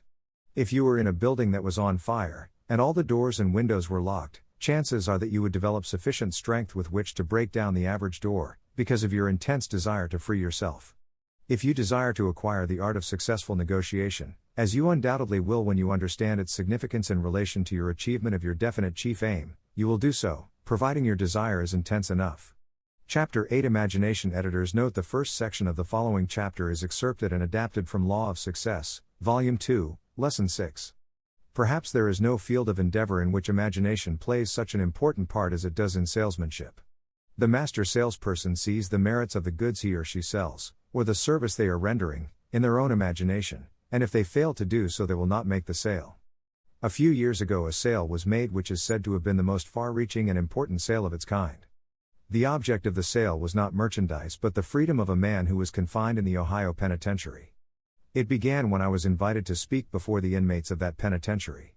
When I stepped upon the platform I saw in the audience a man whom I had known as a successful businessman more than 10 years previously. That man was Butler R. Stork, whose pardon I later secured, and the story of whose release had been spread across the front page of practically every newspaper in the United States. Perhaps you will recall it. After I had completed my address, I interviewed Mr. Stork and found out that he had been sentenced for forgery for a period of 20 years. After he told me his story, I said, "I will have you out of here in less than 60 days. With a forced smile he replied, "I admire your spirit but question your judgment." "Why? Do you know that at least 20 influential men have tried every means at their command to get me released, without success? It can't be done." I suppose it was that last remark, "It can't be done," that had challenged me to show him that it could be done. I returned to New York City and requested that my wife pack her trunks and get ready for an indefinite stay in the city of Columbus, where the Ohio Penitentiary is located. I had a definite purpose in mind. That purpose was to get Mr. Stork out of the Ohio Penitentiary. Not only did I have in mind securing his release, but I intended to do it in such a way that it would reflect credit upon all who helped to bring it about. Not once did I doubt that I would bring about his release, for no salesman can make a sale if he doubts that he can do it. My wife and I returned to Columbus and took up permanent headquarters. The next day I called on the governor of Ohio and stated the object of my visit in about these words: "Governor, I have come to ask you to release Mr. Stork from the Ohio Penitentiary. I have sound reason for asking his release, and I hope you will give him his freedom at once, but I have come prepared to stay until he is released, no matter how long that may be. During his time in prison, Mr. Stork has launched a correspondence school in the Ohio Penitentiary, as you of course know. He has influenced 1,729 of the 2,518 prisoners of the Ohio Penitentiary to take up courses of instruction. He has managed to beg sufficient textbooks and lesson materials with which to keep these men at work on their lessons, and he has done this without a penny of expense to the state of Ohio. The warden and the chaplain of the penitentiary tell me that he has carefully observed the prison rules. Surely a man who can influence 1,729 prisoners to turn their efforts towards self-betterment cannot be a very bad sort of fellow. I have come to ask you to release Mr. Stork because I wish to place him at the head of a prison school that will give the 160,000 inmates of the other penitentiaries of the United States a chance to profit by his influence. I am prepared to assume full responsibility for his conduct after his release. That is my case, but before you give me your answer, I want you to know that I am not unmindful of the fact that your enemies will probably criticize you if you release him. In fact, if you release him it may cost you many votes if you run for office again." With his fist clenched and his broad jaw set firmly, Governor Vic Donahue of Ohio said, "If that is what you want with Mr. Stork, I will release him if it costs me 5,000 votes. However, before I sign the pardon I want you to see the Clemency Board and secure its favorable recommendation." I want you also to secure the favorable recommendation of the warden and the chaplain of the Ohio Penitentiary. You know that a governor is amenable to the court of public opinion, and these gentlemen are the representatives of that court. The sale had been made. And the whole transaction had required less than 5 minutes. The next day I returned to the governor's office, accompanied by the chaplain of the Ohio Penitentiary, and notified the governor that the clemency board, the warden, and the chaplain all joined in recommending the release. 3 days later the pardon was signed and Mr. Stork walked through the big iron gates, a free man. I have cited the details to show you that there was nothing difficult about the transaction. The groundwork for the release had all been prepared before I came on the scene. Mr. Stork had done that, by his good conduct and the service he had rendered those 1,729 prisoners. When he created the world's first prison correspondence school system, he created the key that unlocked the prison doors for himself. Why then had the others who asked for his release failed to secure it? They failed because they used no imagination. Perhaps they asked the governor for Mr. Stork's release on the grounds that his parents were prominent people, or on the grounds that he was a college graduate and not a bad sort of fellow. But they failed to supply the governor of Ohio with a sufficient motive to justify him in granting a pardon. Before I went to see the governor I went over all the facts, and in my own imagination I saw myself in the governor's place and made up my mind what sort of a presentation would appeal most strongly to me if I were in his place. When I asked for Mr. Stork's release, I did so in the name of the 160,000 unfortunate men and women inmates of the prisons of the United States who would enjoy the benefits of the correspondence school system that he had created. I said nothing about his prominent parents. I said nothing about my friendship with him during former years. I said nothing about his being a deserving fellow. All these matters might have been used as sound reasons for his release, but they seemed insignificant when compared with the bigger and sounder reason that his release would be of help to 160,000 other people who would feel the influence of his correspondence school system after his release. And that was imagination. It was also salesmanship. There were 2 important factors entering into Mr. Stork's release. The first was that he had supplied the material for a good case before I took it in charge, and the second was that before I called on the governor I had so completely convinced myself that I had a right to ask for Mr. Stork's release that I had no difficulty presenting my case effectively. The governor could tell, long before I had stated my mission, that I knew I had a good case. If my mind did not telegraph this thought directly to his mind, then the look of self-confidence in my eyes and the positive tone of my voice made obvious my belief in the merits of my case.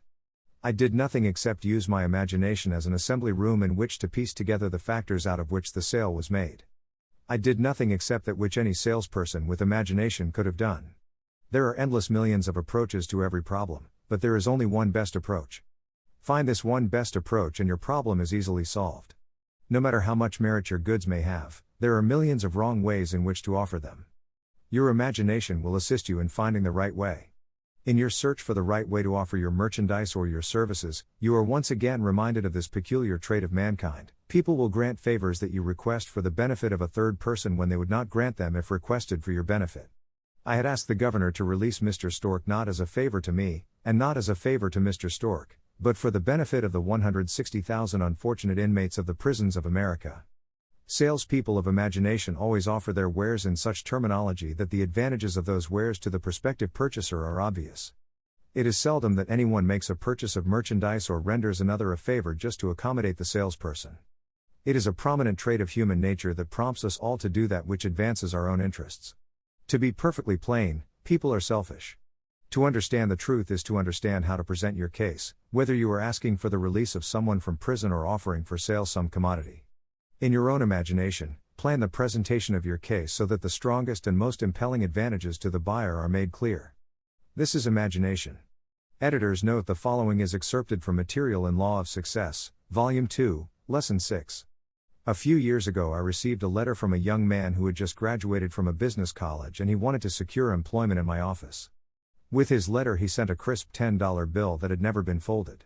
The letter read as follows: I have just finished a commercial course in a first-class business college and I want a position in your office because I realize how much it would be worth to a young man, just starting out on his business career, to have the privilege of working under the direction of a man like you.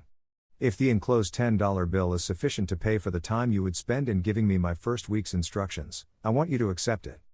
I will work the first month without pay and you may set my wages after that at whatever I prove to be worth. I want this job more than I ever wanted anything in my life and I am willing to make any reasonable sacrifice to get it. Very cordially, this young man got his chance in my office.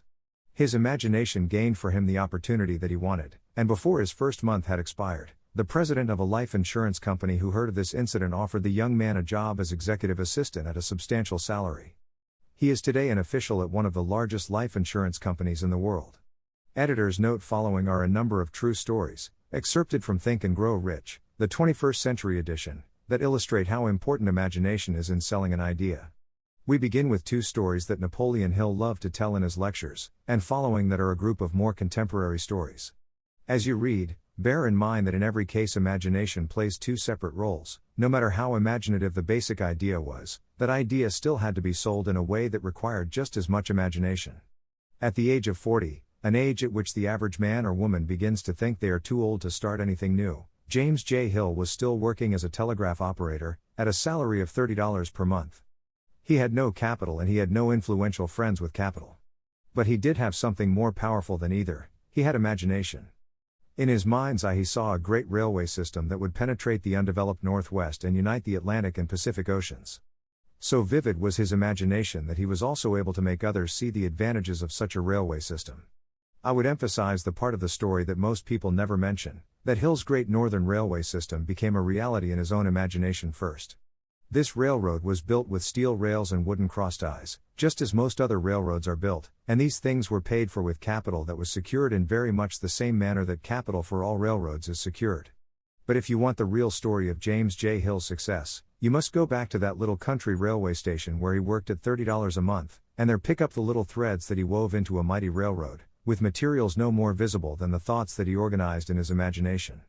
What a mighty power is imagination, the workshop of the mind, in which thoughts are woven into railroads, skyscrapers, mills, factories, and all manner of material wealth.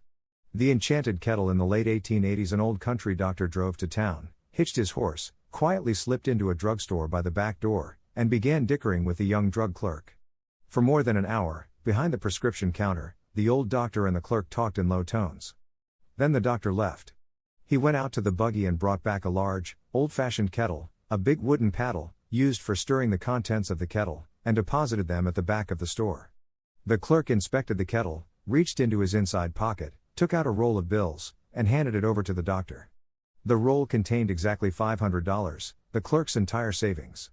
The doctor handed over a small slip of paper on which was written a secret formula. The words on that small slip of paper were worth a king's ransom. But not to the doctor.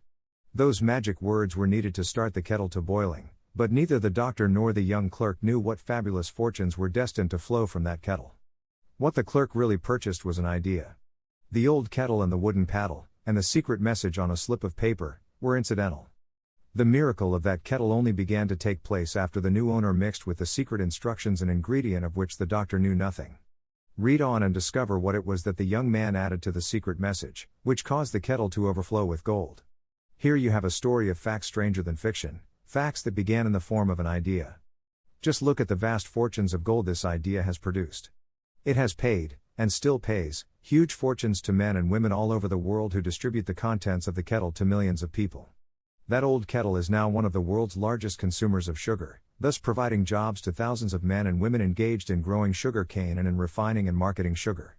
The old kettle consumes, annually, millions of bottles and cans, providing jobs to huge numbers of workers. The old kettle gives employment to an army of clerks, stenographers, copywriters, and advertising experts throughout the nation. It has brought fame and fortune to scores of artists who have created magnificent pictures describing the product. The old kettle has converted Atlanta, which was a small southern city, into the business capital of the South, where it now benefits, directly or indirectly, every business and practically every resident of the city. The influence of this idea now benefits every civilized country in the world, pouring out a continuous stream of gold to all who touch it. Gold from the kettle built and maintains one of the most prominent colleges of the South, where thousands of young people receive the training essential for success. Whoever you are, wherever you may live, whatever your occupation, just remember, every time you see the words Coca-Cola, that its vast empire of wealth and influence grew out of a single idea. And that idea, the mysterious ingredient the drug clerk, Asa Candler, mixed with the secret formula, was imagination. Editor's note: Harlan Sanders, too, had a recipe and a magic kettle. Actually, his kettle was a pressure cooker, but neither his cooker nor his recipe of 11 herbs and spices would be mentioned here if he didn't also have imagination. Harlan Sanders owned and operated a successful motel and cafe in Corbin, Kentucky. Then when the new interstate highway came through, it bypassed Sanders' location. In a short time his business went broke, leaving him with little more than his recipe for fried chicken and a way to make it quickly in a pressure cooker. At 62 years of age, the Colonel, as people called him, had to find a new way to make a living. That's when the magic ingredient, imagination, came in. He decided he wasn't going to sell fried chicken anymore. Instead, he would sell his method for making it. He packed his recipe and cooker into the back of his car and hit the road to demonstrate his fried chicken to other restaurant owners. In the first 2 years he managed to sell 5 franchises. 2 years later he'd sold 200. 4 years later he was up to 600 locations when he was approached by an investment group to sell his company. Recognizing that the magic wasn't just in the kettle or the recipe, the new owners asked Colonel Sanders to stay on as spokesman for the company, which he did until his death in 1980. Today there are almost 12,000 KFC locations in more than 80 countries, with sales of nearly $10 billion a year. Debbie Fields was a 20-year-old housewife who loved to bake cookies. She had no formal education and no business experience, but she had a recipe and an imaginative idea that people would like to buy fresh, hot, soft cookies from a walk-up store. The business people and bankers she approached told her she was crazy, but she and her husband continued to pitch her idea to banker after banker until they finally wore one down enough to give Debbie Fields a loan to open a store in Palo Alto, California. By noon on her first day she still hadn't sold a cookie, so she went out into the street and gave away samples. That did it. Her walk-in try-a-sample cookie store took off. Today Mrs. Fields' stores are all across America. Harvard Business School uses her methods as a case study in efficiency, and Debbie Fields has become a best-selling author, an in-demand motivational speaker, and a television personality. Wally Famous Amos was a Los Angeles talent agent who copied a cookie recipe off the back of a bag of Nestlé's chocolate chips. He made a few changes to personalize the recipe and started to give out his version of homemade cookies as a sort of calling card. His clients and business associates liked them so much that Wally finally decided to quit show business and open a store. He did it with a Hollywood agent's flair. He opened on Sunset Boulevard, with 2,000 invitations, a red carpet, and celebrities. With the same flair, he put his picture on the bag, filled the bags with cookies, and started selling them to exclusive department stores and specialty shops. Just 10 years later, Famous Amos Cookies was a $10 million business. Ray Kroc was over 50 and selling milkshake mixers when he heard about a hamburger stand in California, owned by Dick and Mac McDonald, that was doing great business. So he packed his car and headed to San Bernardino to check it out. What he saw was a sit-down restaurant that had a limited menu featuring a good hamburger recipe, and they were serving them faster than any place he'd ever seen. Figuring that if there were more places like this he could sell them a lot of milkshake mixers, Kroc pitched the McDonald brothers on the idea of opening some more McDonald's. They were interested, but they didn't know who they could get to open the new restaurants. This time it was a recipe and a magic griddle, but it still needed the extra ingredient, imagination. On the spot, Ray Kroc offered to go into business with them and open the restaurants himself. According to the signs on the golden arches, Ray Kroc's imagination paid off in billions of hamburgers sold.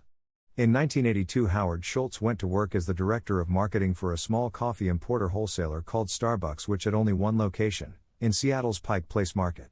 While on a trip to Italy, Schultz got the idea that the coffee bar culture he saw in Milan could be transposed to the downtown Seattle scene. He convinced the company to try it. His coffeehouse idea was such a success that Schultz went out and raised the money to buy the company.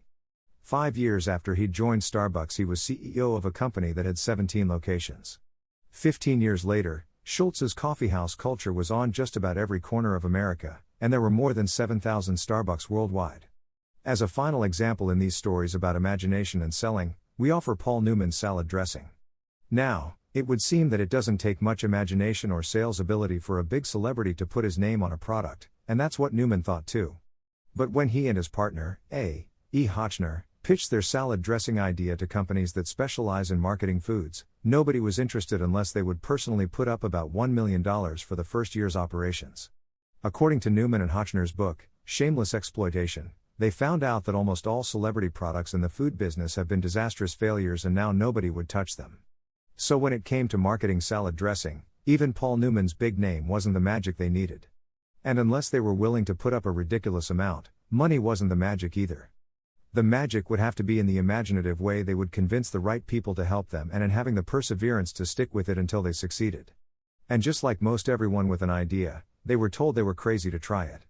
They were turned down by bottling companies that wouldn't do small runs, and they were rejected by distributors who wouldn't take a chance on another celebrity product. In the end, it was one supermarket owner, Stu Leonard, who helped hook them up with the right suppliers. But even that wouldn't have been enough if Stu Leonard hadn't had enough imagination to see the possibilities and agree to put Newman's Own salad dressing on the shelves in his store. 15 years later, Newman's Own Brands was a $100 million company, which gives all profits to charity. Imagination sells. You will never know what your capacity is for achievement until you learn how to mix your efforts with imagination. The products of your hands, minus imagination, will yield you but a small return. But those same hands, when properly guided by imagination, can be made to earn you all the material wealth you can use. If you are one of those who believe that hard work and honesty alone will bring riches, you can forget it. It is not true. Riches, when they come in huge quantities, are never the result of hard work alone. Riches come, if they come at all, in response to definite demands based on the application of definite principles, and not by chance or luck. Generally speaking, an idea is a thought that prompts you to action because it appeals to your imagination. All master salespeople know that ideas can be sold where merchandise cannot. Ordinary salespeople do not know this. That is why they are ordinary. A publisher of low-priced books made a discovery that has been worth much to publishers. He learned that many people buy titles, and not the contents, of books. By merely changing the name of one book that was not moving, his sales of that book jumped upward more than 1 million copies. The inside of the book was not changed in any way. He merely ripped off the cover and put on a new cover with a title that had box office appeal. That, as simple as it may seem, was an idea. It was imagination. There is no standard price on ideas. The creator of ideas sets his or her own price, and, if they are smart, they get it.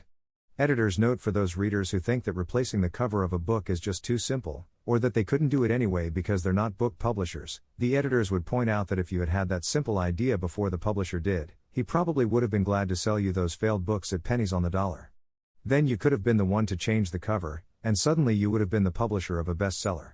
However, the idea of replacing the covers wouldn't have meant a thing if you didn't also have ideas about how to market, promote, and sell that flashy new cover. And that is Hill's point.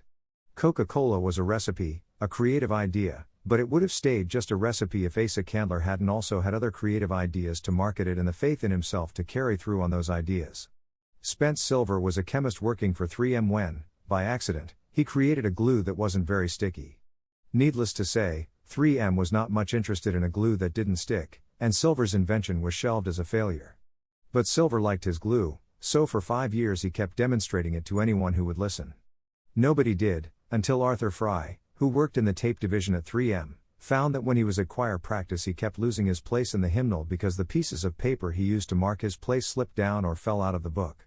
A little of Silver's not very sticky glue on the slips of paper and they stayed where he wanted them, then peeled off easily when he was done. That was the eureka moment. They had just invented the world's best bookmark, Post-its. But that's not the end of the story, or the end of the imaginative ideas that were needed to make Post-its happen. Fry would also need perseverance.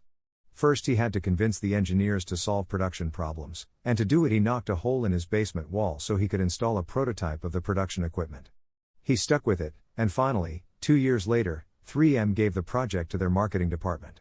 The marketing experts put together ads and brochures selling this sticky notepad idea, and rolled it out on a 4-city test. The results were a disaster. Nobody got it, so nobody bought it. Who would pay money for scratch paper? The Post-it project was about to be scrapped when Jeffrey Nicholson and Joseph Ramey added their imaginations. Like Silver and Fry, Nicholson and Ramey had faith in the idea because they saw how people in their own office loved these sticky pieces of paper once they started working with them. So Nicholson and Ramey went to Richmond, Virginia, one of the 4 test cities that had failed, and they went up and down the business district, going into offices and giving pads of Post-its to receptionists, secretaries, and anyone else who would listen.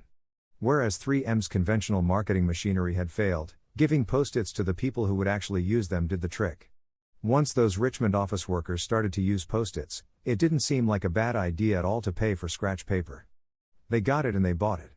The Richmond test turned from failure to success, and soon Post-its were sticking to everything around the world.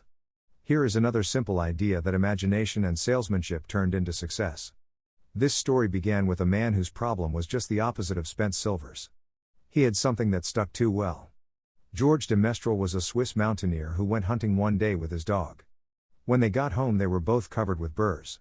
The burrs were so difficult to remove that de Mestral put them under a magnifying glass to learn why.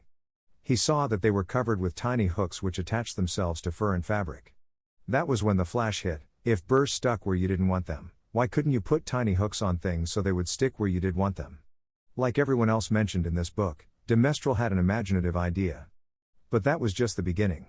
He also had the faith in himself to keep going when people laughed at his idea, which many did, until he eventually found a French textile plant that would help him do what he wanted. However, even when they finally worked out a way to use cotton fabric to make what they called locking tape, they couldn't afford to mass produce it. And that's when de Mestral accidentally discovered that when you sew nylon under infrared light, it naturally made little hooks. Now that they could manufacture it economically, all they needed was a name. One side was fuzzy like velvet and the other side was crochet, the French word for hook. Take half vel and half crow, combine it with imagination, the result is Valero, and a Swiss mountaineer becomes a business tycoon. Clarence Saunders was a grocery clerk in a small southern retail store. One day he was standing with a tray in his hands, waiting his turn in a cafeteria. He had never earned more than $20 a week before then, and no one had ever noticed anything about him that indicated unusual ability, but something took place in his mind, as he stood in the line of waiting people, that put his imagination to work. That was when he came up with the idea that this same self-serve concept should also work at the grocery store. Clarence Saunders took the idea to his boss. Naturally, his boss told him he was crazy. So Saunders quit his job, went out and did what he needed to do to raise the money, and he opened the first self-serve grocery store. He called it Piggly Wiggly, and Clarence Saunders, the $20 a week grocery clerk, rapidly became the multi-million-dollar chain store groceryman of America. Sylvan Goldman was the owner of a number of Piggly Wiggly stores in Oklahoma, and like any good businessman, he spent a lot of time watching his customers go up and down the aisles putting their choices into their baskets or net shopping bags. One night, while trying to figure how to get his customers to buy more at one time, he found himself staring at a basket sitting on the seat of a wooden folding chair. Eureka! He called in his mechanic, Fred Young. They put some wheels on the bottom of the legs, added another basket below the seat, and the shopping cart was born. As this edition is being readied for publication, there are about 35 million shopping carts in America, and approximately 1.25 million new carts are sold each year. Thomas Stemberg was another supermarket executive who watched his customers as they shopped. By this time, shopping carts were well established in supermarkets, and it was because his customers were pushing shopping carts up and down the aisles that he got his flash of inspiration. He was so sure of his idea that he convinced another supermarket executive, Leo Kahn, to join him. Together they took the supermarket concept, applied it to selling office supplies, and in 1986 opened their first store in Brighton, Massachusetts. They called it Staples. In 1989 they took the company public, and 10 years later there were more than 1,000 Staples stores, with revenues exceeding $7 billion. We'll end this editor's note with another set of connected stories which make the point that sometimes the most imaginative part of marketing is in the timing. If you were to go shopping in the late 1800s, it usually meant bartering with a merchant who would then have to get the goods from storage shelves kept behind the counter. In the 1870s, fixed pricing was just starting to be used by storekeepers. Merchants were trying the idea by setting out a table of merchandise that was all priced the same, usually 5 cents. Frank Winfield Woolworth was a clerk in a general store, and he convinced the store owner to let him try the 5-cent table idea. Although it worked, the owner wasn't impressed. So Woolworth borrowed $350 from his boss, and in 1879 opened his first 5-cent store in Utica, New York. It was an entire store full of goods that all cost a nickel. A year later he had 4 stores, and the fourth one, in Lancaster, Pennsylvania, was the first that he named F.W. Woolworth's 5 and 10-cent store. 20 years later he had 238 stores. By the time of his death in 1919, there were over 1,000 F.W. Woolworth locations. He had established the first nationwide chain of general merchandise stores, and he had built the tallest building in New York City as his headquarters. The Woolworth Company stayed true to the original idea and didn't carry any merchandise that cost more than a dime until 1932, when the top price was raised to 20 cents. But as times changed, the fixed price was dropped, the merchandise became more varied, and the company kept growing until it had over 8,000 stores worldwide, selling everything from notions to appliances and furniture. Then in the 1960s something started to happen. The mood of America was changing, but the Woolworth stores weren't. And that was when, in 1962, Sam Walton opened the first Walmart in Rogers, Arkansas. Walton got into the retail business after the Second World War, when his father-in-law loaned him the money to buy a franchised Butler Brothers store in Bentonville, Arkansas. By 1962, Sam and his brother Bud owned 16 variety stores in Arkansas, Missouri, and Kansas. It was in these stores that Sam Walton first started adding the magic ingredient of imagination. In addition to his flair for promotion, Sam tried new approaches to the way household goods and general merchandise could be sold at retail. He insisted on clean, well-lighted interiors, and he introduced the concept of self-service, with aisles wide enough for shopping carts and checkout counters at the front of the store. He also started buying direct from manufacturers, and he created profit-sharing plans that kept his family of employees loyal, hardworking, and neighborly. In 1962, he incorporated those and other imaginative ideas when he opened the first Walmart store. The basic magic was that he sold brand-name merchandise at discount prices, but there was also magic in the way he kept a friendly hometown feel to his store even though it was what is now called a big box store. Sam Walton's Walmart store was a success. So he just kept building and opening more of them. First in small towns and rural areas, then in larger towns, then big cities, and it wasn't long before he had a national chain. By 1992, when Sam Walton died, there were more than 1,700 Walmart stores. It was the biggest retailer in the country, it employed more than 600,000 people, and Sam Walton was the richest man in America. In 2003, the stores numbered more than 3,200 in the U.S. and more than 1,100 in foreign countries. The company employed more than 1,300,000 people worldwide, and served more than 1 million customers a week. Along the way, Woolworths and other older retailers such as Kresge's tried to get on the bandwagon with their Woolco and Kmart stores, but they couldn't seem to get it right. They had given up their old five and dime identity to become higher-priced general retailers, and when Walmart came along and redefined that part of the market, the others seemed to have run out of the kind of imagination they'd had in the beginning. Now here's the twist to the story. David Gold was running a liquor store that he had inherited from his father. He noticed that whenever he put out a display of goods priced at 98 cents or $1, the goods would sell okay, but if his sign said 99 cents, the goods sold out in no time. He decided that he would open a store called the 99 cents only store, where everything would be priced at 99 cents. Sound familiar? Frank Woolworth's imaginative idea from 1879, which had been dropped at his namesake chain by the 1940s and 1950s, had just gotten a fresh shot of imagination from David Gold in 1982. As usual, friends and family told him he was crazy, but David Gold went out to find suppliers who would sell him discontinued merchandise or overproduced products at a price low enough that he could offer them to the public at 99 cents. He found them.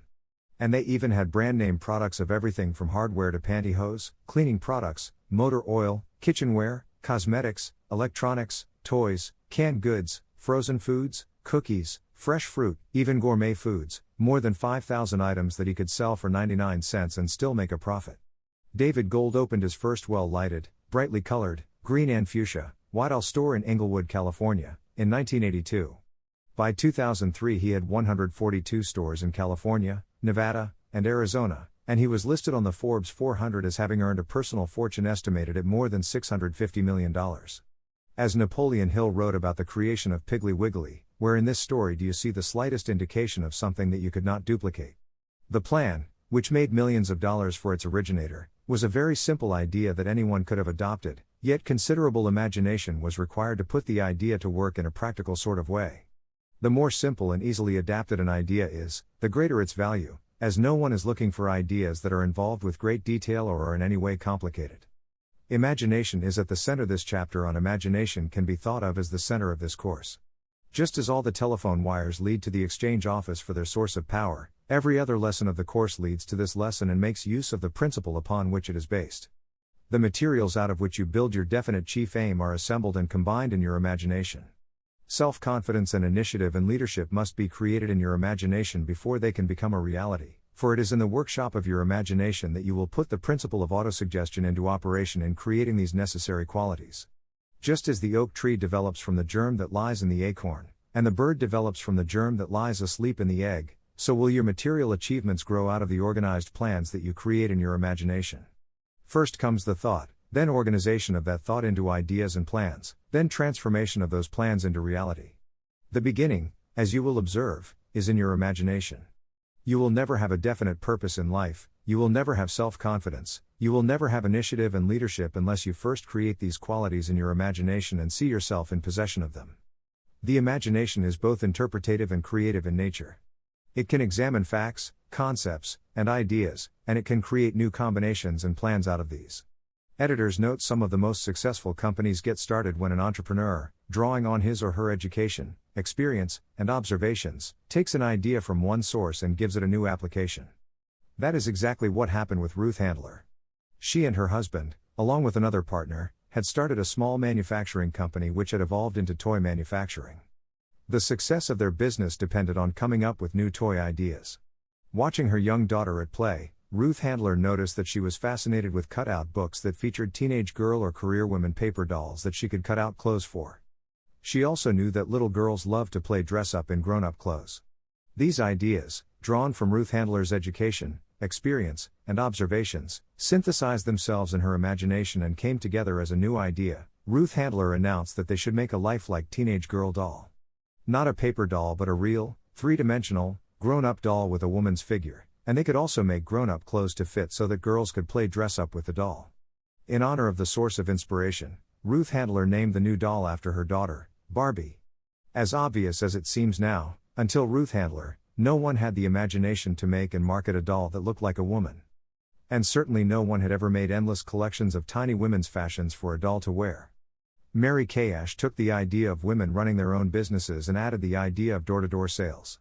Anita Roddick took the trend of all-natural ingredients, combined it with cosmetics, and created the body shop empire. Bernard Marcus and Arthur Blank took the concept of the supermarket, combined it with hardware, and created Home Depot. Thomas Sternberg and Leo Kahn did the same thing with office supplies and launched Staples. Once the connections are made, it may seem obvious, but making these supposedly obvious connections has brought significant success to many people. You must learn to focus your imagination and to act on the ideas that you develop. This is not an overnight process. A multi-million-dollar marketing idea will not spring from your brain tomorrow just because you will it. In most people, imagination is often handicapped by two things. First, it is not usefully focused. It flits from object to object, driven by circumstance. Today your imagination may be stimulated by a movie you saw, tomorrow by a newspaper headline, and the next day by a bit of conversation you overhear. Its powers are scattered. Or, second, it may be enthralled to the 6 basic fears, creating visions of some rare and dreaded disease, a disaster at work, or a romantic betrayal. In such situations its powers are at work, but only to your detriment. If you do begin to focus your imagination, it will not take long at all for you to have many small ideas of surprising usefulness. As you begin to apply these ideas, your confidence in your imagination and in yourself will grow. The most desirable and highest paid positions are those which imaginative people can create for themselves. Use your imagination to discover ways and means of stimulating business, and you may name your own salary. Imagination brings the highest price of any ability. It always has a market and it has no limitations as to value. Business depressions do not destroy the market for imagination. In fact, bad times increase the demand for imagination. The world stands in need of men and women who will use their imaginations. This is an age of rapid-fire change in business. It is an age that was made to order for men and women who use imagination. Not all of the new or best ways of doing business have yet been found. This need is your opportunity. Use your imagination and convert that opportunity into fortune. Create some new, unique idea that is sound, and sell it. Take the shortcomings of the business in which you work and use your imagination to make it work better. Use your imagination to create a way to improve some part of any business that you are familiar with, and you will soon find a place for yourself. Put your spare time to use by creating some plan that will improve your work or add to your employer's business. You can make yourself indispensable in this way. Indispensability commands a high price and permanency of employment at all times. Editors note the following segment is excerpted and adapted from Law of Success, Volume 2, Lesson 6. There are 2 ways in which you can profit by imagination. You can develop this faculty in your own mind, or you can ally yourself with those who have already developed it. Andrew Carnegie did both. He not only made use of his own fertile imagination, but he gathered around him a group of specialists whose imaginations ran in numerous directions. In Mr. Carnegie's Mastermind Alliance there were men whose imaginations were focused on the field of chemistry, others who specialized in finances, and still others whose imaginations were best suited to salesmanship. It is said that Mr. Carnegie made more millionaires of his employees than any other employer in the steel business. Among those he made wealthy was Charles M. Schwab, who was known as the most able salesman on Mr. Carnegie's staff. The fact that Schwab worked for someone else did not mean that he was less imaginative. In fact, It could be said that he displayed the soundest sort of imagination by his good judgment and allying himself with Mr. Carnegie. It is not a come down to serve in the capacity of employee. To the contrary, it often proves to be the most profitable side of an alliance, since not all of us are suited to assume the responsibility of directing others. If you feel that your own imagination is not generating the kind of creative ideas you would like, read again the advice offered in the chapter on the mastermind, and consider forming an alliance with someone whose imagination you respect, and who may prompt you to be more imaginative too. Editors note there are numerous books and audiobooks specifically designed to help stimulate the imagination and create solutions to problems. Super Creativity by Tony Buzan, The Artist's Way by Julia Cameron, Lateral Thinking, 6 Thinking Hats, and Super Thinking, all by Edward de Bono, Drawing on the Right Side of the Brain by Betty Edwards, The Zen of Seeing by Frederick Frank, Writing Down the Bones by Natalie Goldberg, Peak Learning by Ronald Gross, Thinker Toys by Michael Mishaiko, Super Learning by Sheila Ostrander and Lynn Schroeder, Writing the Natural Way by Gabrielle Rico, A Kick in the Seat of the Pants by Arvon Eck. There are also numerous computer programs designed to stimulate new ideas and creativity. Chapter 9 Self-Confidence. Editors note the first section of the following chapter is excerpted from Law of Success, Volume 1, Lesson 3. One of the greatest salesmen this country has ever seen was once a clerk in a newspaper office. It will be worth your while to analyze what part self-confidence played in the method through which he gained his title as the world's leading salesman. He was a timid young man with a more or less retiring sort of nature. He was one of those who believe it best to slip in by the back door and take a seat at the rear of the stage of life. One evening he heard a lecture on the subject of this lesson, self-confidence, and that lecture so impressed him that he left the lecture hall with a firm determination to pull himself out of the rut into which he had drifted. He went to the business manager of the newspaper, asked for a position as an advertising salesman, and was put to work on a commission basis. Everyone in the office expected to see him fail, as this sort of salesmanship calls for the most positive type of sales ability. He went to his room and made out a list of certain merchants on whom he intended to call. One would think that he would naturally have made up his list of the names of those whom he believed he could sell with the least effort, but he did nothing of the sort. He listed only the names of the merchants on whom other advertising salespeople had called without making a sale. His list consisted of only 12 names. Before he made a single call he went to the city park, took out his list of 12 names, and read it over 100 times, saying to himself as he did so, "You will purchase advertising space from me before the end of the month." Then he began to make his calls. The first day he closed sales with 3 of the 12 impossibilities. During the remainder of the week he made sales to 2 others. By the end of the month he had opened advertising accounts with all but one of the merchants on his list. For the ensuing month he made no sales because he made no calls, except on this one obstinate merchant. Every morning when the store opened he was there to speak with this merchant, and every morning the merchant said no. The merchant knew he was not going to buy advertising space, but this young man didn't know it. When the merchant said no, the young man did not hear it, he kept right on coming. On the last day of the month, after having told this persistent young man no for 30 consecutive times, the merchant said, "Look here, young man, you have wasted a whole month trying to sell to me.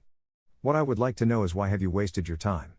"Wasted my time nothing," he retorted, "I have been going to school and you have been my teacher. Now I know all the arguments that a merchant can bring up for not buying, and besides that I have been drilling myself in self-confidence." Then the merchant said, "I will make a little confession of my own. I, too, have been going to school, and you have been my teacher. You have taught me a lesson in persistence that is worth money to me, and to show you my appreciation I am going to pay my tuition fee by giving you an order for advertising space." And that was the way in which the Philadelphia North American's best advertising account was brought in. That one sale also marked the beginning of a reputation that has since made that same young man a millionaire. He succeeded because he deliberately charged his own mind with sufficient self-confidence to make that mind an irresistible force. When he sat down to make up that list of 12 names, he did something that 99 people out of 100 would not have done. He selected the names of those whom he believed it would be hard to sell, because he understood that out of the resistance he would meet with in trying to sell them would also come strength and self-confidence. Self-confidence begins at home. The following is excerpted from Law of Success, Volume 1, Lesson 3, from having analyzed more than 16,000 people, the majority of whom were married, I have learned something that may be of value. You have it within your power to send your spouse away to his or her work, business, or profession each day with a feeling of self-confidence that will carry them successfully over the rough spots of a day and bring them home again at night, smiling and happy. A man I know well married a woman who had a set of false teeth. One day his wife dropped her teeth and broke the plate. The husband picked up the pieces and began examining them. He showed such interest in them that his wife said, You could make a set of teeth like those if you made up your mind to do it. This man was a farmer whose ambitions had never carried him beyond the bounds of his little farm until his wife made that remark. She walked over, laid her hand on his shoulder, and encouraged him to try his hand at dentistry. She finally coaxed him to make the start, and because of her encouragement and his self-confidence that grew from it, he became one of the most prominent and successful dentists in the state of Virginia. I know him well, for he is my father. No one can foretell the possibilities of achievement available to the man or woman whose partner supports and encourages bigger and better endeavor. It is your right and your duty to encourage your mate until he or she finds an appropriate place in the world.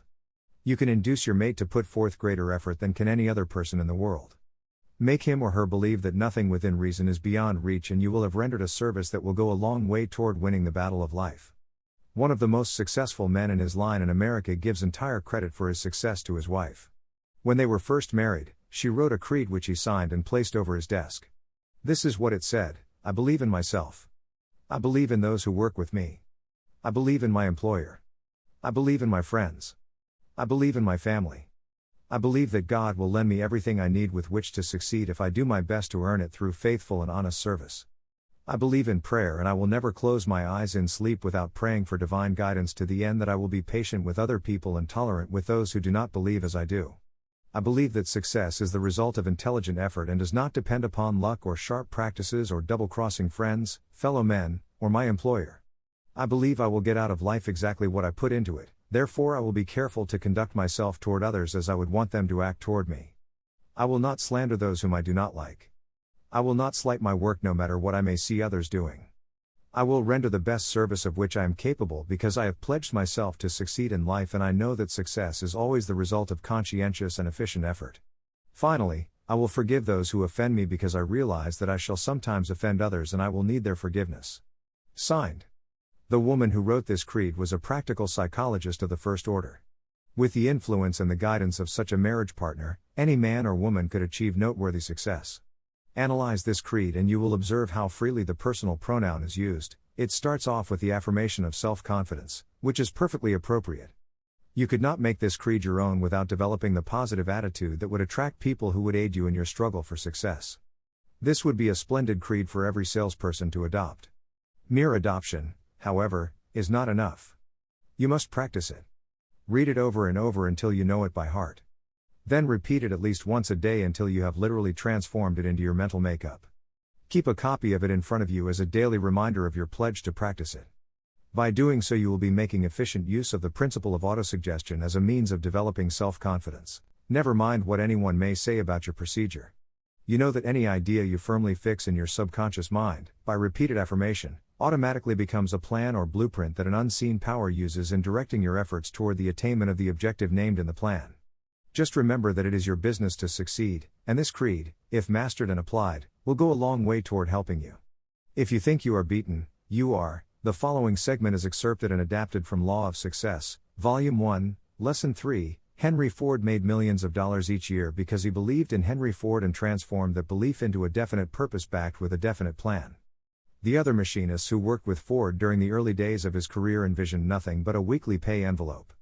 That was all they ever got because they demanded nothing out of the ordinary of themselves. If you want to get more, be sure to demand more of yourself. Notice that this demand is to be made on yourself. Perhaps you have wondered why a few will advance to highly paid positions while others all around them, who have as much training and who seemingly perform as much work, do not get ahead. Select any two people of these two types and study them, and the reason why one advances and the other stands still will be quite obvious to you. You will find that those who advance believe in themselves, and they back their belief with such dynamic, aggressive action that others can recognize it in them. You will also notice that this self-confidence is contagious, it is impelling, it is persuasive, it attracts others. You will also find that those who do not advance show clearly, by the look on their face, by the posture of their body, by the lack of briskness in their step, by the uncertainty with which they speak, that they lack self-confidence. No one is going to pay much attention to those who have no confidence in themselves. They do not attract others because their minds are a negative force that repels rather than attracts. In no other field of endeavor does self-confidence, or the lack of it, play such an important part as in the field of sales, and one does not need to be a character analyst to determine, on first meeting, whether a salesperson possesses this quality. If you have it, the signs of its influence are written all over you. You inspire customers with confidence in you and in the goods you are selling the moment you speak. This brings to mind a familiar poem which expresses a great psychological truth. If you think you are beaten, you are. If you think you dare not, you don't. If you like to win, but you think you can't, it is almost certain you won't. If you think you'll lose, you've lost, for out of the world we find success begins with a fellow's will, it's all in the state of mind. If you think you are outclassed, you are. You've got to think high to rise. You've got to be sure of yourself before you can ever win a prize. Life's battles don't always go to the stronger or faster man, but soon or late the man who wins is the man who thinks he can. Commit this poem to memory and use it as a part of your working equipment in the development of your self-confidence. The Man in the Mirror. The following is excerpted from Law of Success, Volume 1, Lesson 3. Somewhere in your makeup there is a subtle something which, if it were aroused by the proper outside influence, would carry you to heights of achievement such as you have never before anticipated. Just as a master player can take hold of a violin and make it pour forth the most beautiful and entrancing strains of music, so is there some outside influence that can take hold of your mind and cause you to go forth into the field of your chosen endeavor and play a glorious symphony of success. No one knows what hidden forces lie dormant within you. You, yourself, do not know your capacity for achievement, and you never will know until you come in contact with the particular stimulus that arouses you to greater action and extends your vision, develops your self-confidence, and moves you with a deeper desire to achieve. It is not unreasonable to expect that some statement, some idea, or some stimulating word of this course will serve as the needed stimulus that will reshape your destiny and redirect your thoughts and energies along a pathway that will lead you, finally, to your coveted goal in life. It is strange but true that the most important turning points of life often come at the most unexpected times and in the most unexpected of ways. I have in mind a typical example of this, and of what a person can accomplish when he or she awakens to a full understanding of the value of self-confidence.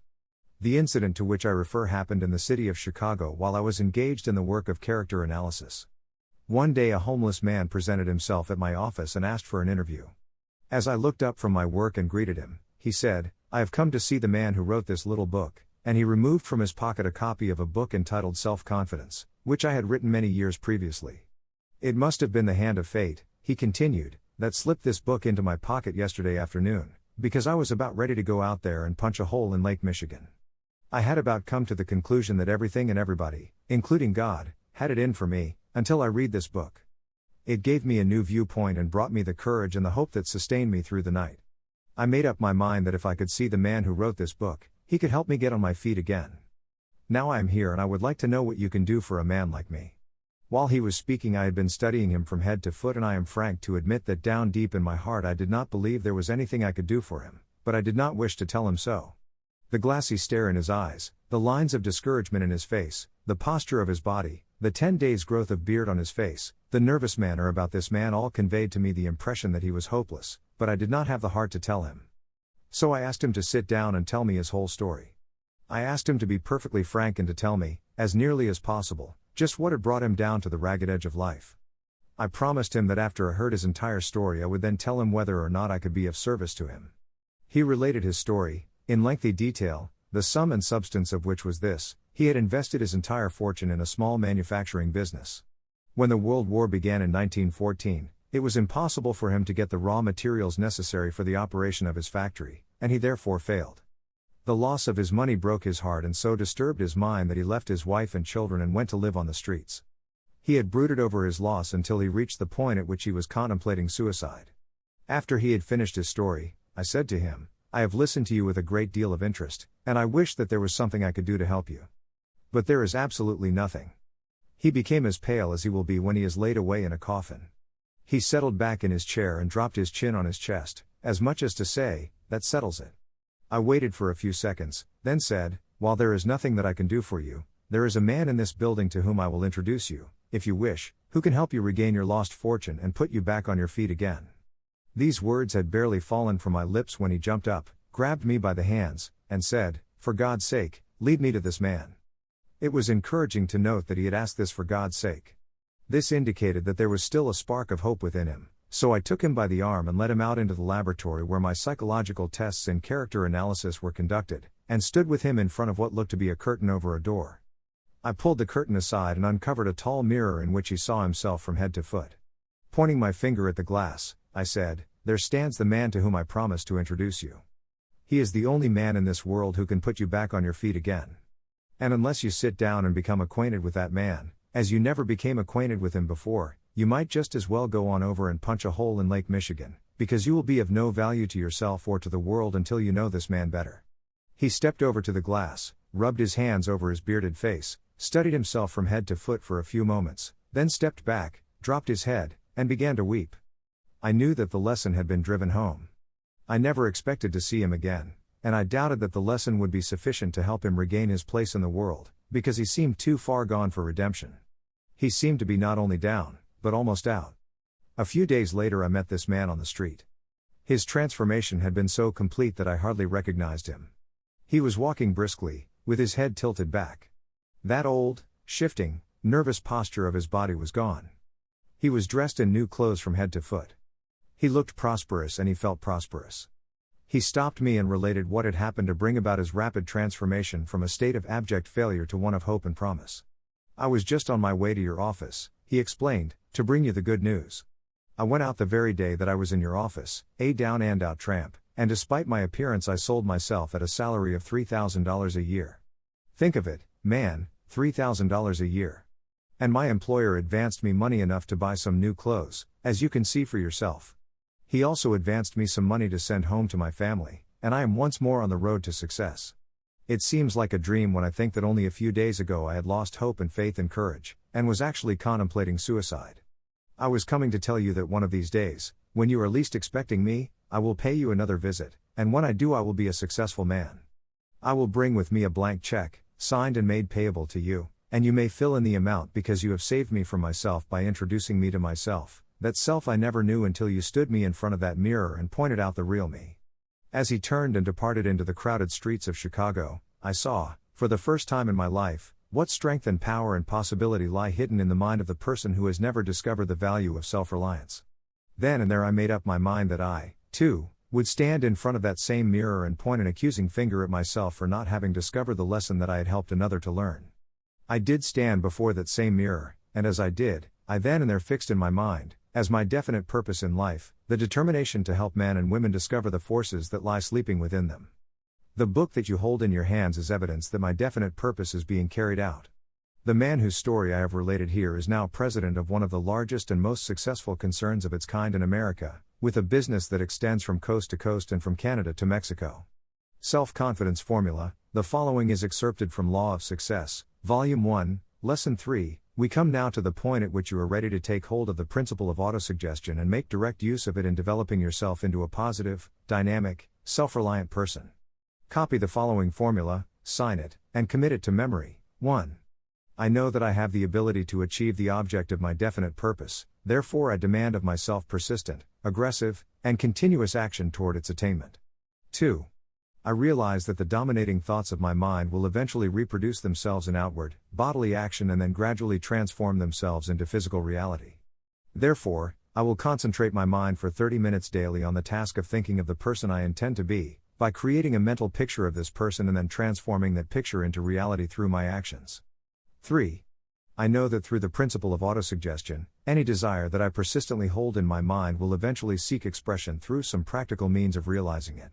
Therefore, I shall devote 10 minutes daily to demanding of myself the development of the factors named in the 17 lessons of the Law of Success course. 4. I have clearly mapped out, and written down, a description of my definite purpose in life for the next 5 years. I have set a price on my services for each of these 5 years, a price that I intend to earn and receive through strict application of the principle of efficient, satisfactory service, which I will render in advance. 5. I fully realize that no wealth or position can long endure unless it is built upon truth and justice. Therefore, I will engage in no transaction that does not benefit all whom it affects. I will succeed by attracting to me the forces I wish to use and the cooperation of other people. I will induce others to serve me because I will first serve them. I will eliminate hatred, envy, jealousy, selfishness, and cynicism by developing love for all humanity, because I know that a negative attitude toward others can never bring me success. I will cause others to believe in me because I will believe in them and in myself. 6. I will sign my name to this formula, commit it to memory, and repeat it aloud once a day with full faith that it will gradually influence my entire life so that I will become a successful and happy worker in my chosen field of endeavor. Signed, Editor's note: the following is taken from a live recording of Napoleon Hill addressing the assembled members of Napoleon Hill Associates. Because it is adapted from a direct transcription of the audio track, this story presents a wonderfully candid example of Napoleon Hill confirming, in his own words, how he used autosuggestion to set a definite chief aim and to build his self-confidence. One morning in my New York headquarters, I received a telephone call from the president of the Newark Laundry Company. He asked me to come and talk with him about training his salesmen. Until then, I had never known that a laundry employed salesmen. Later, I learned that all his drivers operated independently and that they had to procure their own accounts and hold them. In order to do that, they had to know something about selling. It was a new field for me, and I made up my mind that I was going to get the account, come what may. I decided to condition my mind before I went to Newark so that it would be impossible for me to come back without the sale. I went into my office, closed the door, and asked the operator not to ring my phone until I came out. I sat down at my desk, then put my elbows on the desk and my head in my hands, and began to condition my mind. I said, "Napoleon, you are going to see this laundryman and you are not coming back until you make a sale." I repeated that more than 100 times, until the psychological moment arrived when I knew that I was going to make the sale, when I got the feeling that I had made a sale. To whom? Why, to myself. Then I called in my sales manager, Jack Randall, and I said, "Jack, you've been hearing me talk about this business of conditioning the mind not to accept no. Well, I'm going to take you over to Newark to demonstrate just exactly how it's done. We're going over to see the president of the Newark Laundry, and we are not coming back until we make a sale." He said, "Now, just a minute. I have a family and I've got to come back." I said, "I have a family too, and I am coming back, but I'm not coming back until we make a sale." When we were introduced to the president, he said, "Gentlemen, come right in. It's a very warm day, and we'll go over to the athletic club for lunch in a nice air-conditioned room, and afterwards we will go into the library, sit down, and have no disturbance while we talk." Jack Randall looked over at me and winked, as if to say, "Boss, it's all in the bag." That's what he thought and that's what I thought too.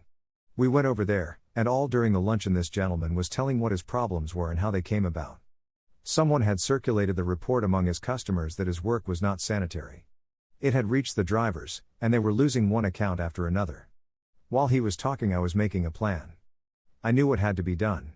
I told him what I thought was wrong, how it could be corrected, how long it would take, and how much it would cost. All the time that I was talking, he was smiling and nodding his head, and I could see from the expression on his face that he was buying every word I said. I was absolutely sure of myself. After I stopped and came up for air for a few minutes, the laundryman said, "Mr. Hill, I like your plan. I like it wonderfully well. I like you and I like your manager, but when I telephoned your office, I also telephoned 2 other gentlemen who were in the business of training salesmen and I made appointments with them too. The other 2 are coming here tomorrow. I've got to tell you that I think you've got it in the bag, but I've got to see the other 2 men first." I looked over at Jack, who was just getting up from his chair, and I gave him such a cold look that he sat back down. He knew from my look that I had made up my mind that we were going to make a sale, and we weren't going anywhere until we did. What would you have done if you had been in my place at that point? Well, what I did was ignore what the laundryman said, and go right into the second phase of my sales talk. I had 1 or 2 other sales talks up my sleeve, so to speak, that I hadn't used in my first presentation. A good salesman always has other approaches, but he doesn't spring them all at one time. I had been talking for about 4 to 5 minutes when I slowed down a bit again. The laundryman jumped in and said, "Now, Mr. Hill, I'm still with you, and I think you've got the job, but, Mr. Hill, if you were in my place and you had made an engagement with 2 other men, what would you do?" I said, "That's just exactly what I was waiting for you to ask. I'll tell you what I would do. I would telephone those other 2 gentlemen and tell them you have already employed Napoleon Hill, thank them for their consideration, and save them a trip over to your place." He replied, "By gosh, that's exactly what I'll do." Editor's note: and that is how Napoleon Hill used the autosuggestion techniques of visualization and positive affirmations to bolster his self-confidence and achieve his definite chief aim. Chapter 10 Initiative and Leadership. Editor's note: the following section is adapted from material in How to Sell Your Way Through Life combined with material from Law of Success, Volume 2, Lesson 5. The reason why initiative and leadership are associated terms in this book is that leadership is essential for the attainment of success, and initiative is the very foundation on which this necessary quality of leadership is built. Initiative is that exceedingly rare quality which impels a person to do what ought to be done without being told to do it. Initiative is as essential to success as a hub is essential to a wheel. One of the peculiarities of leadership is the fact that it is never found in those who have not acquired the habit of taking the initiative. Leadership is something that you must invite yourself into, it will never thrust itself upon you. If you are a successful leader, you are also an efficient salesperson. You have a pleasing personality, you are optimistic and enthusiastic, and you know how to transmit your enthusiasm and optimism to your followers. You get people to do things because they wish to do them for you. You are a self-starter, with self-confidence, who is not content to wait and see what happens. You are the one who takes the initiative and makes things happen. Initiative means doing things without being told to do them. It means selecting a definite aim, then developing the plan needed to achieve that aim.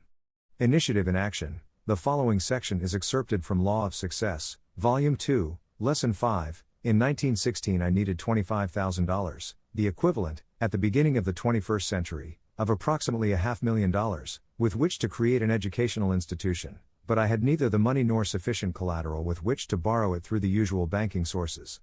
Did I bemoan my fate or think of what I might accomplish if some rich relative or good Samaritan would come to my rescue by loaning me the necessary capital? I did nothing of the sort. I did just what you will be advised, throughout this course, to do. First of all, I made the securing of this capital my definite chief aim. Second, I laid out a complete plan to transform this aim into reality. Backed by self-confidence and initiative, I proceeded to put my plan into action. But before the action stage of the plan had been reached, more than 6 weeks of study, effort, and thought were put into it. If a plan is to be sound, it must be built of carefully chosen material. I wanted this $25,000 in capital for the purpose of creating a school of advertising and salesmanship. 2 things were necessary for the organization of such a school. One was the $25,000, which I did not have, and the other was the proper course of instruction, which I did have. My problem was to ally myself with some group who needed what I had, and who would supply the $25,000. I needed to come up with a way to bring together several interested parties in such a way that each of these interests is greatly strengthened and each supports all the others, just as one link in a chain supports all the other links. After I had done my research and laid out my plan, I presented it to the owner of a well-known and reputable business college which just then was finding they were up against tough competition for student enrollment. My plan was presented in about these words: whereas, you have one of the most reputable business colleges in the city, and, whereas, you need some plan with which to meet the stiff competition in your field, and, whereas, your good reputation has provided you with all the credit you need, and, whereas, I have the plan that will help you meet this competition successfully, let us work together through a plan that will give you what you need and at the same time supply me with something that I need. Then I proceeded to unfold my plan further. In these words, I have written a very practical course on advertising and salesmanship. Having built this course out of my actual experience in training and directing salespeople, and my experience in planning and directing many successful advertising campaigns, I now have behind it plenty of evidence of its soundness. If you will use your credit in helping market this course, I will place it in your business college as one of the regular departments of your curriculum and take entire charge of this newly created department. No other business college in the city will be able to meet your competition, because no other college has a course such as this. The advertising that you do in marketing this course will also serve to create the demand for your regular business course. You may charge to my department the entire amount that you spend for this advertising, leaving for you the accumulative advantage that will accrue to your other departments without cost to you. Now, I suppose you will want to know where I will profit by this transaction, and I will tell you. I want you to enter into a contract with me in which it will be agreed that when the cash receipts from my department equal the amount you have paid out for advertising, my department and my course in advertising and salesmanship become my own, and I may have the privilege of separating this department from your school and running it under my own name. The plan was agreeable and the contract was closed. Please keep in mind that my definite purpose was to secure the use of $25,000 for which I had no security to offer. In a little less than a year, the business college had paid out slightly more than $25,000 for advertising and marketing my course. Meanwhile, my department had turned in tuition fees equaling the amount the college had spent, and I took the department over according to the terms of my contract. This newly created department not only served to attract students for the other departments of the college, but at the same time, the tuition fees collected through this new department were sufficient to place it on a self-sustaining basis before the end of the first year. So you can see that while the college did not loan me 1 penny of actual capital, it nevertheless supplied me with credit, which served exactly the same purpose. I said that my plan was founded on a plan that would benefit all parties concerned. The benefit accruing to me was the use of the $25,000, which resulted in an established, independent business by the end of the first year. The benefit accruing to the college was the new students secured for its regular commercial and business course as a result of the money spent in advertising my department. Today that business college is one of the most successful schools of its kind, and it stands as a monument of sound evidence with which to demonstrate the value of initiative and allied effort. The master salesperson is essentially a leader who gets people to cooperate in a spirit of harmony by planning in their minds adequate motives. The master salesperson reaches his or her followers and influences them through their emotions as well as their reason. All great leaders are masters of sales. And all master salespeople are great leaders. They understand the art of persuasion, they understand how to set up, in the minds of their followers, motives that will induce favorable, willing cooperation. Master salespeople can sell anything they choose to sell because they have sufficient initiative to create markets. Moreover, they can sell one commodity, idea, plan, form of service, or motive just as easily as any other. Great leaders and master salespeople use the same philosophy. They sell their followers or patrons whatever they choose to sell by establishing a relationship of confidence. Qualities of a leader. The following is adapted from How to Sell Your Way Through Life. In applying initiative and leadership, certain definite steps are essential. The following are the most important of these steps. 1. Know definitely what you want. 2. Build a practical plan or plans for the achievement of that which you want, making use of the counsel and advice of your mastermind group. 3. Surround yourself with an organization made up of people who have the knowledge and experience essential for carrying out your definite aim. 4. Have sufficient faith in yourself and your plans to envision your goal as a finished reality, even before you begin to carry out your plans. 5. Do not become discouraged, no matter with what obstacles you may meet. If one plan fails to work, substitute other plans until you have found the one that will work. 6. Do no guessing. Get the facts as the basis for all of your plans. 7. Do not be influenced by others to abandon your plans or your aim. 8. Have no set hours of labor. The leader must devote whatever hours are necessary for success. 9. Concentrate upon one thing at a time. You cannot dissipate thought and energy and still be efficient. 10. Whenever possible, delegate to others the responsibility of details, but have a system for checking your subordinates to see that these details are accurately attended to. Hold yourself accountable at all times for carrying out all of your plans, bearing in mind that if subordinates fail, it is you yourself who has failed. Strong leaders make prompt decisions. The first step essential to the development of initiative and leadership is that of forming the habit of prompt and firm decision. The leader who hesitates between vague notions of what he or she wants to do or should do, generally ends by doing nothing. If you are a leader who changes your mind often, you will soon lose the confidence of those you are leading. A natural tendency of human nature is a willingness to follow the person with great self-confidence. If you are not sure of yourself, how can you expect others to be sure of you? No one will want to follow you if you are not sure of yourself. There are circumstances, of course, which call for slow deliberation and examination of facts before an intelligent decision can be reached. However, after all the available facts have been gathered and organized, there is no excuse for delaying decision, and the person who practices the habit of delay cannot become an effective leader unless this shortcoming is mastered. How to eliminate procrastination. The following is adapted from How to Sell Your Way Through Life combined with material from Law of Success, Volume 2, Lesson 5. First, you must master the habit of procrastination and eliminate it from your makeup. This habit of putting off until tomorrow what you should have done last week or last year is gnawing at your very being, and you can accomplish nothing until you throw it off. You can eliminate the habit of procrastination through the use of the methods taught in the chapter Autosuggestion. Begin by copying the following formula and put it in a conspicuous place in your room where you will see it as you retire at night and as you arise in the morning. Having chosen insert your definite chief aim. As my life's work, I now understand it to be my duty to transform this aim into reality. Therefore, I will form the habit of taking some definite action each day that will carry me one step nearer the attainment of this chief aim. I know that procrastination is a deadly enemy of all who would become leaders in any undertaking, and I will eliminate this habit from my makeup by 1. Doing one definite thing each day, something that ought to be done, without anyone telling me to do it. 2. Looking around until I find at least one thing that I can do each day, that I have not been in the habit of doing, and that will be of value to others, without expectation of pay. 3. Telling at least one other person, each day, of the value of practicing this habit of doing something that ought to be done without being told to do it. I know that the muscles of the body become stronger in proportion to the amount they are used. Therefore, I understand that the habit of initiative also becomes fixed in proportion to the extent that it is practiced. I realize the place to begin developing the habit of initiative is in the small, commonplace things connected with my daily work. Therefore, I will go at my work each day as if I were doing it solely for the purpose of developing this necessary habit of initiative. I understand that by practicing this habit of taking the initiative in connection with my daily work, I will be not only developing that habit, but I will also be attracting the attention of those who will place greater value on my services as a result of this practice. Signed. Leaders don't sweat the small stuff. The following resumes from How to Sell Your Way Through Life. If you are an efficient leader, you will never permit yourself to be loaded down with small details. One of the outstanding qualities of a leader is the ability to organize plans so that you are free at all times to place the weight of your personal effort wherever it is most needed. I have met and interviewed many of the most able industrial leaders of America. Not one of them ever seemed to be overworked, because in every case they knew when and how to delegate responsibility to others. The leader who boasts of personally inspecting all the details of his or her business is either not an able leader or it is a very small business.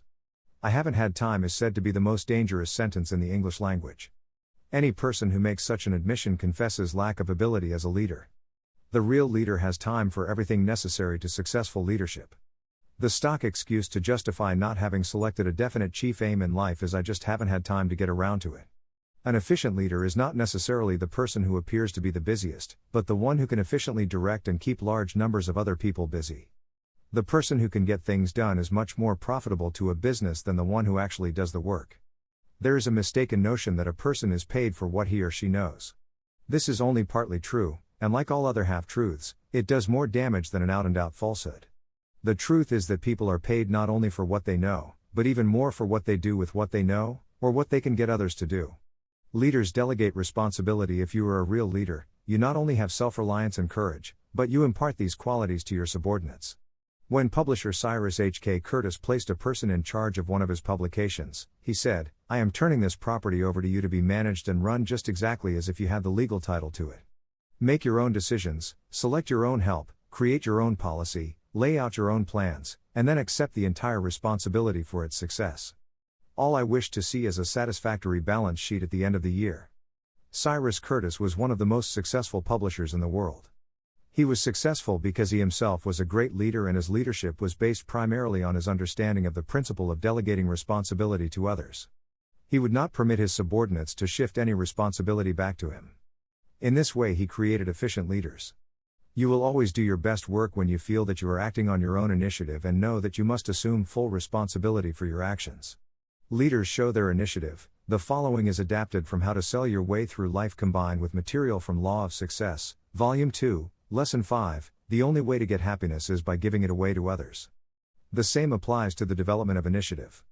It is a well-known fact that one learns best what they endeavor to teach others. In the field of salesmanship, it is also a well-known fact that no salesperson is successful in selling others until they have first done a good job of selling themselves. Any statement that a person repeats over and over again for the purpose of inducing others to believe it, that person will also come to believe. You can now see the advantage of making it your business to talk initiative, think initiative, eat initiative, sleep initiative, and practice initiative. By so doing, you become a person of initiative and leadership.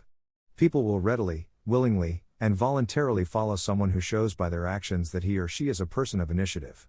You should make it your business to interest others who will listen to you, in the development of initiative.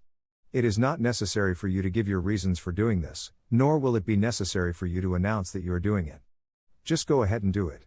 In your own mind you will understand, of course, that you are doing it because this practice will help you. Pick out any acquaintance whom you know to be a person who never does anything that he or she is not expected to do, and begin selling them your idea of initiative. Do not stop by merely discussing the subject once, keep it up every time you have a convenient opportunity. Approach the subject from a different angle each time. If you go about this in a tactful and forceful manner, you will soon observe a change in the person. And you will observe something else of more importance, you will observe a change in yourself. You cannot talk initiative to others without developing a desire to practice it yourself. Through the principle of autosuggestion, every statement that you make to others leaves its imprint on your own subconscious mind. If you help others develop the habit of initiative, you, in turn, develop this same habit yourself. Leaders motivate and inspire. The following is adapted from Law of Success, Volume 1, Lesson 1. I once helped conduct a school of salesmanship for Harrison Parker, founder of the Cooperative Society of Chicago. Shortly after I started, It became apparent that the average person who joined this school would reach the top of his or her selling power within about 1 week. After that, these new salespeople would begin to lose their motivation and confidence, and it was necessary to revitalize the individual's enthusiasm through a group sales meeting. Fading enthusiasm should be expected, and that is exactly why most successful sales organizations have regular sales meetings, conventions, and conferences. That is also why they actively encourage their salespeople to attend seminars, read books, and listen to programs by motivational authors and speakers. The brain of a human being may be compared to an electric battery in that it will become exhausted or run down. The human brain, when in this depleted condition, must be recharged, and the manner in which this is done is through contact with a more vital mind or minds. The weekly sales meetings I conducted for Harrison Parker were patterned after the religious revival meetings that were popular at the time. I used much the same sort of stage equipment, including music and high-powered motivational speakers who knew how to hit the right emotional buttons that would literally bring the salespeople to their feet. Whether it comes under the banner of religion, psychology, mind chemistry, or anything you please, they are all based on the same principle. By using the revival meeting techniques, I was able to motivate a group of 3,000 men and women, all of whom were without former sales experience, so that they sold more than $10 million worth of securities and earned more than $1 million for themselves. Every sales manager who is a successful leader understands the necessity of creating an esprit de corps, a spirit of common understanding and cooperation, among all the members of a sales team. That is, the salespeople as a group become so motivated and focused on a common desire, cause, or goal that the individual minds blend together and function as one. Every leader has a method of coordinating the minds of his or her followers. One might use force, another persuasion. One will play upon the fear of penalties while another plays upon rewards. The most successful leaders in business and industry are those who get people to join and work with them because they are convinced that it is to their advantage. If you really know how to lead, you don't rely upon your authority or power over others, nor do you try to instill fear in their hearts. You use persuasion, not power. You rely upon your ability to sell your followers by presenting the advantages to them. Make yourself indispensable. The following is adapted from Material and Law of Success, Volume 2, Lesson 5. Regardless of what you are now doing, every day brings you a chance to render some service, outside of the course of your regular duties, that will be of value to others.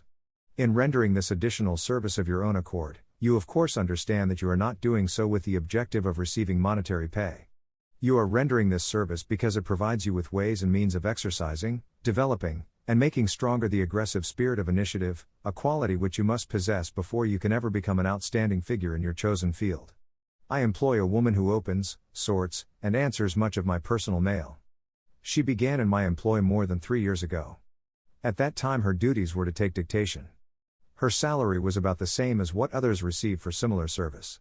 One day I dictated the following motto which I asked her to type for me: remember that your only limitation is the one that you set up in your own mind. As she handed the page back to me she said, your motto has given me an idea that is going to be of value to both you and me. I told her I was glad to have been of service to her. The incident made no particular impression on my mind, but from that day on I could see that it had made a tremendous impression on her mind. She began to come back to the office after supper and perform service that she was neither paid for nor expected to do. Without anyone telling her to do it, she would bring to my desk letters that she had answered for me. She had studied my style and these letters were written as well as I could have done it, in some instances even better. She kept up this habit until my personal secretary resigned. When I began to look for someone to take his place, what was more natural than to turn to this young woman? Before I had time to give her the position, she took it on her own initiative. My personal mail began to come to my desk with a new secretary's name attached, and she was that secretary. On her own time, after hours and without additional pay, she had prepared herself for the best position on my staff. But that is not all. She soon became so noticeably efficient that she began to attract the attention of others who offered her attractive positions. I have increased her salary many times and she now receives 4 times what she earned when she first went to work for me as a stenographer. And, to tell you the truth, I am helpless in the matter, because she has made herself so valuable to me that I cannot get along without her. That is initiative transformed into practical, understandable terms. I must also point out an advantage, other than a greatly increased salary, that this young lady's initiative has brought her. It has developed in her a spirit of cheerfulness that brings her happiness most stenographers never know. Her work is not work, it is a great interesting game at which she is playing. Even though she arrives at the office ahead of any of the other stenographers, and remains there long after they have watched the clock tick off 5 o'clock and quitting time, Her hours are shorter by far than are those of the other workers. Hours of labor do not drag on the hands of those who are happy at their work. Those who work for money alone, and who receive as their pay nothing but money, are always underpaid, no matter how much they receive. Money is of course necessary, but the big prizes of life cannot be measured in dollars and cents.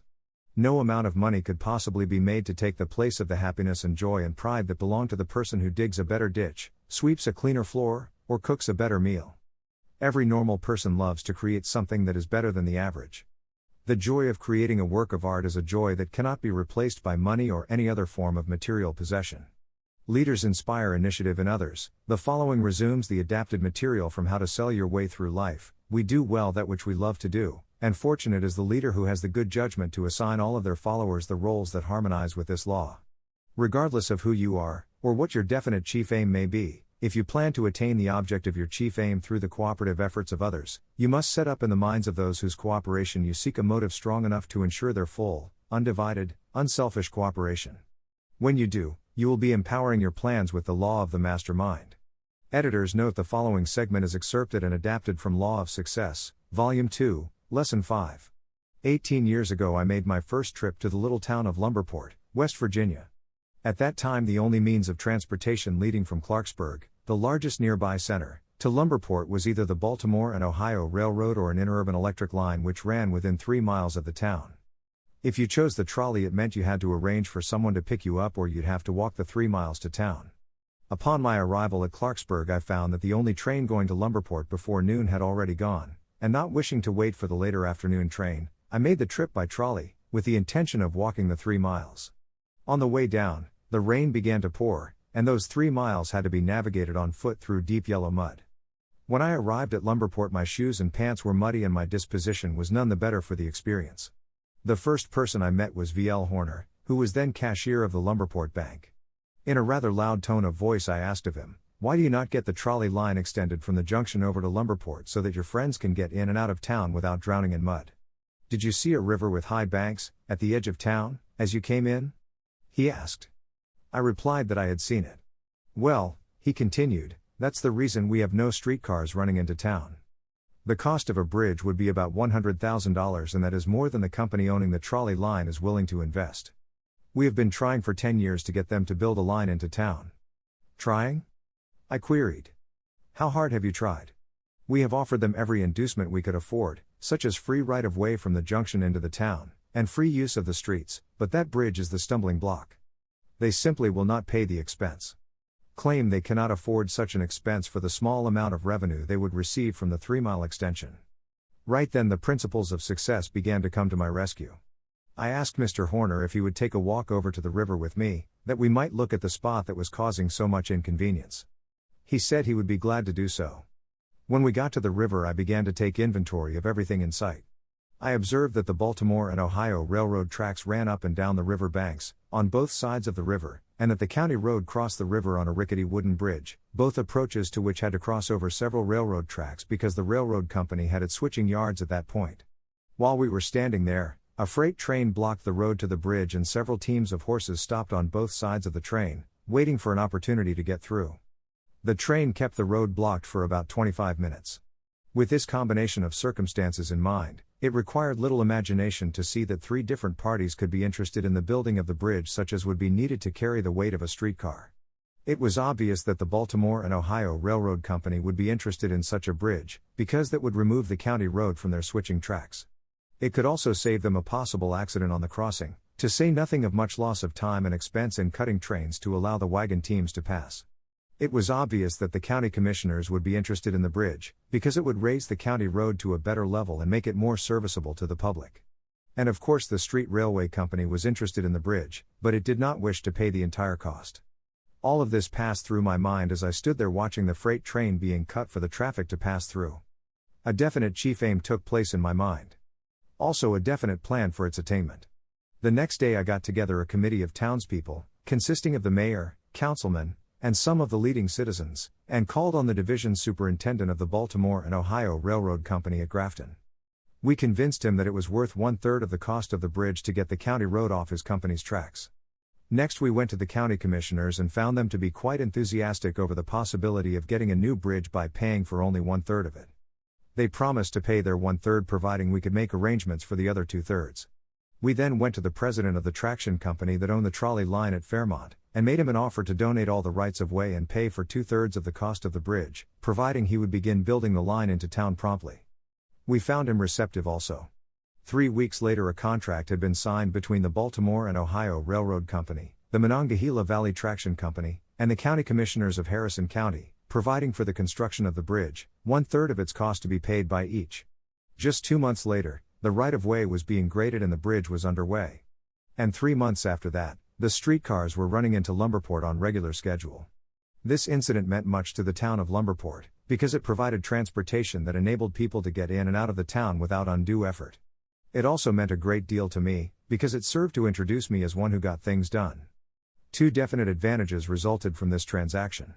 The chief counsel for the traction company gave me a position as his assistant, and later on it was the means of an introduction that led to my appointment as the advertising manager of the LaSalle Extension University.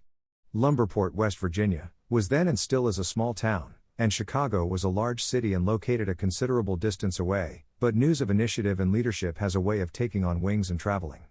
Although initiative and leadership were the 2 key elements of my success, there were actually 5 of the principles of success that combined in the transaction I have described here: a definite chief aim, self-confidence, imagination, initiative, and leadership.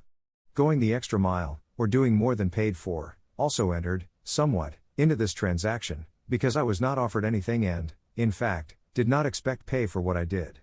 To be perfectly frank, I appointed myself to that job of getting the bridge built more as a sort of challenge to those who had said it could not be done than I did with the expectation of getting paid for it. It would be helpful here to take note of the part that imagination played in this transaction. For 10 years the townspeople of Lumberport had been trying to get a streetcar line built into town. It must not be concluded that the town was without any citizens of ability, because that would be inaccurate. In fact, there were many able people in the town, but they had been making the mistake of trying to solve their problem through one single source, whereas there were actually 3 sources of solution available to them. $100,000 was too much for one company to assume for the construction of a bridge, but when the cost was divided among 3 interested parties, the amount to be borne by each was more reasonable. The question might be asked, why did some of the local townspeople not think of this 3-way solution? In the first place, they were so close to the problem that they failed to see it from a perspective which would have suggested the solution. This is a common mistake and one that is always avoided by great leaders. In the second place, these townspeople had never before coordinated their efforts or worked as an organized group with the sole purpose in mind of finding a way to get a streetcar line built into town. This is another common error made by people in all walks of life, that of failure to work in unison, in a thorough spirit of cooperation. I, being an outsider, had less difficulty in getting cooperative action than one of their own group might have had. Too often there is a spirit of selfishness in small communities that prompts each individual to think that their ideas should prevail. It is an important part of the leader's responsibility to induce people to subordinate their own ideas and interests for the good of the project or goal. Success is nearly always a question of your ability to get others to subordinate their own individual interests and follow a leader. The person who has the initiative, personality, and the imagination to induce followers to accept his or her plans and carry them out faithfully is always an able leader. Leadership, initiative, and imagination are so closely allied and so essential for success that one cannot be gainfully applied without the other. Initiative is the moving force that pushes the leader ahead, but imagination is the guiding spirit that tells him or her which way to go. Imagination is what enabled me to analyze the Lumberport Bridge problem, break it up into its 3 component parts, and then assemble those parts into a practical working plan. Nearly every problem may be broken up into parts that are more easily managed, as parts, than they are when assembled as a whole. Perhaps one of the most important advantages of imagination is that it enables you to separate all problems into their component parts and to reassemble them into more favorable combinations. It has been said that all battles in warfare are won or lost not on the firing line but behind the lines, through the sound strategy, or the lack of it, used by the generals who plan the battles. This is equally true in business and in most other problems that confront us throughout life. We win or lose according to the nature of the plans we build and carry out. There is no escape from this truth. Organized effort is effort that is directed according to a plan that is conceived with the aid of imagination, guided by a definite chief aim, and given momentum with self-confidence and initiative. These principles of success blend into one and become a power in the hands of a leader. Without the blending of these principles, and the initiative to pull them together and make use of them, effective leadership is impossible. Chapter 11 Persistence. I would like to call your attention to a principle that I believe to be the factor, more than any other, which determines whether one succeeds or fails in any calling. The principle may be described as the faith and persistence to accept defeat as being nothing more than an experience from which something of value may be learned. Most people give up or let their ambition be killed when serious obstacles are met. It has been my privilege during my public career to know many men and women of great achievement. And all of them had met with opposition that necessitated struggle and persistence. Life is filled with obstacles that must be overcome. Only those who have the stamina and the willingness to fight can win. Everyone meets with opposition. Opposition should be accepted as a signal to put everything you have into its mastery.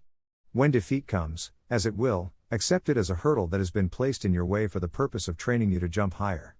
You will gain strength and skill from each hurdle that you surmount. Do not hate people because they oppose you. Thank them for forcing you to develop the strategy and imagination you will need to master their opposition. This is a beautiful world and life is stocked with an abundance of everything you need, including riches and happiness. Accept both the bitter and the sweet. Success without defeat would lead to boredom. Defeat without the counteracting effect of success would kill ambition. Be willing to accept your portion of each. Every failure will teach you a lesson that you need to learn if you will keep your eyes and ears open and be willing to be taught. Every adversity is usually a blessing in disguise. Without reverses and temporary defeat, you would never know just how good you are. 3 feet from gold. This section on persistence is excerpted from Think and Grow Rich, the 21st Century Edition. One of the most common causes of failure is the habit of quitting when you are overtaken by temporary defeat. Every person is guilty of this mistake at one time or another. During the gold rush days, an uncle of R.U. Darby was caught by gold fever and he went west to Colorado to dig and grow rich. He had never heard that more gold has been mined from the thoughts of men than has ever been taken from the earth. He staked a claim and went to work with pick and shovel. After weeks of labor, he was rewarded with the discovery of the shining ore. But he needed machinery to bring the ore to the surface. Quietly he covered up the mine and returned to his home in Williamsburg, Maryland. He told his relatives and a few neighbors about the strike. They got together the money for the machinery and then had it shipped. My friend R.U. Darby decided to join his uncle and they went back to work the mine. The first car of ore was mined and shipped to a smelter. The returns proved they had one of the richest mines in Colorado. A few more cars of ore would clear their debts. Then would come the big killing and profits. Down went the drills. Up went the hopes of Darby and uncle. Then something happened. The vein of gold ore disappeared. They had come to the end of the rainbow, and the pot of gold was no longer there. They drilled on, desperately trying to pick up the vein again, all to no avail. Finally, they decided to quit. They sold the machinery to a junkman for a few $100s and took the train back home. The junkman called in a mining engineer to look at the mine and do a little calculating. The engineer advised that the project had failed because the owners were not familiar with fault lines. His calculations showed that the vein would be found just 3 feet from where the Darbys had stopped drilling. And that is exactly where it was found. The junkman took millions of dollars in or from the mine because he knew enough to seek expert counsel before giving up. Long afterward, Mr. Darby recouped his loss many times over when he made the discovery that desire can be transmuted into gold. The discovery came after he went into the business of selling life insurance. Never forgetting that he lost a huge fortune because he stopped 3 feet from gold, Darby profited by the experience in his newly chosen field. He said to himself, I stopped 3 feet from gold, but I will never stop because men say no when I ask them to buy insurance. He became one of a small group who sell over $1 million in life insurance annually. He owed his stickability to the lesson he learned from his quitability in the gold mining business. Shortly after Mr. Darby received his degree from the University of Hard Knocks, he witnessed something that proved to him that no does not necessarily mean no. One afternoon he was helping his uncle grind wheat in an old-fashioned mill. The uncle operated a large farm on which a number of sharecropper farmers lived. Quietly the door opened and a small child, the daughter of a tenant, walked in and took her place near the door. The uncle looked up, saw the child, and barked at her roughly, "What do you want?" Meekly, the child replied, "My mom says to send her 50 cents. "I'll not do it," the uncle retorted. "Now you run on home." But she did not move. The uncle went ahead with his work, not noticing that she did not leave. When he looked up again and saw her still standing there, he said, "I told you to go on home. Now go, or I'll take a switch to you." She did not budge. The uncle dropped a sack of grain he was about to pour into the mill hopper, and started toward the child. Darby held his breath. He knew his uncle had a fierce temper. When the uncle reached the spot where the child was standing, She quickly came forward one step, looked up into his eyes, and screamed at the top of her voice, "My mom's gotta have that 50 cents. The uncle stopped, looked at her for a minute, put his hand in his pocket, took out $50, and gave it to her.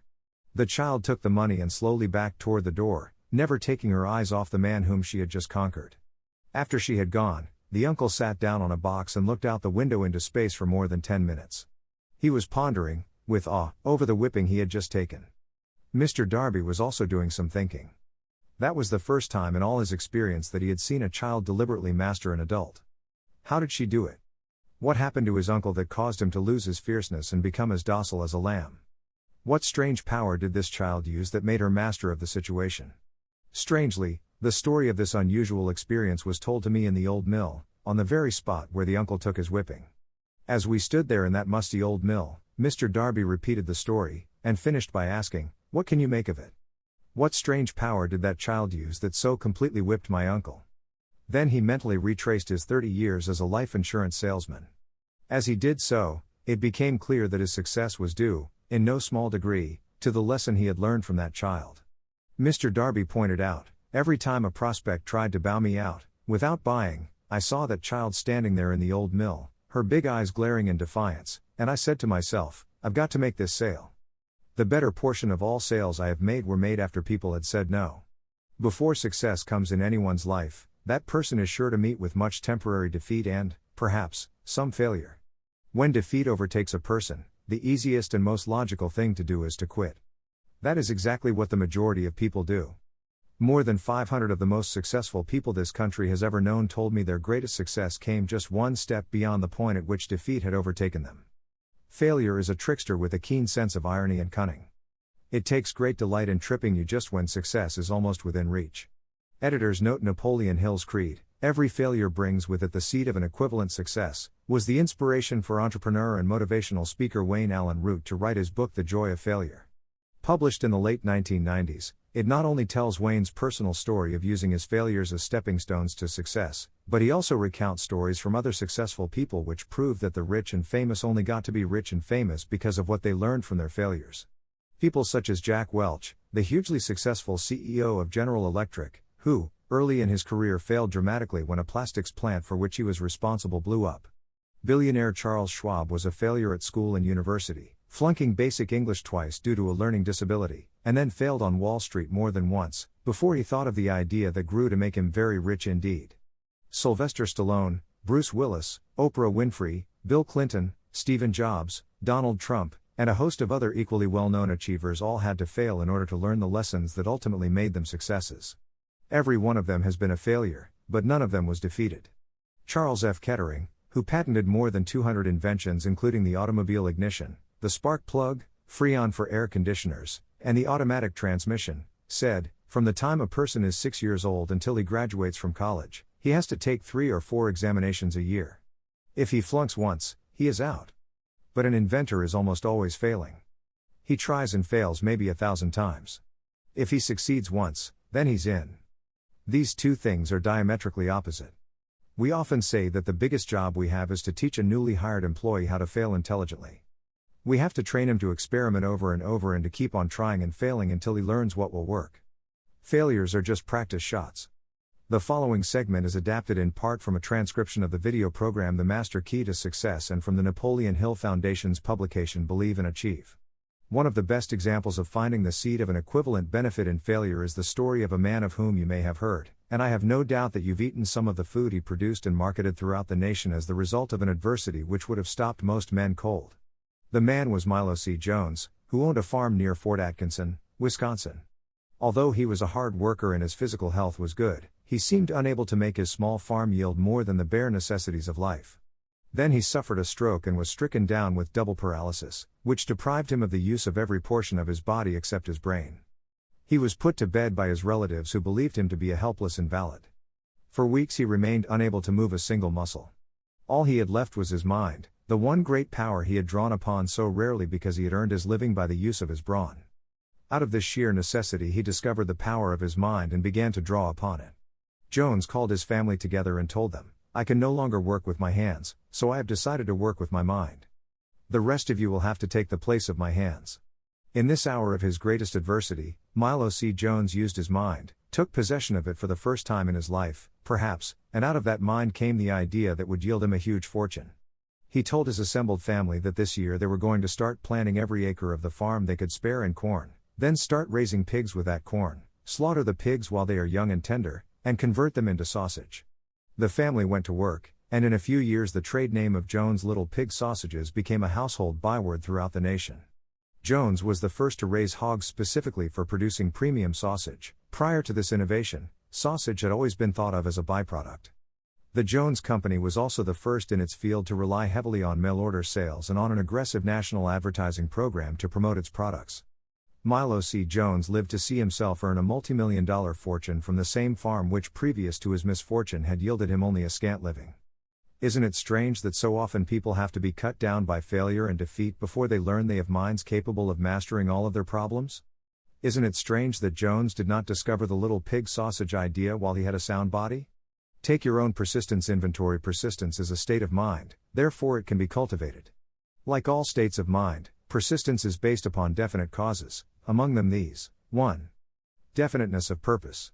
Knowing what you want is the first and most important step toward the development of persistence. A strong motive will force you to surmount difficulties. 2. Desire. It is comparatively easy to acquire and maintain persistence in pursuing the object of intense desire. 3. Self-reliance. Belief in your ability to carry out a plan encourages you to follow the plan through with persistence. Self-reliance can be developed through the principle described in the chapter on autosuggestion. 4. Definiteness of plans. Organized plans, even ones that may be weak or impractical, encourage persistence. 5. Accurate knowledge. Knowing that your plans are sound, based upon experience or observation, encourages persistence. Guessing instead of knowing destroys persistence. 6. Cooperation. Sympathy, understanding, and cooperation with others tend to develop persistence. 7. Willpower. The habit of concentrating your thoughts on making plans to attain your definite purpose leads to persistence. 8. Habit. Persistence is the direct result of habit. The mind absorbs and becomes a part of the daily experiences upon which it feeds. Fear, the worst of all enemies, can be overcome by forcing yourself to perform and repeat acts of courage. Take inventory of yourself and determine what you are lacking in this essential quality of persistence. Measure yourself, point by point, and see how many of the previous 8 factors of persistence you lack. This analysis may lead to discoveries that will give you a new understanding of yourself and what you need to get ahead. Bad habits to overcome. The following is a list of the real enemies that stand between you and achievement. These are not only the symptoms indicating weakness of persistence, but also the deeply seated subconscious causes of this weakness. Study the list carefully, and face yourself squarely if you really wish to know who you are and what you are capable of doing. These are the weaknesses that must be mastered by anyone who really wants to accumulate riches. 1. Failure to recognize and to define clearly exactly what you want. 2. Procrastination, with or without cause. Usually backed up with a long list of alibis and excuses. 3. Lack of interest in acquiring specialized knowledge. 4. Indecision, and the habit of passing the buck instead of facing issues squarely. Also backed by alibis and excuses. 5. The habit of relying upon excuses instead of making definite plans to solve your problems. 6. Self-satisfaction, for which there is little remedy and no hope for those who suffer from it. 7. Indifference, usually reflected in your readiness to compromise rather than meet opposition and fight it. 8. The habit of blaming others for your mistakes, and accepting circumstances as being unavoidable. 9. Weakness of desire because you neglected to choose motives that will push you to take action. 10. Willingness to quit at the first sign of defeat. Based upon one or more of the 6 basic fears. 11. Lack of organized plans you have written out so they can be analyzed. 12. The habit of neglecting to act on ideas, or to grasp opportunity when it presents itself. 13. Wishing instead of willing. 14. The habit of compromising with poverty instead of aiming at riches. A general lack of ambition to be, to do, or to own. 15.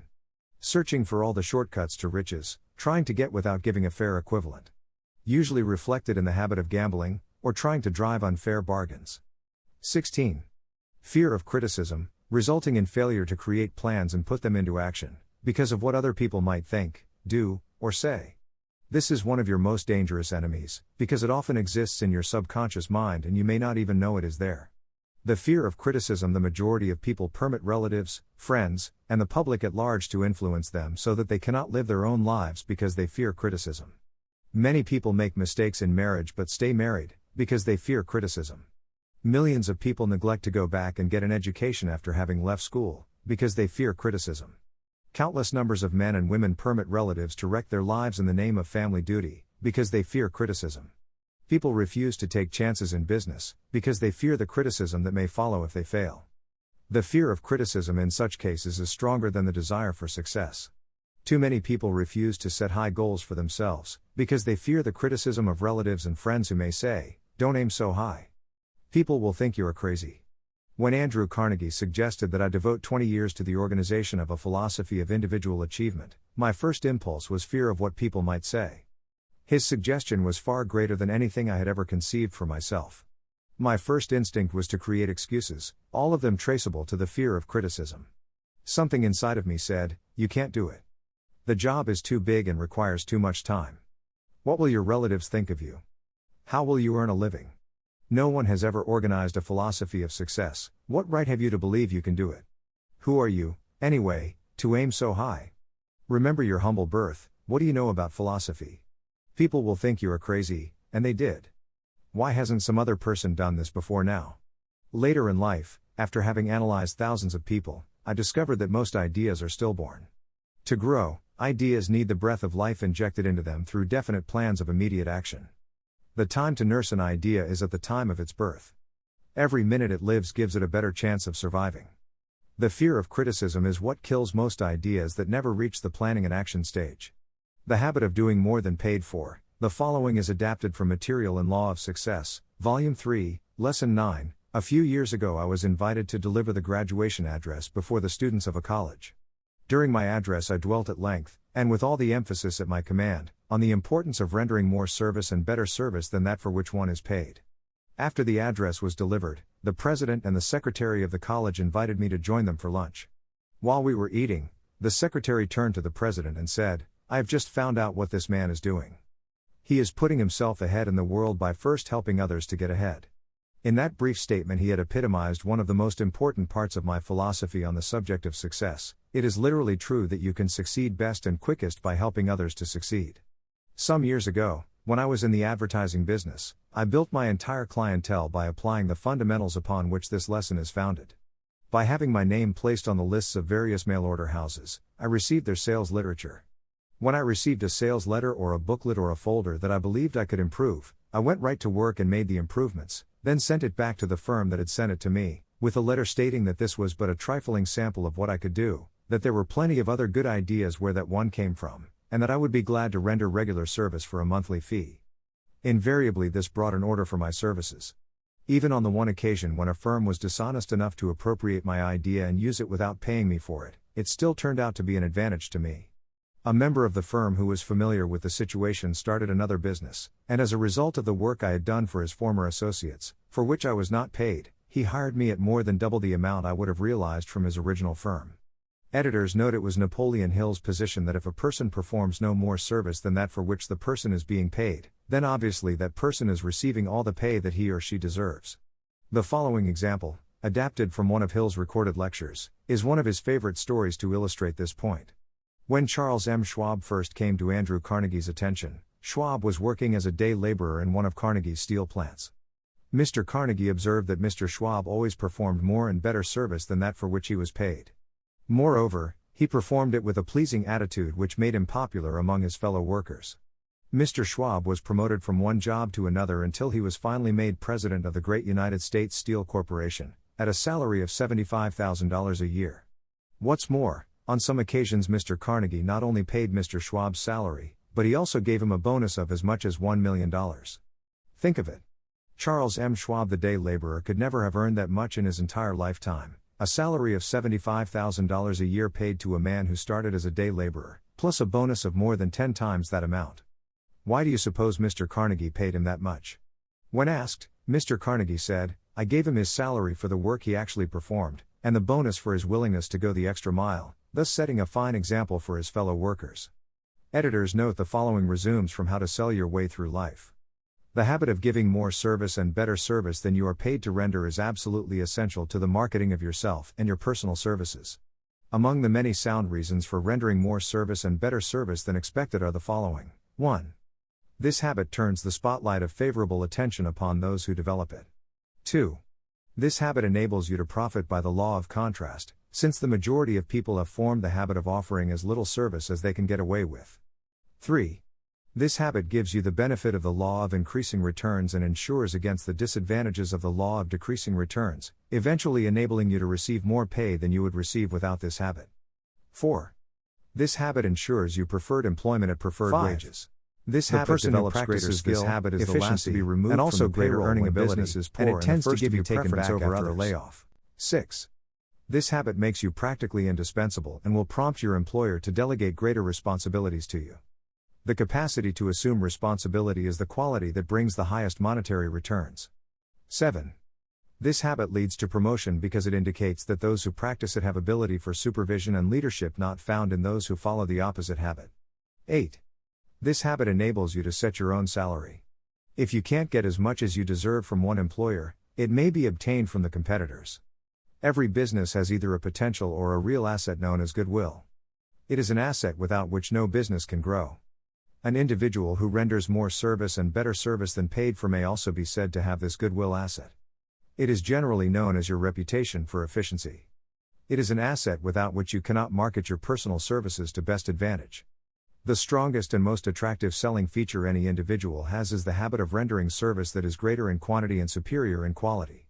The habit of rendering more service and better service works in behalf of an employer just as it does in behalf of an employee. Every individual who works for a salary naturally wants more money and a better position. Not every such individual, however, understands that better positions and greater pay come as the result of motive, and that the greatest of all motives with which these desirable benefits may be attracted is that of rendering more service and better service than one is paid to render. You are a merchant, and your ability is the product you sell. Use the same principles of sound judgment in marketing yourself that a successful merchant uses in marketing products. You know, of course, what happens if you are a merchant who shortchanges the customers. You lose their business. On the other hand, you also know what happens to the merchant who builds confidence by rendering service and delivering merchandise that meets the customer's expectations. Most people can cheat others occasionally without detection. But you can't cheat others without observation by your own conscience. Your conscience is the official recorder of your acts and thoughts, and it writes the record of every thought and deed into the fabric of your character. A clear conscience is an asset comparable to no other, especially when you are selling yourself. Master salesmanship, regardless of the wares you may be selling, is based upon absolute faith in the thing you are offering for sale. How can you believe in yourself if you know that you have cheated? Editor's note: the following is excerpted and adapted from Law of Success, Volume 3, Lesson 9. Ralph Waldo Emerson wrote in his essay Compensation, "The law of nature is, do the thing and you shall have the power, but they who do not the thing have not the power. Men suffer all their life long, under the foolish superstition that they can be cheated. But it is as impossible for a man to be cheated by anyone but himself, as for a thing to be, and not to be, at the same time." Editor's note: if you are interested in reading Ralph Waldo Emerson's Compensation online, you can find it at http://www.ru.org/work/essays1st_series_03_compensation.htm. We go through two important periods in life. One is that period during which we are gathering, classifying, and organizing knowledge, and the other is that period during which we are struggling for recognition. One of the most important reasons why we should always be not only ready but also willing to render service is that every time we do so, we gain an opportunity to prove to someone that we have ability. We go just one more step toward gaining the necessary recognition that we must all have. Instead of saying to the world, "Show me the color of your money and I will show you what I can do," reverse it and say, "Let me show you the color of my service so that I may take a look at the color of your money if you like my service." Here is a perfect example that involves a woman who was working as a stenographer at $15 a week. Judging by the salary, she must have been none too competent in that work. About 10 years later, this same woman was clearing a little over $100,000 on the lecture circuit. What bridged that mighty chasm between these two earning capacities? The habit of doing more than paid for. This woman became well known throughout the country as a prominent lecturer on the subject of applied psychology. Let me show you how she harnessed the law of increasing returns. First, she went into a city and delivered a series of 15 free lectures. Anyone could attend, at no charge. As she was delivering these lectures, she had the opportunity of selling herself to her audience, and at the end of the series she announced the formation of a class for which she charged $25 per student. That's all there was to her plan. While she was commanding a small fortune for a year's work, there were scores of much more proficient lecturers who were barely getting enough from their work to pay their expenses, simply because they had not yet familiarized themselves, as she had, with the fundamentals upon which this lesson is based. If this woman lecturer, who had no extraordinary qualifications, could harness the law of increasing returns and make it raise her from the position of stenographer at $15 a week to that of lecturer at over $100,000 a year, why can you not apply this same law so that it will give you advantages you do not have now? Editors note at a later time, Hill himself used the same principle, but he combined it with the leading technology of his day. Napoleon Hill took his lecture series and turned it into radio programs, and later television shows, that were broadcast by local stations in the cities where Hill was speaking or promoting his books. These were but a more sophisticated version of free lectures that enticed listeners and viewers to see him for themselves and perhaps buy his books. The Silva method, a success system developed by José Silva and based on concepts very similar to those espoused by Napoleon Hill, became popular using essentially that same principle. Beginning in the late 1960s, every weekend in newspapers in most major cities in North America, advertisements would appear offering a free introductory course provided by a local trainer certified in the Silva method. These free introductions convinced enough participants to become paying customers that the Silva method grew into one of the most successful self-help courses of all time. In the 1980s the principle evolved again, only this time the free lecture was called an infomercial. But in essence it was the same concept. It was a way for audiences to sample ideas and speakers. Once again the principle worked, and in the case of Anthony Robbins, for example, it launched a true phenomenon into the world of motivational speaking. The following continues from Law of Success, Volume 3, Lesson 9. Several years ago I was invited to deliver a lecture before the students of the Palmer School in Davenport, Iowa. My manager completed arrangements for me to accept the invitation under the regular terms in effect at that time, which were $100 for the lecture plus my travel expenses. When I arrived in Davenport I found a reception committee awaiting me at the depot, and that evening I was given one of the warmest welcomes I had ever received during my public career, up to that time. I met many delightful people from whom I gathered many valuable facts that were of benefit to me. Therefore, when I was asked to make out my expense account so the school could give me a check, I told them that I had received my pay, many times over, by what I had learned while I was there. I refused my fee and returned to my office in Chicago feeling well repaid for the trip. The following morning Dr. Palmer went before the 2,000 students of his school and announced what I had said about feeling repaid, and he added, "In the 20 years that I have been conducting this school I have had scores of speakers address the student body, but this is the first time I ever knew a man to refuse his fee because he felt that he had been repaid for his services in other ways. This man is the editor of a national magazine and I advise every one of you to subscribe to that magazine, because such a man as this must have much that each of you will need when you go into the field and offer your services." By the middle of that week I had received more than $6,000 for subscriptions. During the following 2 years these same 2,000 students and their friends sent in more than $50,000 for subscriptions. Tell me how or where I could have invested $100 as profitably as this. Editor's note: to close this section on doing more than paid for, or going the extra mile, we have chosen one of Napoleon Hill's favorite stories about a salesman. This anecdote seems almost too good to be true, but since Hill knew the Carnegie family personally, it is unlikely he would tell the story if it were not true. This version of the tale is from Law of Success, Volume 3, Lesson 9. One rainy afternoon an elderly lady walked into a Pittsburgh department store and wandered around in an aimless sort of way, very much in the manner that people who have no intention of buying often do. Most of the salespeople gave her the once-over and busied themselves by straightening the stock on their shelves so as to avoid being troubled by her. One of the young men saw her and made it his business to inquire politely if he might serve her. She informed him that she was only waiting for it to stop raining, that she did not wish to make any purchases. The young man assured her that she was welcome and, by engaging her in conversation, made her feel that he had meant what he said. When she was ready to go, he accompanied her to the street and raised her umbrella for her. She asked for his card and went on her way. The incident had been forgotten by the young man, when one day he was called into the office by the head of the firm and shown a letter from a lady who wanted a salesman to go to Scotland and take an order for the furnishings for a mansion. That lady was Andrew Carnegie's mother. She was also the same woman whom the young man had so courteously escorted to the street many months previously. In the letter, Mrs. Carnegie specified that this young man was the one whom she desired to be sent to take her order. The order amounted to an enormous sum, and this incident brought the young man an opportunity for advancement that he might never have had except for his courtesy to an elderly lady who did not look like a ready sale. Just as the great fundamental laws of life are wrapped up in the commonest sort of everyday experiences that most of us never notice, so are the real opportunities often hidden in the seemingly unimportant transactions of life. Chapter 12, Making the Sale. Editors note the following is from How to Sell Your Way Through Life. In the actual process of selling, the first step is to qualify the prospective buyer. That is, the salesperson must find out the following information that will be needed in presenting the sales plan to the best advantage. The salesperson will probably have to find ways to tactfully get this information from the prospective buyer as well as from other sources. Qualifying the prospective buyer. 1. How much money is the prospective buyer prepared to spend and how much should the buyer be asked to spend? 2. Are conditions, including the prospective buyer's state of mind, favorable for closing the sale? If not, when are they likely to be? 3.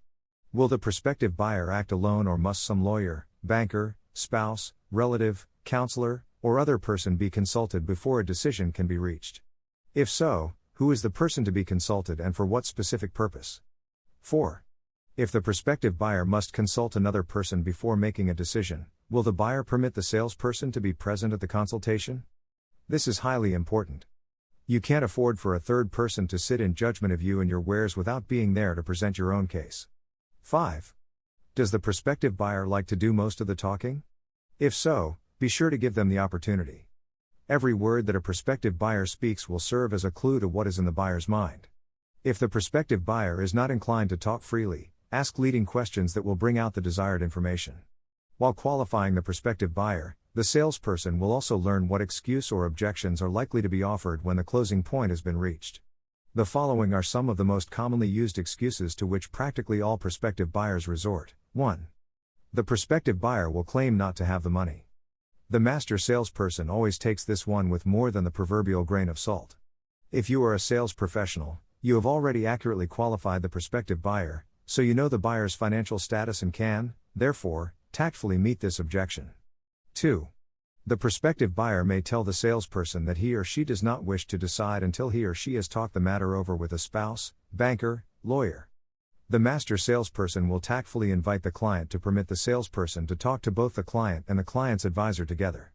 At this interview, the master salesperson will analyze the spouse or other confidant and ascertain whether he or she is a partner, the real boss, or a mere subterfuge. Needless to say, if the spouse is the boss, the salesperson will direct the sales efforts mainly to that person. 3. The prospective buyer may claim to need more time to think the matter over. The master salesperson knows about how much thinking the majority of people do.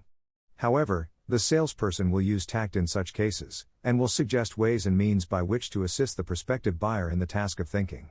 The master salesperson permits prospective buyers to believe they are doing their own thinking, but the sales professional takes care to see that they think with ideas and facts which the salesperson supplies. If you are a master salesperson, you never try to close a sale until you are absolutely sure that you have painted a picture in the prospective buyer's mind that has created a strong desire for your goods or services. The prospective buyer must be able to buy. This is a point on which no guessing should be done. It is the master salesperson's business to know, and if you do not know, you are not a master salesperson. Trying to sell a Cadillac to a person who has a Ford bank account is wasted effort. Accurate qualification prevents such waste. The first thing a master salesperson asks a prospective purchaser of life insurance is, how much insurance do you now carry and what sort of policies do you have now? Armed with this information, and knowing the prospective buyer's approximate financial status, the life insurance salesperson knows what policy to offer the client. Encourage your customer to talk freely when police officials are called in to solve a murder mystery. The thing they want to know is the motive. Unless the motive for the crime has been established, it is often difficult to apprehend the criminal, and then to convict him after he has been apprehended. Anyone is already beaten when an adversary gains possession of the motives by which that person is inspired to action. When police officials arrest a man who is suspected of having committed a crime, they immediately try to convince the suspect to talk. Every word uttered, as well as any refusal to talk on certain points, gives the investigators information from which they can make important deductions. Until the actual presentation of your sales plan, you should be like one of those police investigators. It is your business to get the facts, and the best method of getting them is to get your prospective buyer to talk. Some who call themselves salespeople spoil their chances of making sales by opening their mouths and closing their eyes and ears. Find out your prospective buyer's major motives and major weaknesses, and that buyer is as good as yours before you begin. The most successful salespeople manage their interviews so tactfully that the prospective buyers believe that they are managing it. When the sale has been closed, the buyer believes he or she has made a purchase rather than having been sold anything. Master salespeople prepare themselves by putting together a set of stock questions they can use to get the information they will need to accurately qualify potential buyers. Care and thought in preparing and asking these questions will enable you to get all the information needed to close a sale. Most people will answer any reasonable questions they are asked. By asking the prospect directly, you will be sure the information is reliable because the prospect will supply it. The salesperson who is too indifferent or too lazy to qualify their prospective buyers deserves to fail, and such salespeople usually do. Building buyer confidence. Master salespeople often make it a part of their technique to contact prospective buyers in advance of any sales call. Their first contact is simply to qualify the buyer in an unobtrusive manner. I have known many master salespeople who have entertained their prospective buyers for months while establishing confidence, meanwhile refraining from any attempt to make sales. One of the most successful life insurance salespeople in America specializes in the sale of insurance policies to men with whom he plays golf. He takes great care, however, never to refer to his profession, even briefly, on the golf course. Moreover, he never tries to talk insurance to his prospective buyers until after he has played golf with them at least 3 times. Even then he leads up to the subject through well-prepared, tactful questions which prompt his prospective buyers to ask him about insurance. He calls himself an insurance counselor. He tells prospective buyers that his business is to go over their insurance policies with them to see whether or not they have the best form of insurance, the right amount, and so forth. Naturally, he chooses prospective buyers who carry large amounts of insurance and who, therefore, have many policies already in force.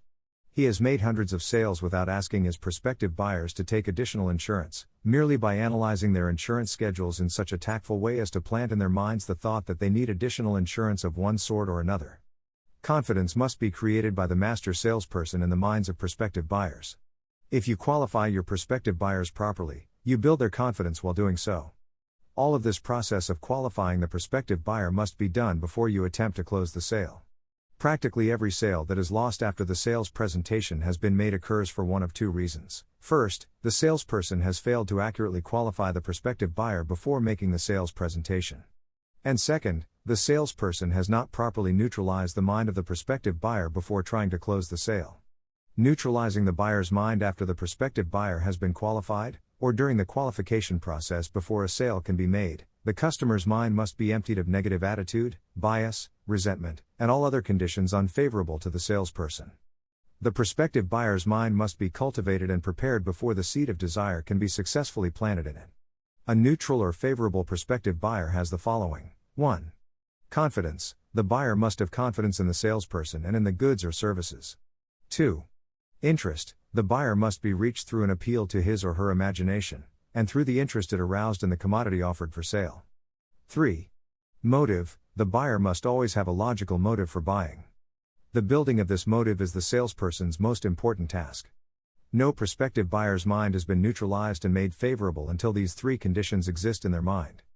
The salesperson's first duty is to create confidence in the mind of the prospective buyer. Nothing builds confidence more quickly than a genuine interest in the buyer's business problems.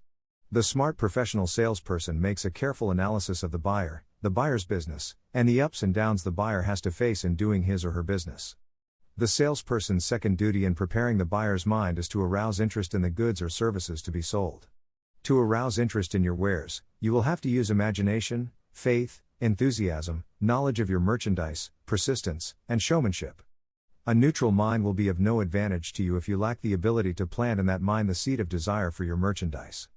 And that seed cannot be planted without interest on the part of the prospective buyer. The salesperson's third duty is to create an appropriate motive to induce the prospective buyer to purchase their wares. This means you have to have full and complete knowledge of the prospective buyer and the buyer's business. Failure to neutralize the mind of the prospective buyer is one of the 5 major weaknesses of unsuccessful salespeople. There is no fixed rule to be followed in neutralizing the minds of prospective buyers. Each individual case offers conditions peculiar unto itself, and each case must be handled on its own merits. Some of the methods which have been used to neutralize are as follows. 1. Social contacts through sports, fitness, or recreational clubs. It has been said that more business is done on the golf courses than is done in business offices. Certainly every master salesperson knows the value of networking and club contacts. 2. Religious affiliations. You may make acquaintances through your church, synagogue, or mosque. Connections made in these circumstances tend to establish confidence. 3. Business associations, fraternities, lodges, and union affiliations. In many lines of selling, it will be very helpful for the salesperson to establish contacts through organizations based on common background or interests, where people naturally let down the bars of formality. 4. Personal courtesies. Dinner engagements offer favorable opportunity to establish confidence, which in turn helps to neutralize the mind. 5. Personal service. Under some conditions, salespeople are in a position to render valuable service and to supply helpful information to those with whom they intend to do business subsequently. 6. Mutual interests and hobbies. Nearly everyone has a hobby or some form of interest outside of business. When discussing or pursuing a hobby or leisure interest, people are always inclined to step out from behind their usual defenses. Having neutralized the mind of the buyer, and having established confidence, the next step in making a sale is to crystallize that confidence into interest in your goods or services. Here you must build your entire sales presentation around a central motive that is appropriate and best suited to the business and financial status of your prospective buyer. Once you have established confidence, created interest, and also appealed to motive, you have reached the point at which the sale may be closed. The successful sale is like a 3-act play. Salesmanship involves principles similar to those on which a successful stage play, movie, or television drama is based.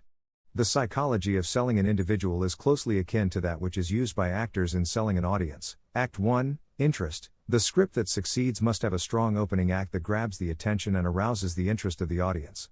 Interest must be created by neutralizing the mind of the prospective buyer and establishing confidence, and your approach must be strong enough to arouse interest in both the salesperson and in the goods or services.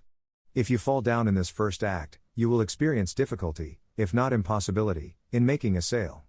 Act 2, Desire. Desire must be developed through the proper presentation of motive. Your sales presentation may be weak in the middle without killing the sale, providing the opening and the close are strong and impelling. The second act develops the plot, and the audience will be charitable, providing they like the first act well enough to believe there will be a strong climax. Act 3, Action, or the close, can be induced only by the proper presentation of the 2 preceding acts. This third act realizes the objective. It must be a knockout, regardless of the first 2 acts, or the play will be a flop. Needless to say, the director, salesperson, who successfully presents the 3-act drama of selling must possess and use imagination. The imagination is the workshop of the mind in which is fashioned every idea, plan, and mental picture with which the salesperson creates desire in the mind of the prospective buyer. Words alone will not sell. Words woven into combinations of thought that create desire will sell.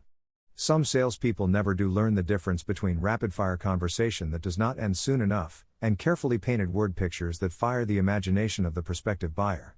The sole object of neutralizing the mind of prospective buyers is, of course, to establish confidence. Unless confidence has been built in the mind of the prospect, no sale can be made. The 10 factors on which confidence is built. By careful observation of thousands of salespeople, I discovered that 10 major factors enter into the development of confidence. They are: 1. Follow the habit of rendering more service and better service than you are paid to render. 2. Enter into no transaction that does not benefit everyone whom it affects. 3. Make no statement that you do not believe to be true, no matter what temporary advantages a falsehood might seem to offer. 4. Have a sincere desire in your heart to be of the greatest possible service to the largest number of people. 5. Cultivate a wholesome admiration for people, like them better than you like money. 6. Do your best to live your own philosophy of business. Actions speak louder than words. 7. Accept no favors, large or small, without giving favors in return. 8. Ask for nothing of any person unless you believe you have a right to what you ask for. 9. Enter into no arguments with any person over trivial or non-essential details. 10. Spread the sunshine of good cheer wherever and whenever you can.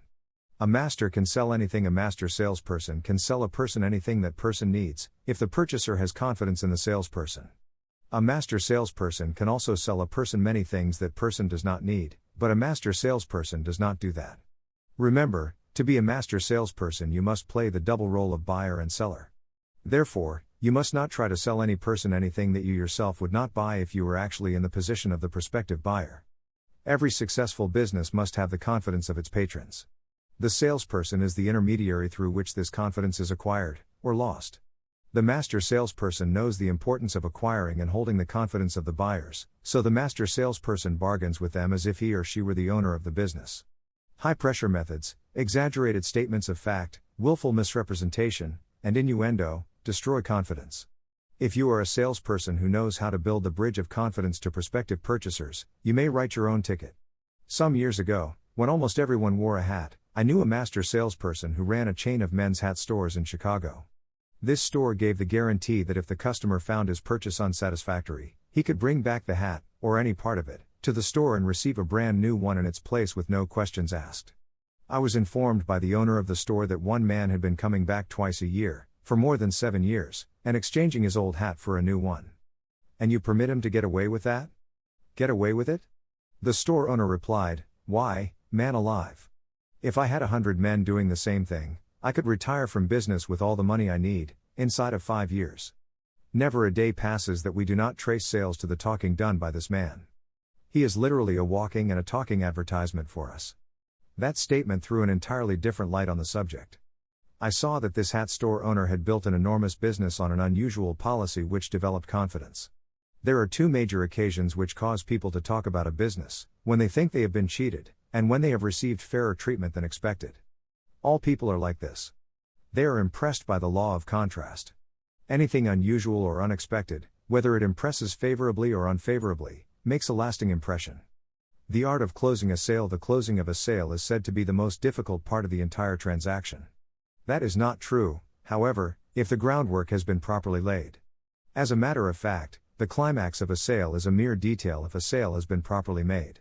In almost every instance when a sale is hard to close, the difficulty may be found in some part of the transaction that led up to the close. If you are a master salesperson, you have carefully prepared your way to the close, step by step, through proper attention to the following details. 1. You have taken care to neutralize the mind of your prospect to make it receptive to your sales presentation. 2. You have made the mind of your prospect favorable by establishing confidence. 3. You have qualified the prospect's mind accurately to make sure that you are dealing with a prospect and not a mere suspect. 4. Above all, you have planted in the prospect's mind the most logical motive for buying. 5. You have tested the prospect, during your sales presentation, and have made sure he or she followed your presentation with interest. You do this by closely watching the prospect's facial expression and paying attention to his or her statements indicating a desire for the object of the sale. 6. Last, but by no means least, you have made the sale in your own mind before trying to close it. You know this by the feel of your prospect's mind. You cannot become a master salesperson without developing the ability to tune in on the prospect's mind. This ability, more than anything else, is the distinguishing feature of a master salesperson. Having taken these steps satisfactorily, the salesperson is now ready to close the sale. There are thousands of salespeople who can arouse interest, which is the first step in the actual process of selling. And there are thousands who can create a desire for their goods or services, the second step. But at the third step they fall down because they lack the ability to close. Remember, if the advice in this book has been properly learned, the close comes easily and is nothing but a mere detail. Suggestions for closing a sale. The following suggestions will be helpful, even to the seasoned salesperson, in developing mastery in closing. 1. Do not permit your prospect to lead you away from your sales plan by arguing over non-essentials or extraneous subjects. If your prospect insists upon breaking in, and tries to direct the conversation to build up an excuse for not buying, let it happen until the buyer has exhausted the tactic. Then tactfully switch back to your own trend of thought the moment your buyer hesitates. Go right along and develop your own thoughts to the climax. This is absolutely essential.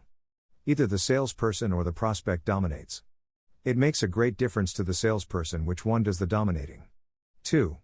Anticipate the negative questions and any objections that you feel exist in your prospect's mind. Beat the buyer to the punch. Ask and answer these questions yourself. But never bring up negative questions unless you are sure that your prospect has them in mind. In selling, it pays to let sleeping dogs lie. 3. Always assume that your prospect is going to buy, no matter what he or she says or does to indicate the contrary. Let the buyer know by your every word and every movement that you expect him or her to buy. If you weaken on this point, you are beaten at the outset because your buyer may be shrewd enough to observe that you are not sure of yourself. If your sales prospect suspects you are unsure, It will be used as an excuse to give you a negative answer when you try to close. The master salesperson never wavers for a moment. Be on the lookout for this sort of tactic and be prepared to negotiate successfully through opposition of this nature. 4. Assume the attitude that your buyer is right. The majority of mediocre salespeople make the mistake of trying to impress their prospect with their superior knowledge. This is usually poor salesmanship. Any suggestion that you make, by direct statement or by innuendo, that you are smarter than your buyer will antagonize the buyer, even though he or she may not show antagonism openly. Acting like a know-it-all has cost more than one salesperson the opportunity of making a sale. 5. When naming the amount of the purchase, set the figure high. It is better to come down if you find that necessary than it is to set the amount too low and then find yourself with no margin on which to trade when closing time comes. Even if the figure you name is out of the prospect's financial range, your assumption of his or her ability to buy at the larger amount will not offend your buyer.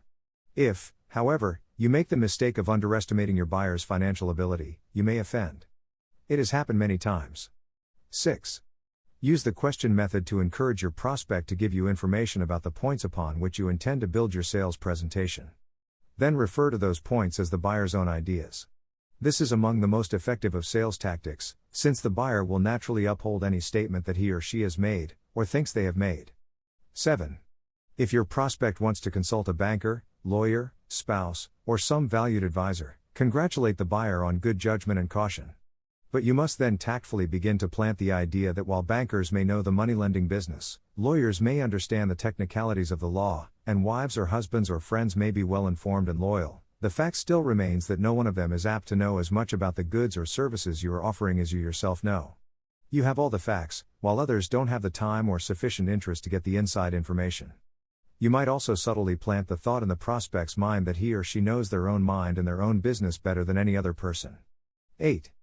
Avoid permitting your prospect to think the matter over unless there is a very logical reason for the delay. If the matter needs thinking over, help your buyer do the necessary thinking right then and there. Remember, an ounce of persistence at this point is worth a ton of cure afterward. The truth is that most sales that are lost could have been saved had the salesperson been persistent for a few minutes longer. The right moment to close. Much has been said about closing sales at the right psychological moment, but experience has proved that the majority of salespeople do not know what that psychological moment is. The psychological moment is the time when the salesperson feels that the prospect is ready to close. There is such a moment in every sale. One of the major differences between a master salesperson and a mediocre salesperson is the master salesperson's ability to sense what is in the prospect's mind, aside from what the buyer has expressed in actual words. When you sense the psychological moment for closing, name the amount involved in the purchase and proceed to close the transaction right then. A delay of a few minutes, or even a few seconds, may give the prospect a chance to change his or her mind. If you find, when you try to close your sale, that you have misjudged the psychological moment, go back over your sales presentation again, bringing in new closing arguments that you have saved for just such an emergency. You will also need to work up a collection of emergency arguments if you are to succeed to the category of master of sales. If you are a true master salesperson, you never show all of your cards unless you are forced to. Even then, you don't show all of them at once.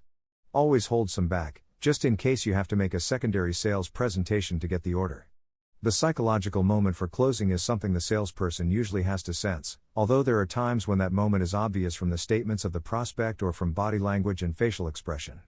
The salesperson whose mind is negative, or who is lacking in self-confidence, often misses the feel of the psychological moment for closing, because the salesperson mistakes their own state of mind for that of their prospect. On the other hand, this principle can also be made to work to your advantage. If a salesperson can transmit a negative thought to a prospective buyer, which everyone has seen happen, then a salesperson can also transmit a positive thought. And that is the real reason that you should always assume an attitude both in thought and manner that a sale will be consummated. If the prospective buyer senses your eagerness to close a sale hurriedly, it is generally fatal because eagerness to close is always accompanied by lack of confidence on the part of the salesperson. Your eagerness, and your lack of confidence, are transmitted by words, facial expression, and the general impression you give off. If the prospect gets the impression that the salesperson is eager to make a sale because that salesperson needs the money, the chances of making the sale are usually spoiled. The salesperson who has an air of prosperity in his or her personal appearance and tone of voice is usually a successful closer. The reason is obvious. A master salesperson seldom asks the prospect if they are ready to close. If you are a master at sales, at the right psychological moment you will simply make out the order, Conducting yourself as if the question of the sale were already settled. Asking the prospect if he or she is ready to close is the equivalent of expressing doubt that they are. But making out the order and handing it to the prospective buyer leaves no doubt about the salesperson's state of mind on the subject. The buyer usually reacts positively to such a suggestion, if the sales presentation has been properly made and the desire to buy has been planted in the prospect's mind. Remember that the first place for you to close a sale is in your own mind. The whole world stands aside and makes room for you if you know exactly what you want and you have made up your mind to have just that. The salesperson who shows the slightest sign of hesitancy or doubt when the closing time comes, may as well not ask for the order. I once trained a sales army of 3,000 men and women for a Chicago firm. Efficiency had to be the watchword, so before any salesperson was given a permanent job, they had to make a sale to at least one out of the first 5 prospective buyers called upon. On more than a few occasions, salespeople called on those 5 prospects as many as a dozen times before a sale was consummated. In the group of 3,000 salespeople, only 128 failed to qualify for permanent positions because they could not make a sale to the first 5 prospects. We taught these salespeople that no seldom need be taken seriously. To make sure that our salespeople learned confidence, we set up our own dummy offices. In cases where we felt sure that all a new salesperson needed was a little more confidence, we included the name of one of these dummy companies in the salesperson's first 5 contacts. The dummy company managers were instructed to give the salesperson a hard battle, but to let him or her win by making a sale. These sales went through, the commissions were paid on them, and the effect was astounding, especially in the cases of salespeople who had never tried to sell before. We usually had the salesperson call on the dummy buyer last, after the 4 legitimate prospects had been called on. We found that after making the sale to the dummy, the effect was so encouraging that very often we could then send the salesperson back over the list of the 4 prospects and most of them would be sold on the second try. It was obvious to me that the salesperson's state of mind has more to do with determining whether a sale is made than does the state of mind of the prospective buyer. See yourself as you really are. This final section and questionnaire is excerpted from the 21st Century Edition. Your business in life is to achieve success. All success begins in the form of thought impulses. You control your own mind, you have the power to feed it whatever thought impulses you choose. With this goes the responsibility of using your mind constructively. You are master of your own earthly destiny, just as surely as you have the power to control your own thoughts. You may influence, direct, and eventually control your own environment, making your life what you want it to be.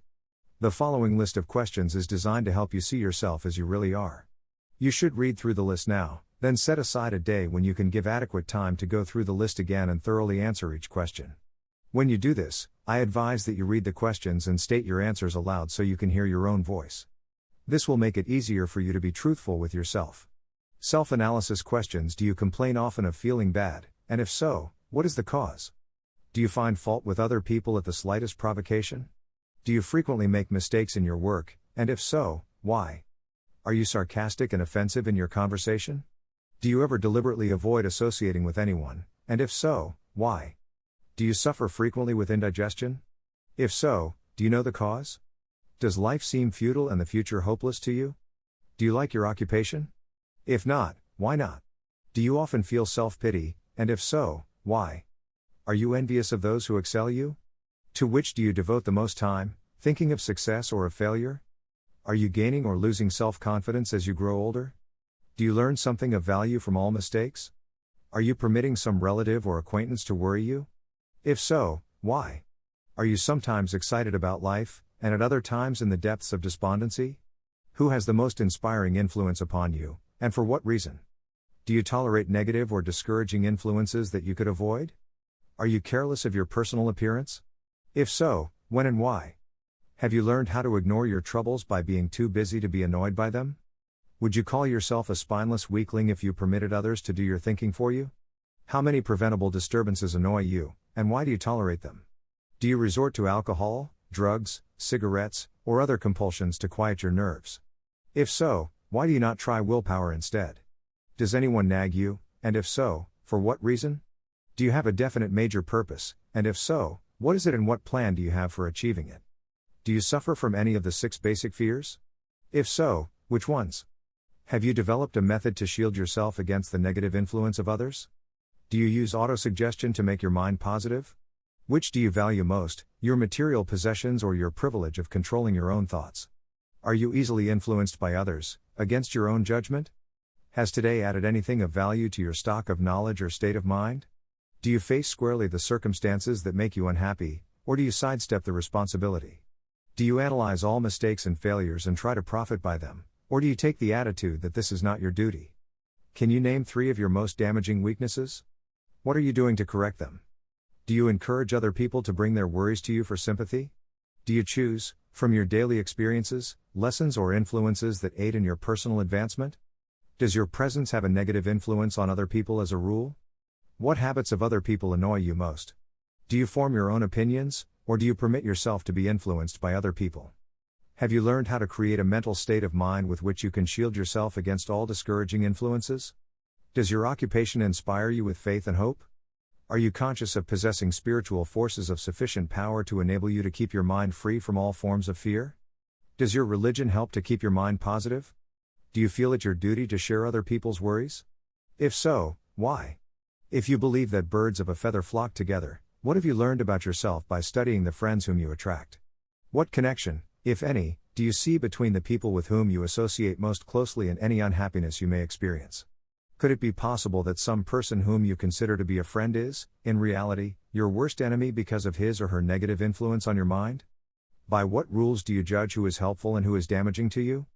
Are your intimate associates mentally superior or inferior to you?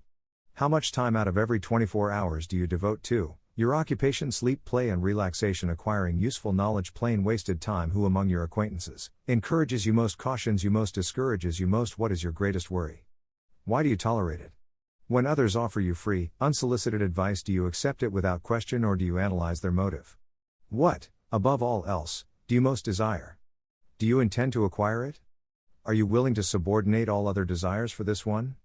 How much time daily do you devote to acquiring it? Do you change your mind often? If so, why? Do you usually finish everything you begin? Are you easily impressed by other people's business or professional titles, college degrees, or wealth? Are you easily influenced by what other people think or say about you? Do you cater to people because of their social or financial status?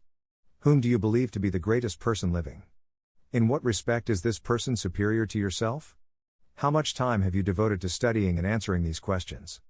At least one day is necessary for the analysis and the answering of the entire list. If you have answered all these questions truthfully, you know more about yourself than the majority of people. Study the questions carefully, come back to them once each week for several months, and be astounded at the amount of additional knowledge of great value to yourself you will have gained by the simple method of answering the questions truthfully. If you are not certain about the answers to some of the questions, seek the counsel of those who know you well, especially those who have no motive in flattering you, and see yourself through their eyes. The experience will be astonishing. The one thing over which you have absolute control over only one thing, and that is your thoughts. This ability to control your thoughts is the sole means by which you may control your own destiny. If you fail to control your own mind, you may be sure you will control nothing else. You were given your willpower for this purpose.